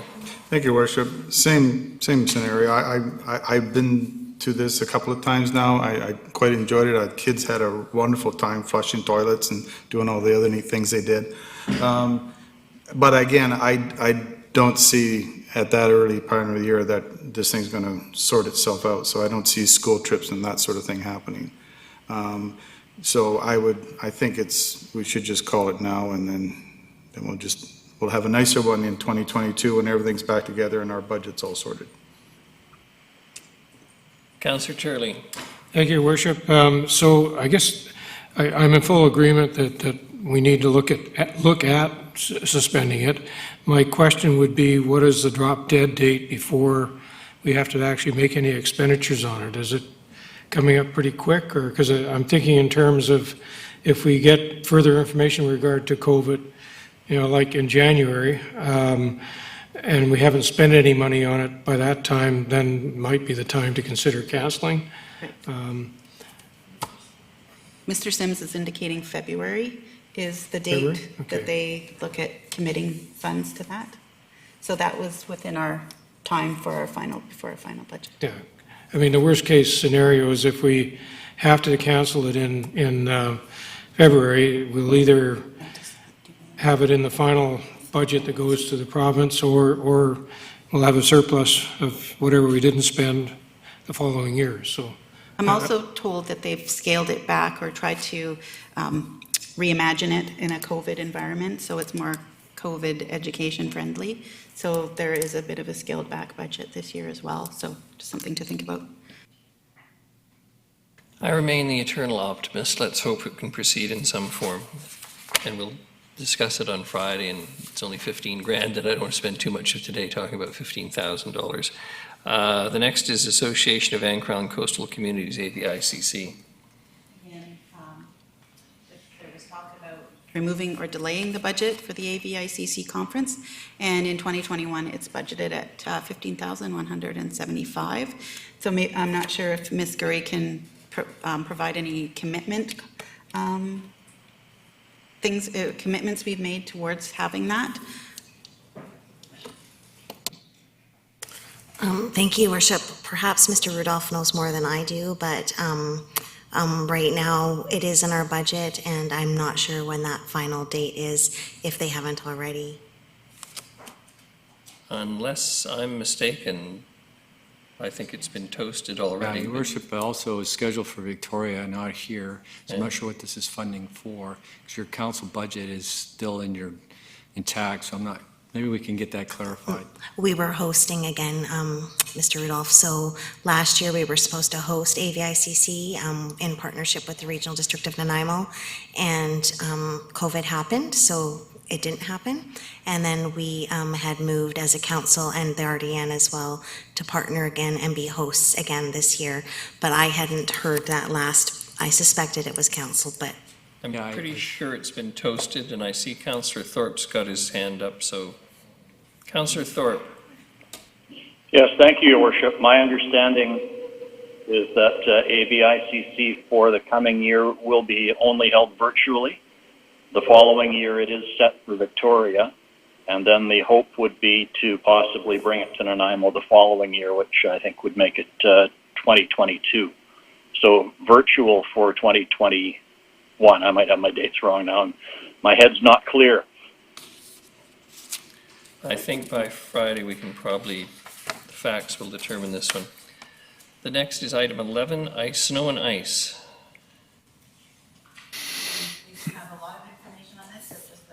Perhaps some discussion needed on the city's investment in snow and ice control program.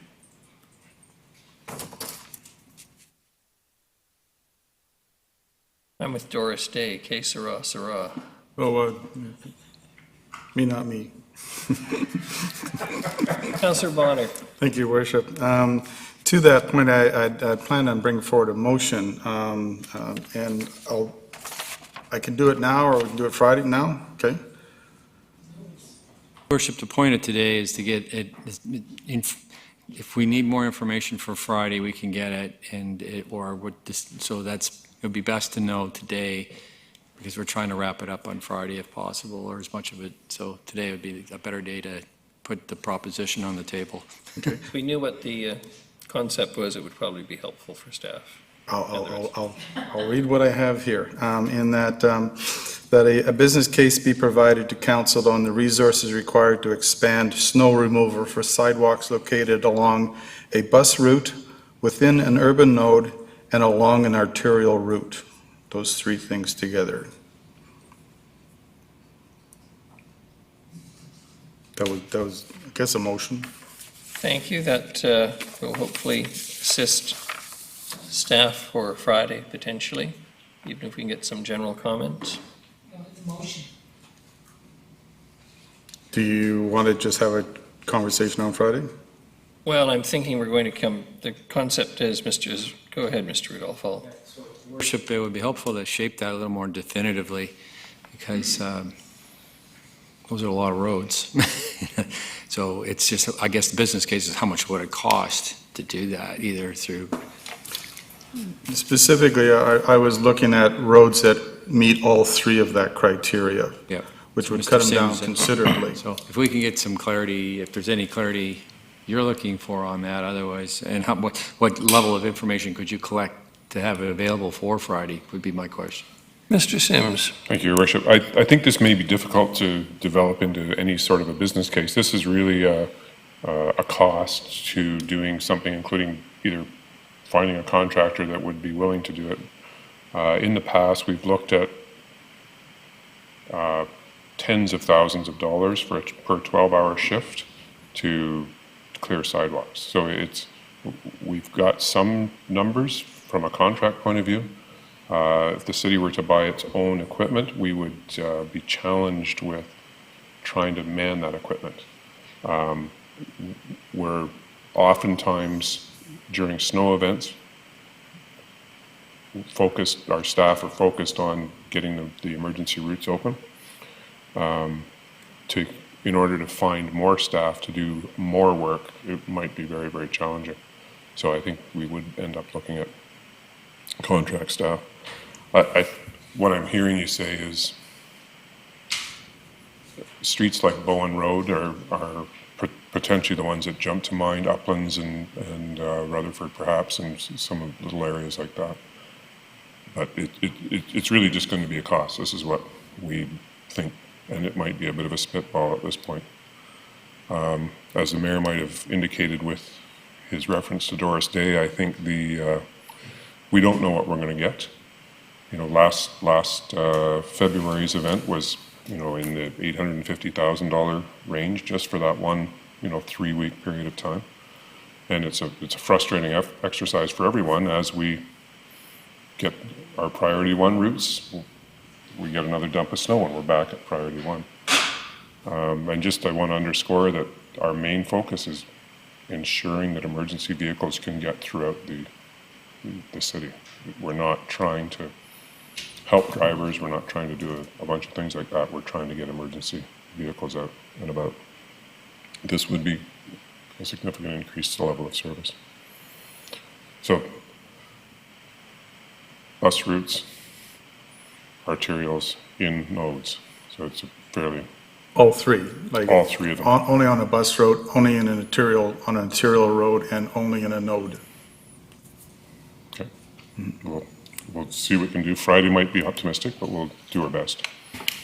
Thank you. You're the man. Item 12, active transportation.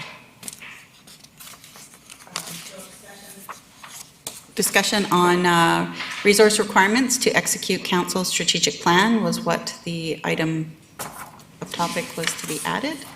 So any kind of more information we can get on that, we can try to have that for Friday. Councillor Bonner, do you want to speak to that, or shall I drop a little further down the list? Mr. Rudolph, you're off the list as well on this, or? If not, I'm going to Councillor Gesselbrock and then Councillor Brown. Oh. Councillor Brown. Thank you, Your Worship.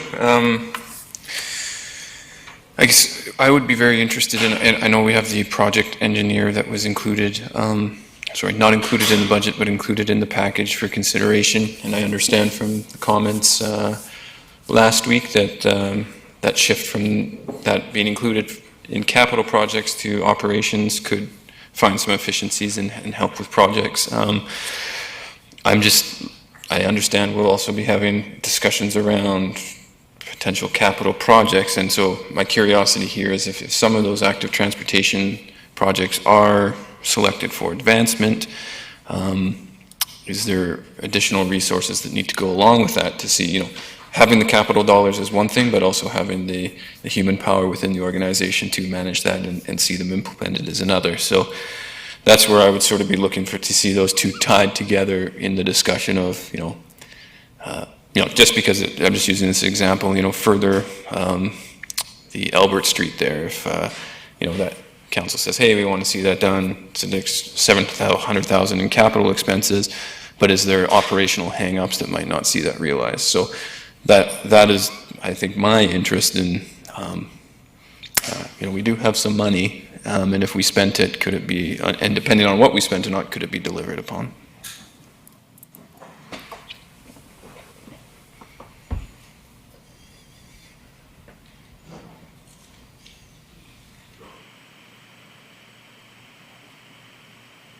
And I guess I would add one more thing, is if there has been a past practice to capture some of those costs within capital budgets, is that something that could be utilized as well?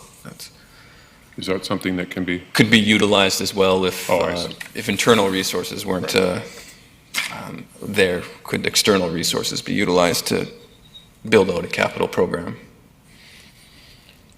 I think maybe, Your Worship, I'll answer the last question first, and I think the theory works, right? So currently we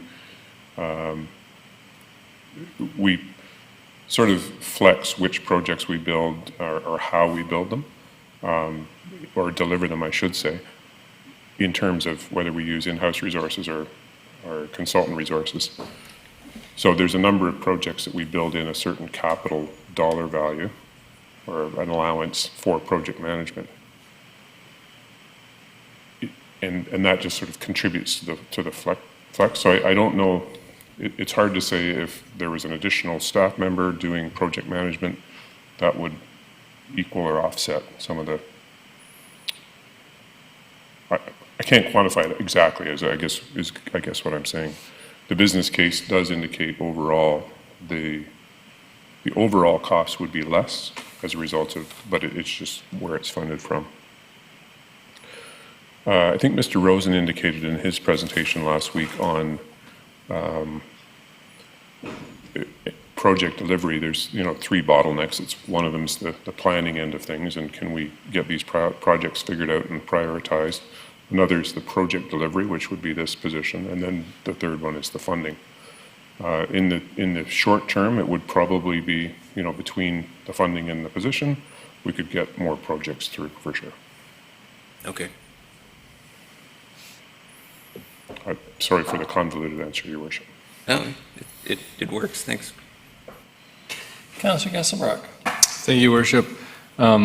Yeah, just building on Councillor Brown's comments, I'm definitely interested in some strategic investment in the active transportation end of things, and just from the conversation with Mr. Rosen about where the bottlenecks are, either being on the project management side or funding.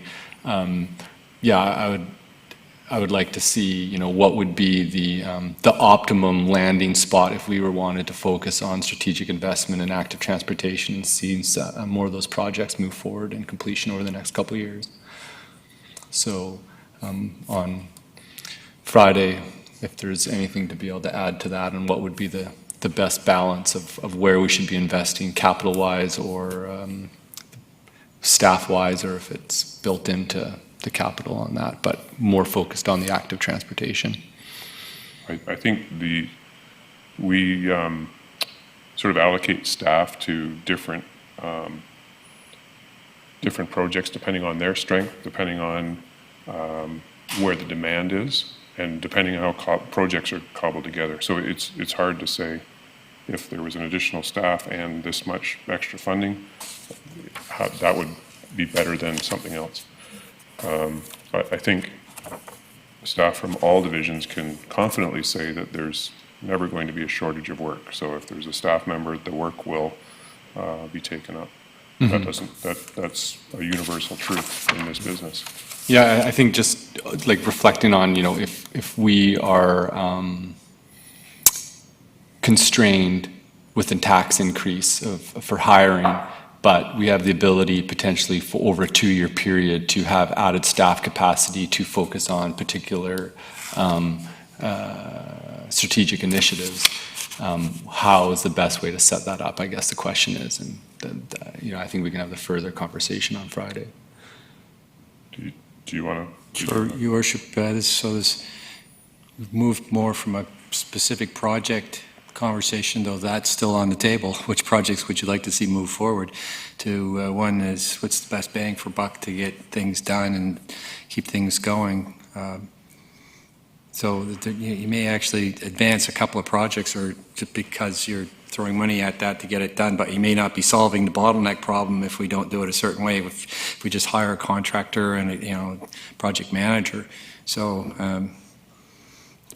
there's no right or wrong here. I think staff would prefer sustainable solutions so that it's in the system and you can work through things more sustainably. So I don't know, we'll have to see how we can articulate that, but if there were specific projects on top of that that you're particularly interested in the timing of, like we talked about Albert this morning,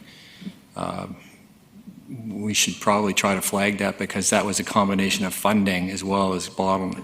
That was one of the issues there, was funding, was the way it was articulated. It just became, okay, that's a big expensive stretch. We can get most of it done, but we couldn't quite get it done this time. We'll have to do it in sort of 2 phases or so. So, yeah, so, you know, part of one of the asks in the business cases was that position. So that's coming up again a second time this afternoon. As we go through this, you'll see on the list that was one of the positions is on that list and the cost for it. But and there was a business case for that. So, but I think it would be also helpful to get some instincts from you about what particular projects are you interested in addition to that. Because things can be moved around, I guess, is the outcome of this, at least to some extent. But there are costs, and it's multi-layered funding formulas to do these projects usually. It's not just one thing, and then you try to tie it to other works that are taking place so you don't dig the road up more than once. So, but if there are projects, you know, we did get flagged on 4th/Albert this morning. Are there other ones? We mentioned Wallace. One of the things we would like to do is come back and show you what we are doing as opposed to the projects that we flagged that are delayed. So that's clear that there are projects underway. It's just the way we stated it, it may have came, you know, there's a couple that were in that have been pushed out a little bit for different reasons. So we can come back with examples on each of those as to how those are funded as examples. Wallace, 4th, and I forget what the third one was. And if there's others. Or are you just interested in the position? I think there's a couple things going on. I think one of the issues is just like, I feel like a bit of a vacuum in terms of like strategic goals. Like if there is a metric, like we're shooting for X amount of mode shift by this point of time, and that we could track where we're actually at, and then decide what would be the most effective allocation of resources to get to that road shift and stay on track to meeting that goal. And I don't think that we have those goalposts to be able to like see where we're at in terms of what we're trying to achieve. And so it's just kind of like, it's difficult. One of the realities of active transportation is we're dealing with the cart before the horse right now. The horse is the active transportation plan, which we are about to do. The cart is, we're doing these projects now in advance of that, under the umbrella of the transportation plan, but we actually haven't got the plan done that we're trying to achieve the goals for, the refresh of that. So that is, in fact, I'm told that there was an intent to bring where we're at with that on the December 14th GPC for that conversation and going into next year. So we actually have this really great chance to refresh and detail out on an active transportation plan what the priorities are and what the phasing of those priorities are and that type of thing. But we're working in the absence of that current refresh right now by these projects. They're not as strategic. They're more as opportunity arises and through the direction that we have received from council, I think, and through the knowledge of the department, what can be done and where we're at with the gaps and that type of thing. So it would be preferable to actually have the strategic plan or the active transportation plan and then understand what needs to get done, what the priorities are, and then are we executing on that and how fast. So that'll all be coming, I'm assuming, as part of the active transportation plan, which the goal is to have that through and adopted as early as the end of next year as part of the suite of Reimagine Nanaimo. So it's coming. Councillor Brown. Thank you, Worship. I really don't want there to be an impression that there's this idea, there's sentiment that things aren't happening. I think it's the opposite, and at least I can only speak for myself, but the focus, I think, is that good things are happening. How do we accelerate that to take it to another level and remove barriers? And it's that question of removing barriers that I don't always necessarily feel like I'm getting that feedback to say, hey, we're staff, hey, you're council, if you wanted to see whether it's parks improvements or active transport, these are the barriers that are standing in the way of the acceleration. I think there's a little bit of keeping heads down, and that is trying to overcome that and say, if we do want to take any particular initiative to the next level, these are how we can see it being realized. And so that's, from my perspective, it's not about trying to say, hey, I'm not aware of all the things that are going on. And there may be some that I'm not, but quite championing of the things that are underway. But it's like this belief that, hey, let's take it to another level, and what do we need to do to take it there? So I think we have a lovely opportunity to do so. With respect to Jake's comments there, I think the Mayor's Task Force did highlight that downtown to VIU connection, and I think that's a no-brainer to see if we can complete that Albert Street as best as possible within that window. Obviously, I'm a big fan of the Lakeside Quarter. I think it's probably even a better project than Metro in sense of connectivity, but I'm not going to go there. I also think there's when it comes to that strategic infrastructure reserve, $300,000 in pedestrian allocation, I know there's a backlog in just realizing some of those type of improvements on the landscape, and I think those are the type of things that people can see in their neighborhood and they really matter to them and can walk around their own community. So I think there's an opportunity to consider increased funding to that. It's, in my opinion, woefully adequate, but then it also brings up the question, if you increase that funding, is the staff capacity there to deliver upon that? And those are the questions that are sort of going through my mind is, okay, funding is one potential piece of the puzzle into making sure or realizing these type of infrastructure on the landscape. So I think the Albert Street is wonderful. I hope, I plan to bring up on Friday a conversation around increasing that pedestrian improvement funds within the existing strategic infrastructure envelope. But I think there's a whole host of projects that we could go through and look at the ability to implement them. And I really do think the strategic conversation is important. Is okay, maybe you can't do it all in 1 year, and you can't do it all in 5 years or 10 years. But in terms of trying to establish that minimum grid, I think there's a massive potential as we complete the north to south spine, which is crucial. But between the downtown, the VIU, and the hospital area is such a natural location for minimum grid that's on major transit routes that connects residential with major employers. And so those are the type of conversations I think are really interesting in terms of taking it to the next level and being more tactical with that type of investment.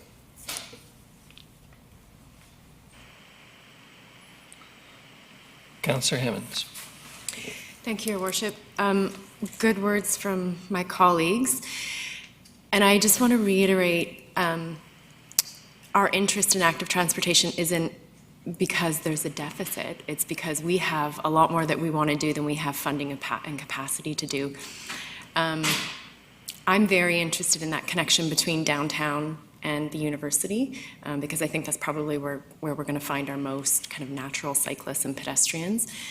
But personally, I'm not interested in picking and choosing specifics, Wallace over Albert. It's more just I want to have an understanding strategically when we put something on the table, why are we putting it on the table? And the things that get pulled off, why are they getting pulled off? And that just goes back to my comment this morning about having a greater understanding of why projects are delayed or why certain ones are forwarded. And I'm reminded, thankfully, of this active transportation plan that's coming next year, and I know that's going to knit it all together. So thank you. Your Worship, I can speak a little bit to that, and other colleagues can jump in as they see fit. But I think the original capital plan that was done, say, last year was pretty bullish on doing a lot of these active transportation isn't in a direct response to Council's strategic plan. We've had a marked increase in costs. This is a universal across construction, so that impinges on budgets. So the financing of these projects is challenging. So, and we've got this fairly long, detailed process that we go to, as Ms. Fuller said this morning, we start in February planning for next year's projects. So that the plans are assembled, which includes the Albert Street bikeway. Staff believe we can get it done, and then we start costing it out, and then here's the cost, and then we try to finance that, and if we're to fund it. And then there's an iterative process over several months to try and make those two equal. And I think that's the casualty. So the projects were added as a result of the Transportation Master Plan. There's some basic overview stuff for active transportation corridors there, but we're really struggling and really trying to get those built. Mr. Rudolph is correct in that our expectation from the active transportation plan will be a much better granularity on various projects when they're needed and priorities of them. But that doesn't stop us from following the Transportation Master Plan and focusing on those priorities. It's, again, just that balancing, trying to get between what the cost of the projects are and then the ability to fund them as well within the envelopes that we have. But I think just in a very coarse way, an additional resource helps grease builds that capacity for those projects. And it could be in the next few years that all things being equal, that could accelerate some of those projects as well, or build the staff capacity to do that if the funding is available. Councillor Kesselbrock. Thank you, Worship. With potentially having an increased investment, strategic investment in active transportation. One, just in terms of pedestrian infrastructure. My understanding that there is a list of sort of like pedestrian crossings and areas that have been flagged as areas of interest and concern, and that there's a ranking on them. I would be interested in sort of seeing or understanding more about that ranking, how many things are on that, and potentially being like, are we able to address, the top 15 of these in the next year if we allocate this chunk of money, from the Strategic Infrastructure Reserve to that? And do we have the capacity staff-wise to be able to execute on that?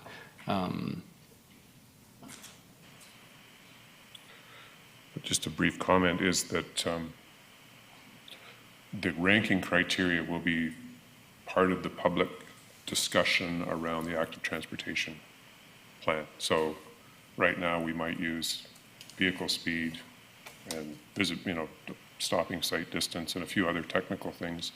There might be more, right, that the public wishes to have input into. Oh, we should put this in council, of course, as well as part of that. We should have this criteria, so that the ranking system will be a lot more transparent as well. Right, and that's part of the active transportation plan that we're doing. I mean, currently, what we have in terms of an Excel sheet or whatever may not be as sort of robust in terms of the analysis on what categories are being ranked, but we do have something, and maybe that's something that, council could add. It's just like, we've heard about these locations from countless people over the last 2-3 years. Can we add those to the list and just, we've got 20 areas and allocate funding to that? I think it is a robust system, and I think it can change and evolve over time as more information comes out. Okay. Councillor Bonner. Thank you, Worship. Going along the same vein of this conversation, like if one wanted to move the Wakeside project forward, it probably not as easy as me just saying, can we move the Midtown Gateway project back a bit, or flip the two of them, But if one wanted to have that conversation from a strategic point of view, where would be the best way to do that? Mr. Rudolph. Mr. Sims is looking at you. One of the things that the engineering department has kind of driven home to me is that there's fiscal capacity to do a couple of these big ones a year. So we saw the, Bowen and Metrol are two examples of really all hands on deck. We're really focused on these very large projects. If we were to repurpose one of those to Wakeside, I don't know what could be said on that, though. The Wakeside is a bit complicated with the property tenureship along the way, and COVID has had an impact on the ability of the major property owners there to participate in helping us do that exercise. So I think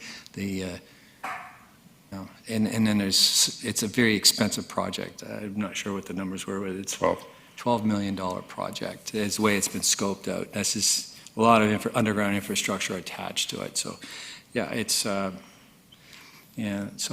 Boxwood is, unless otherwise told to go forward, it is in the budget for next year. And I mean, so much sunk cost in that project, millions of dollars actually is sunk cost in that. And then it'd be a matter of timing again. It could sit and preload for a while longer while this other one comes forward. So I guess, I don't know how you could spend some time explaining the cost structure and around Wakesaya and what the components are. I think we've done a little bit of that. There was public engagement and all that, so we've invested a fair amount of expectations are there. So, but in terms of a turnaround for this particular capital budget, I'm not sure how much flexibility engineering feels it has at this stage. Well, Your Worship, I think we could adjust for sure. Both of them we're anticipating. As Mr. Rosen said this morning, the Midtown Gateway or Boxwood is under detailed design. We're hoping the preload will settle the softer ground there sufficiently by 2022 to start building that. As Mr. Rudolph mentioned, the sort of momentum on Midtown Gateway is pretty significant, including the investment of the private property owner or the developer to take on some of the land from the city. And so it's hard to develop without the road and the services in place. So fitting that to, fitting the road to the development plans would be helpful. I think on Wakesaya, it's largely driven by asset management and the hopes that both the university and the school district would come and contribute as well. Where, as Mr. Rosen mentioned this morning, some of the issues with storm drain on Wakesaya are challenging. Some of the pavement issues are challenging. The pavement's failed, although we did a bunch of patching to get us through a few more years this year. Those are some of the things that we've weighed and just in both of these projects have been sort of underway for a good number of years already. To answer your question, I'm not sure how we bring that forward at this time. We also have terminal, and there's considerable interest in advancing that project too, because I heard it personally when I attended one of the economic development sessions, the level of frustration that hadn't moved for a number of years. So that's another big one in the queue. And then Stewart Avenue is another fairly, maybe not as expensive, but another strategic corridor. So there's a number of those. I mean, we could certainly have a session or two with council in the new year on GPC kind of timing around all these strategic corridors. But in terms of impacting and modifying the budget, I'm not sure how we can do that without causing complications, but we'll come back to you on Friday with a little bit more information on that. That's a big one. Councillor Gesselbrock. Thank you, Worship. Yeah, just with some of the capital projects, like I would say, for example, like Boxwood, there was a lot of good work in terms of remediating that brownfield, and I can definitely understand the importance of that. I just, in terms of like, there's a certain amount of pot of money, and what are first things first? What strategically is driving what big projects we're doing first? And I guess like with Boxwood, like I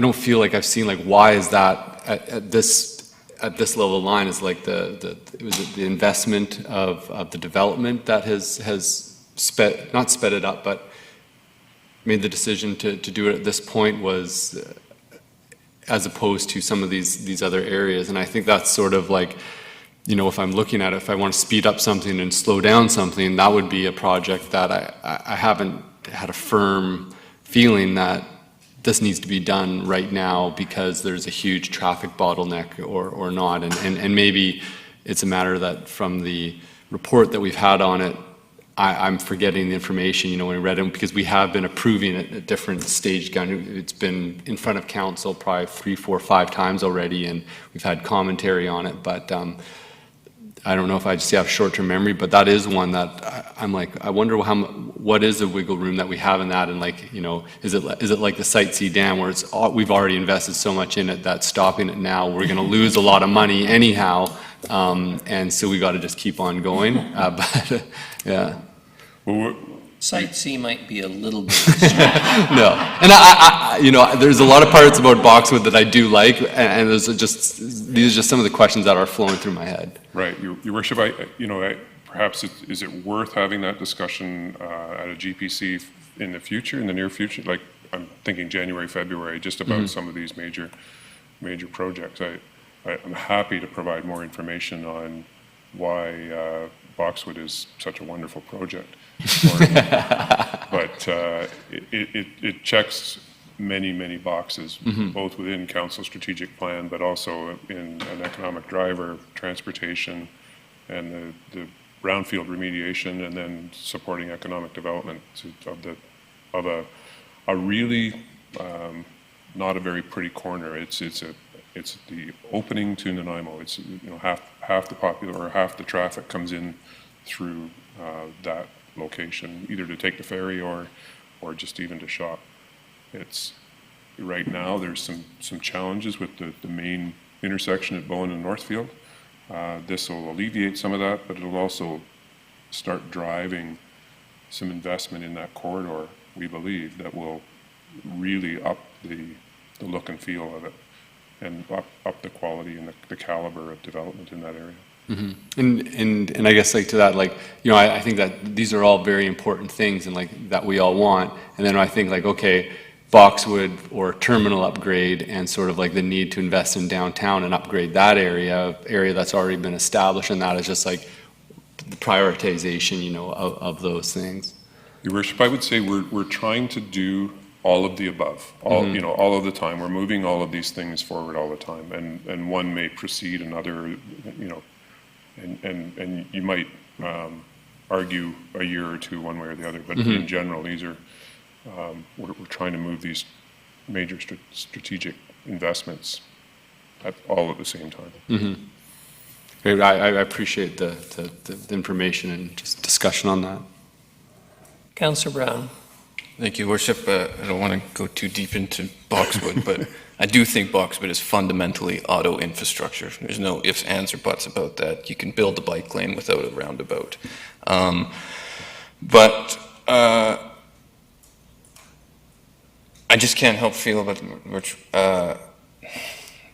another GP, like, we met last spring, identified projects, and I don't want to keep harping on this, but to me, it's the perfect example. Is the Wakasai report came back with essentially no updated information if we wanted to accelerate that. So I feel if we went into a conversation about our different corridors, I think they're absolutely crucial to be having around budget, because that's where the decision gets made. So I do have a worry about prolonging it and then another budget cycle, and then we're here having the same conversation again, because it feels like we've had this conversation multiple times in different iterations. So I just flagging that as a concern. I do hope we can have some additional information on Friday, and you know, whether it's as full scale as stopping one of these major projects and advancing another, or it's just finding ways to advance, you know, that Albert Street or some of those other ones. I think those would be good conversations to have. And I do think we always have to be careful of, you know, reminded of Brent Tadarian's 5 steps to better city building, and his number 3 one was that cities sometimes get stuck on trying to have their cake and eat it too, trying to do all things at once. And sometimes I feel maybe that's where we're at, where we might want to build better active transportation infrastructure, but we're still really trying to accommodate the car, and we're still, you know, trying to do too many things and lacking the strategic focus to say, this is what we're doing, and this is what we're going to do very well. Ms. Gurry, I note we're at the scheduled break time. I'm looking at what's left on the agenda. I'm also looking at Kelly over there, who's been typing busily away, and wondering if we should take the break or push on. And I'm looking at Kelly as I say that. Okay. Your worship, it is council's call. We are scheduled till 3, so if anybody would have to leave at 3, I would suggest you push on. If you're okay to stay slightly past 3, then maybe a 5-minute break right now would be in order, but it's up to council. Should we just push through? Yep. Push through. Let's move on to curb painting. Lucky 13.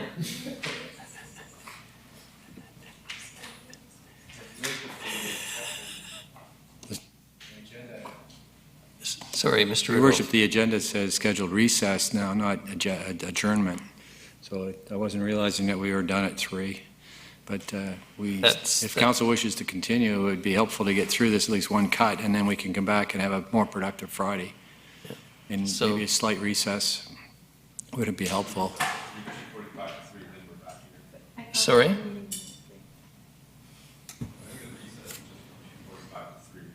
Yeah. Yes. So it's a 5-minute.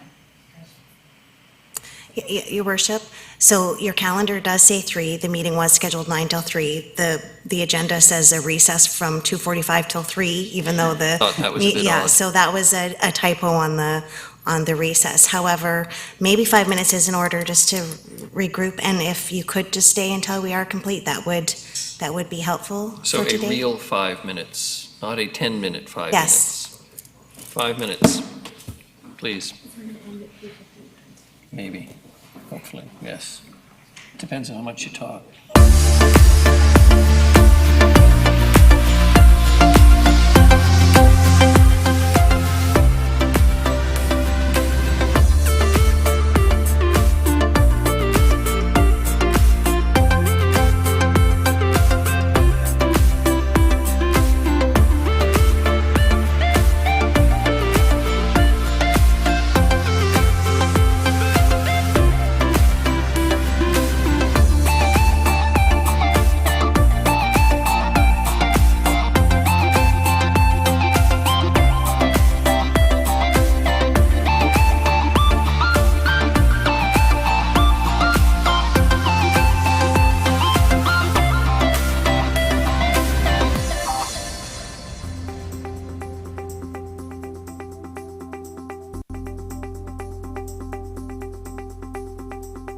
Hi, Leonard Krogh here. I'm here with Karen Lindsay today. She's going to show me how to sign up for our app. Voyant Alert, the City of Nanaimo's emergency notification system.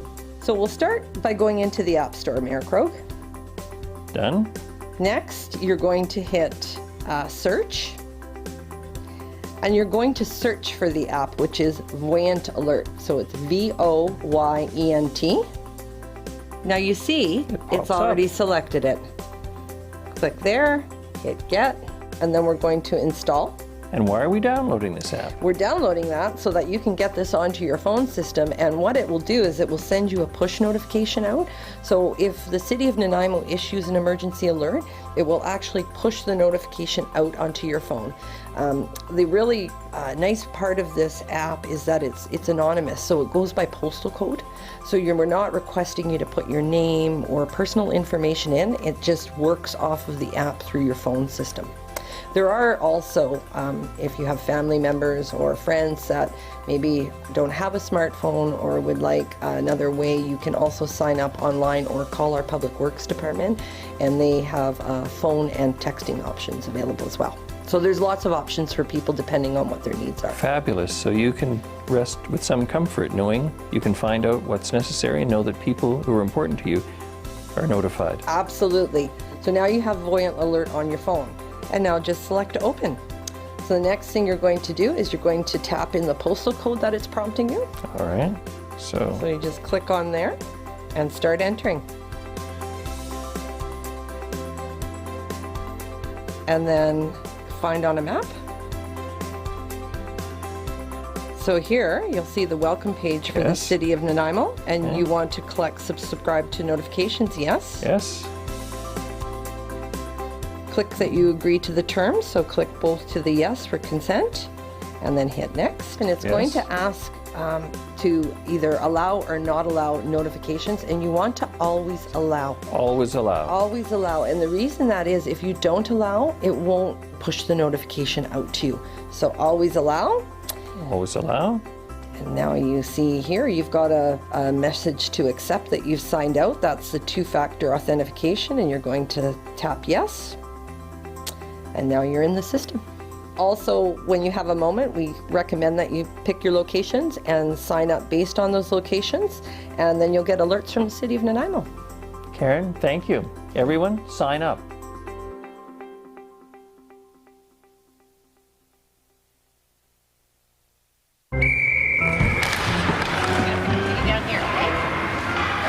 Hey, Tiana. Hey.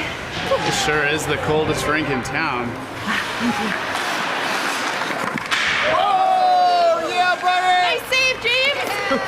Wow, your goalie is keeping you guys in the game. Cheers. Oh, man, that's hot. Sorry, that's the way I like it. Oh. Go, go, go, go, go, go!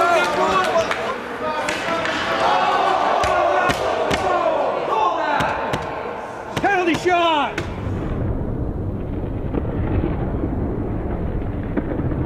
Scalds from hot drinks are a leading cause of hospitalization for children under 5. 2 minutes, stand in the front, unsportsmanlike conduct. Hot tea and coffee will cause serious burns to a child in less than a second. Got it, kid? Use the lid.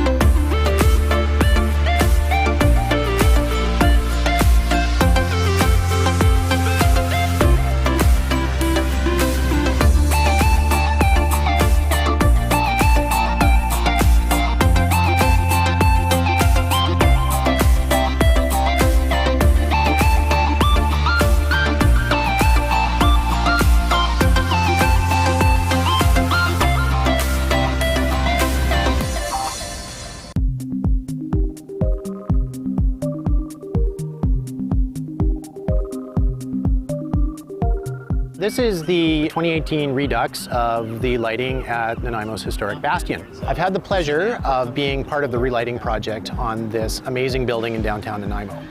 So what we did is we've replaced the original high-pressure sodium lights, which basically did an okay job of lighting up the bottom 10 feet of the building, and replaced them with modern LED lighting that has the capacity to change color.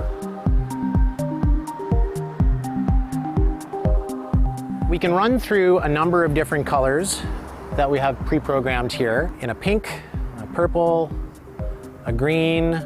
Probably my favorite on here is Rainbow Chase for Pride Week. It'll actually run all the way around the building all the time. With this new technology, organizations can now request that the bastion be lit to promote their cause by going to the City Nanaimo website and following the instructions. Go to Your Government, Bastion Lighting Requests, complete the lighting request form, and submit. You will hear from us within a couple days if your request has been approved, and the bastion will be lit in the colors that you have requested. If you have any questions, please contact the Mayor's office at 250-755-4400. So the next time you're in downtown Nanaimo at night, come on and check out the new dynamic lighting at the Bastion.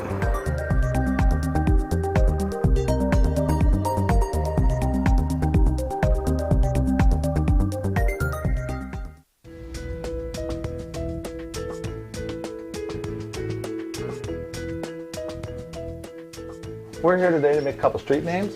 There was some vandalism in town, and we're just going to make a replacement. And the roads today. All right, let us resume, please. Thank you, everyone. Curb painting, number 13.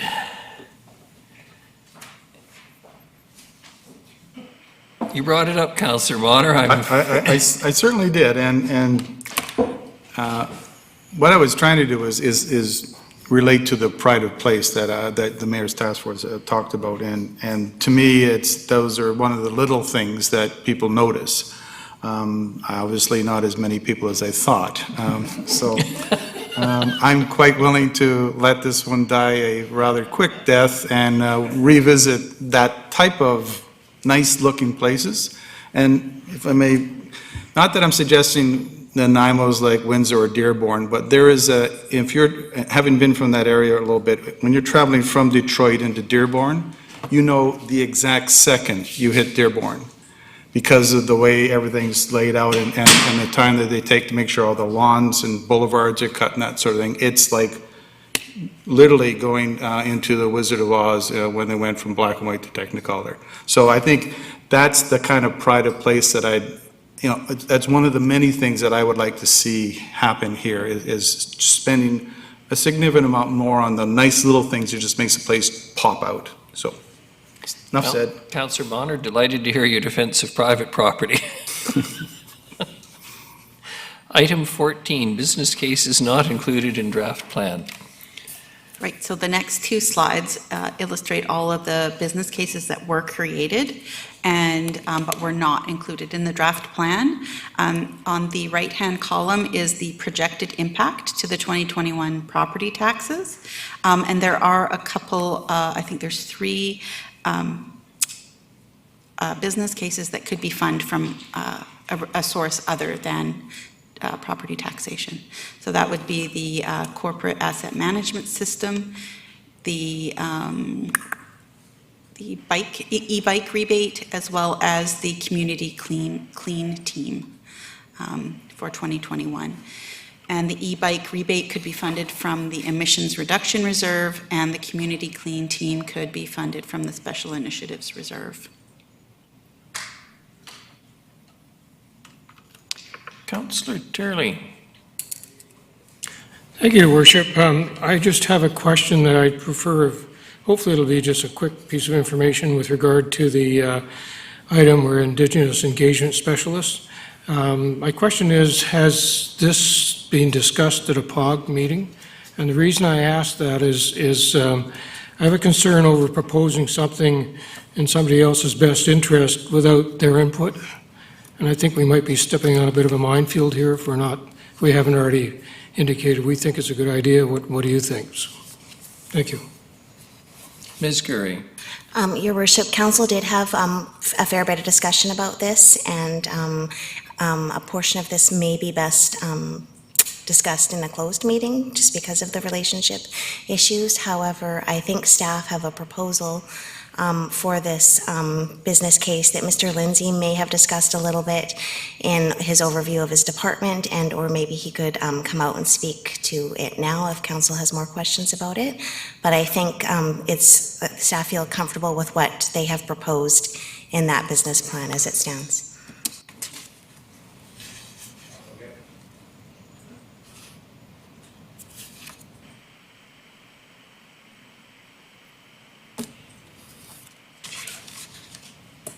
Jill, this is the business. I read the business plan. This is 5 pages. Mr. Lindsay. I didn't see anything here about Somebody going to hit me on the question? Indigenous engagement specialist. Oh, sorry. The question is the potential councillor, the council request Indigenous engagement specialist, and what discussions may have taken place within POG or staff position on this. And just further, Mr. Lindsay, I was just bringing up that I think some discussion came when your staff and you did your overview of your department the other day and what you kind of foresee as working with the for the Indigenous specialist position. Your Worship, there is actually a business case that's attached to that package, so the link that you were provided that has the all the business cases includes now that proposal. The recommendation, as Ms. Gurry was referring to it, the recommendation acknowledges that we currently have one person who's basically doing this work off the side of her desk, along with carrying a number of other major files. And that if council proceeded with the manager of social planning, which is another case here, it would actually free up capacity for that staff member to take on this role, and that would be our recommendation if council wanted to pursue this. Hopefully that answered the question. Sorry, I missed the original question. Councillor Turley?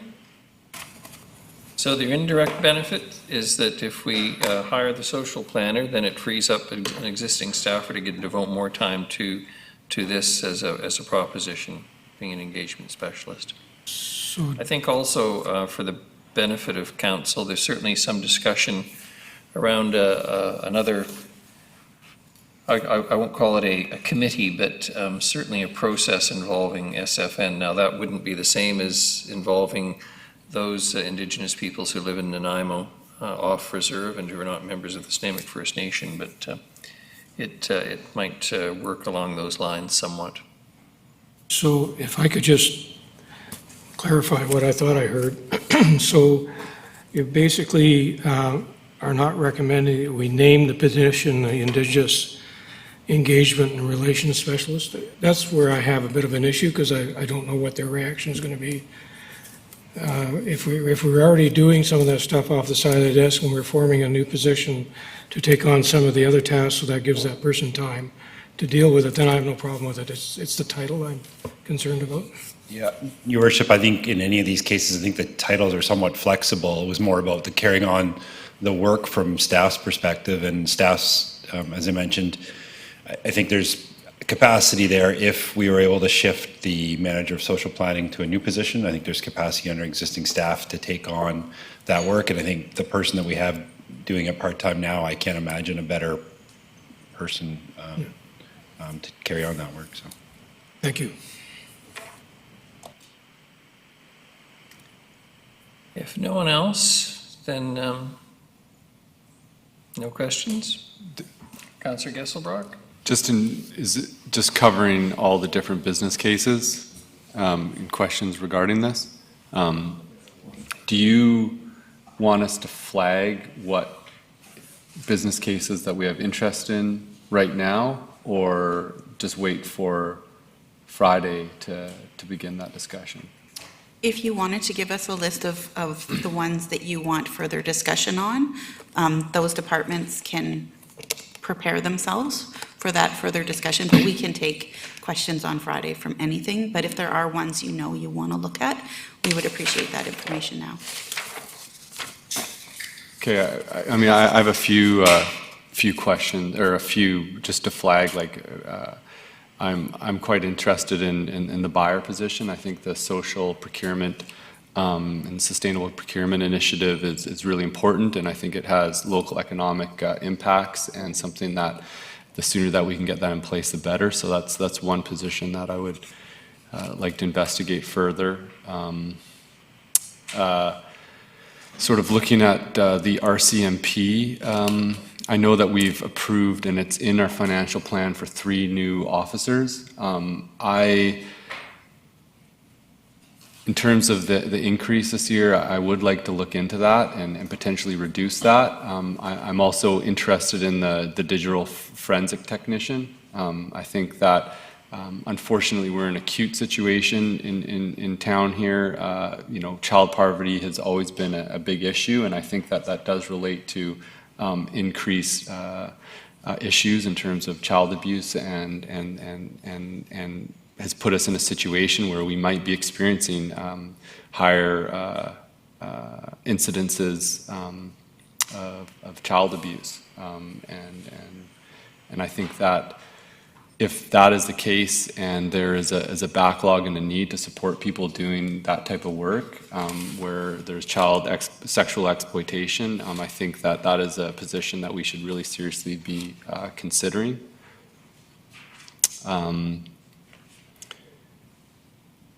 The other position, just on different options, would be, of course, the manager of sustainability. I was looking at the business case on that, and also the potential for that position to relieve a bit of a pressure on development approval process. I know there's a lot of pressure on the current manager of environment and engineering, and there's some key strategic initiatives around our climate adaptation and a mitigation plan that I think that position is extremely important. So those would be ones that I'd like to flag for further discussion. Councillor Brown. Thanks, Your Worship. I'd be interested in actually the ones that you mentioned. I would still interested in knowing the breakdown of that taxation hit of the 3 RCMP officers, just to wrap my head around it, because I believe it was the September start time, so.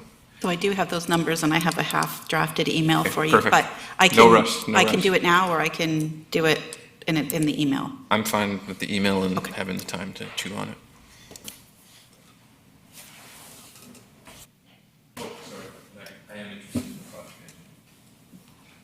Sorry, go ahead. Sorry, and the project engineer, I don't know if I need a discussion on it. I think it's pretty well outlined to date and in the business case, but I will be interested in it for council's heads up. Councillor Martman. Thank you. Just to provide some input, I was the one that put forth the business case for looking at mental health outreach. And in the budget, it came back with a feasibility study, and I actually don't support that. I have to say, I did look at the business case, and there is information there. I was hoping to have something that was more impactful than a study that perhaps VHA and RCMP might have taken the opportunity to sit down at the table and look at what might strategically be able to be implemented for this year. That doesn't look like it's going to happen at this time. I don't want it off the table. I hope that in this new year, in 2021, the opportunity does come up for us to be able to meet and look at what can be done that will take off some of the stress off the RCMP and put better services into mental health and wellness. So just so everybody knows, I'm really not in favor of a study. I think it's been done. Thank you.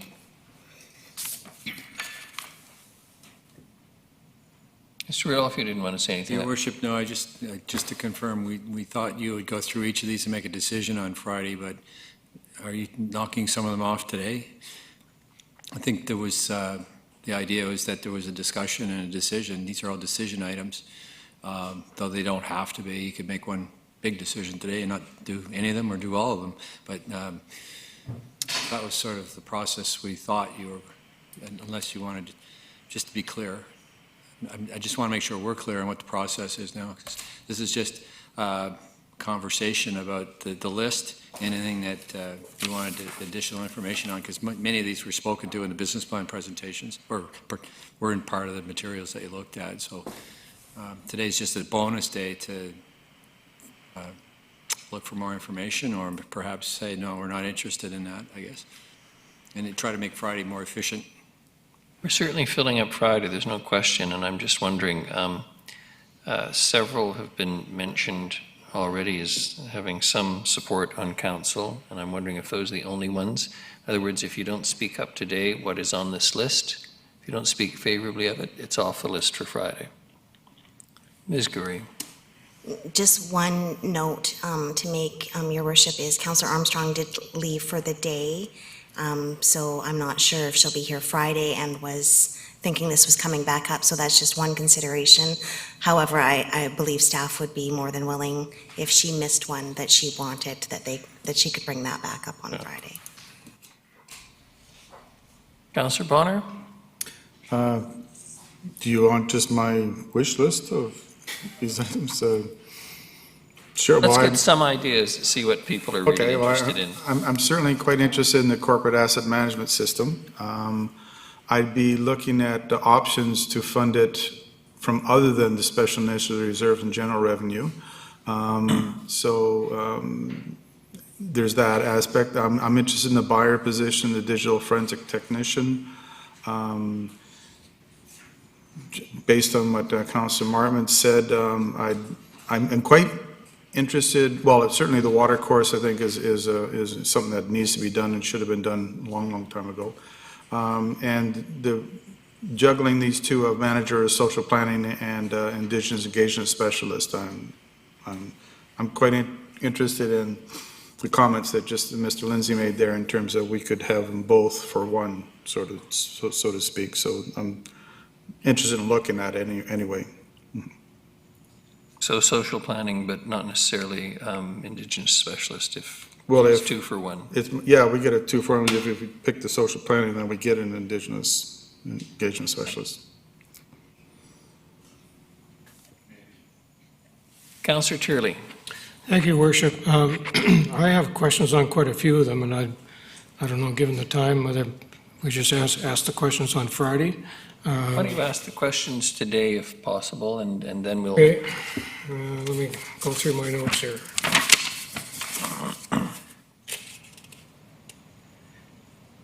Yeah, I'm in the wrong place, sorry. The first one is the Police Mental Health Outreach Team. My question was, I didn't see anywhere about what involvement VHA is going to have or their thoughts on it.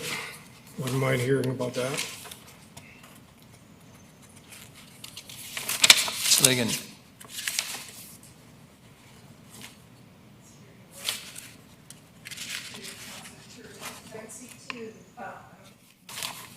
I'll turn on. Through your worship to Councillor Turley, I just wanted to follow up as well on Councillor Martman's indication that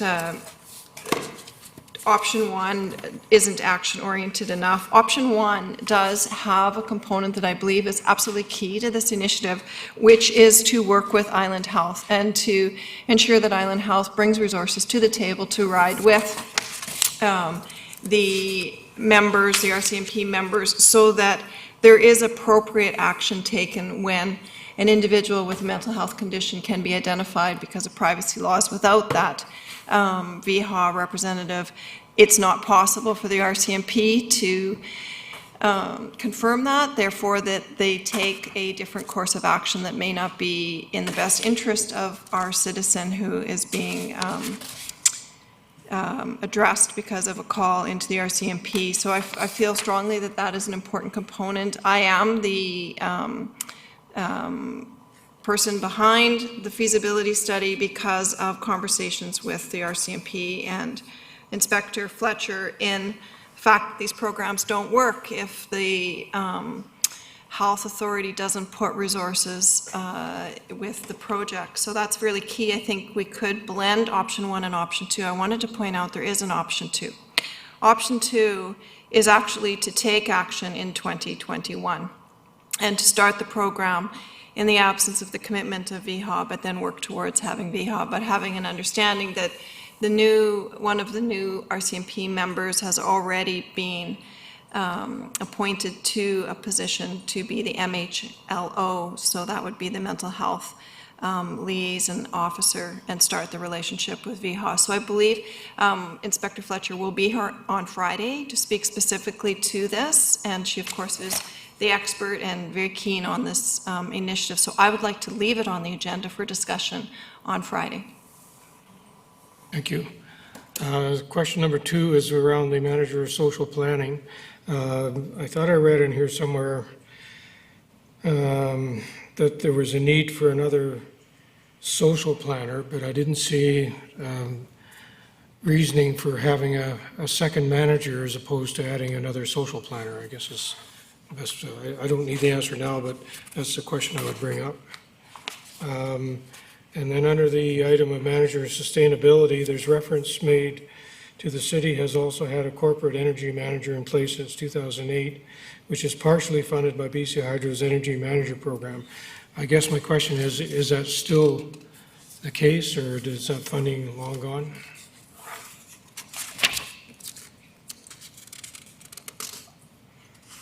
I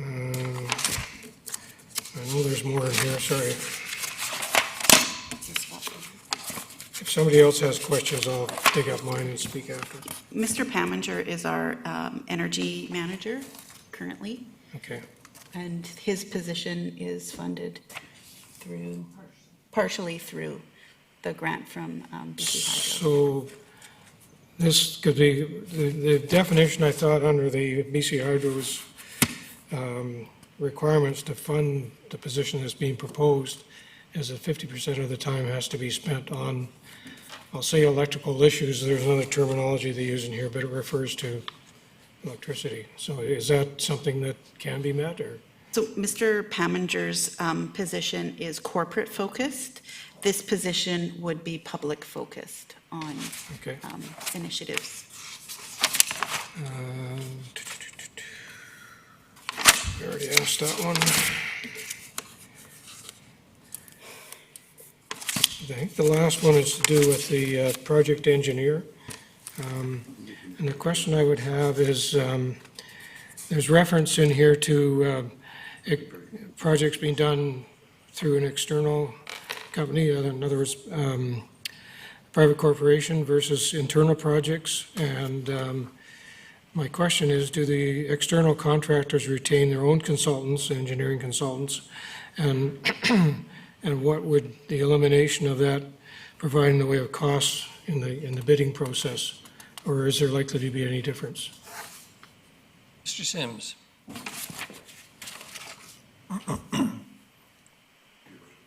This, no, this would be, most contractors would not contain or have their own project, other than on-staff, project management staff. So if we use a consultant for this, it's an engineering consultant that runs the project, but we still need to administer that consultant. Is that? So the clarification then is... Goodbye. Okay. The clarification is that the contractor does not retain a consulting engineer. Correct. The city does that, so. Correct. Okay, so that clarifies a bit of confusion that I read in the, thank you. Okay.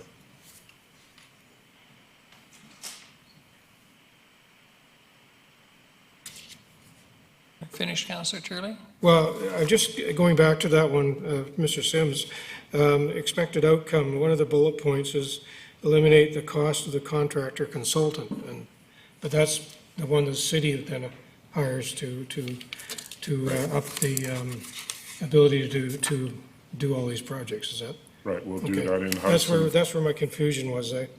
Contractor consultant, I assumed was a contractor hiring a consultant. So It's I not got it not wrong. a construction contractor, it's a consultant that we have a Yeah, contract okay, with. I get it Yeah, now, yeah, thanks. yeah. I'm done. Thank you.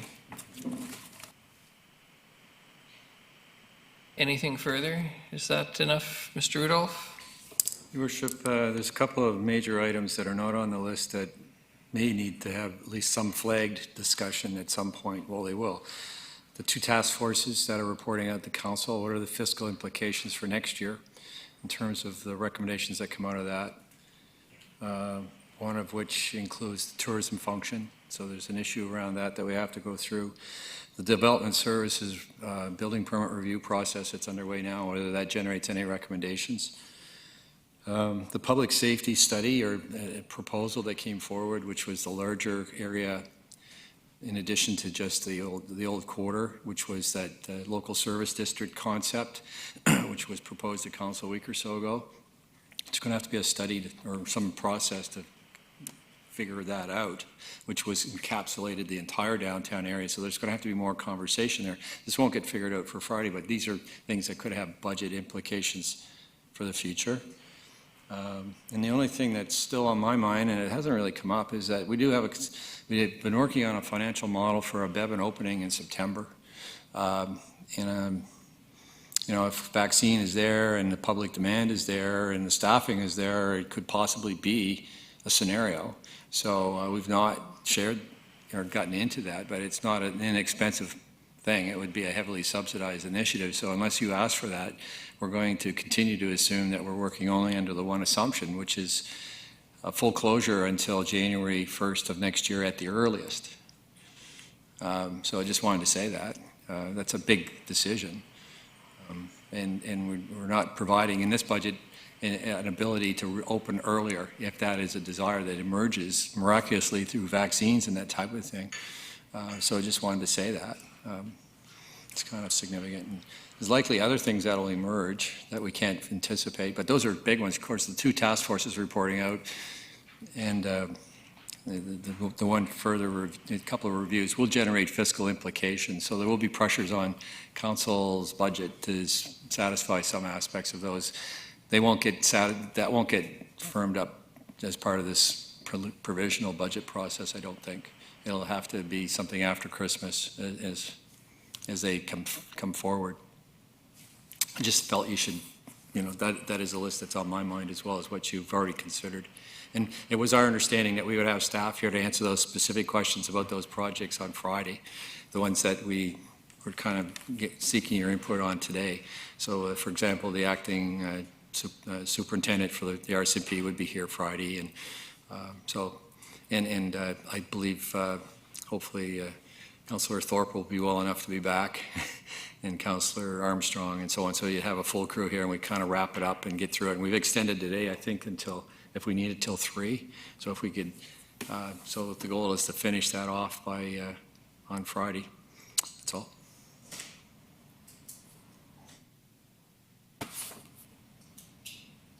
Anything further, Council? Your Worship. Your Worship, so just, so further to Mr. Rudolph, your calendars will be extended until 3 o'clock on Friday. If you get done early, that's great, but just in case you need that extra time. So the invitation will go out and everything today. I think that's very wise. No other business? Ms. Mercer.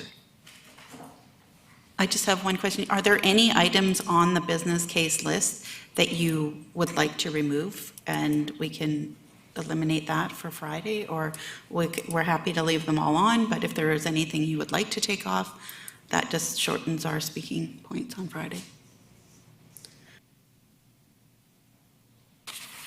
Everybody likes to add, but nobody likes to subtract.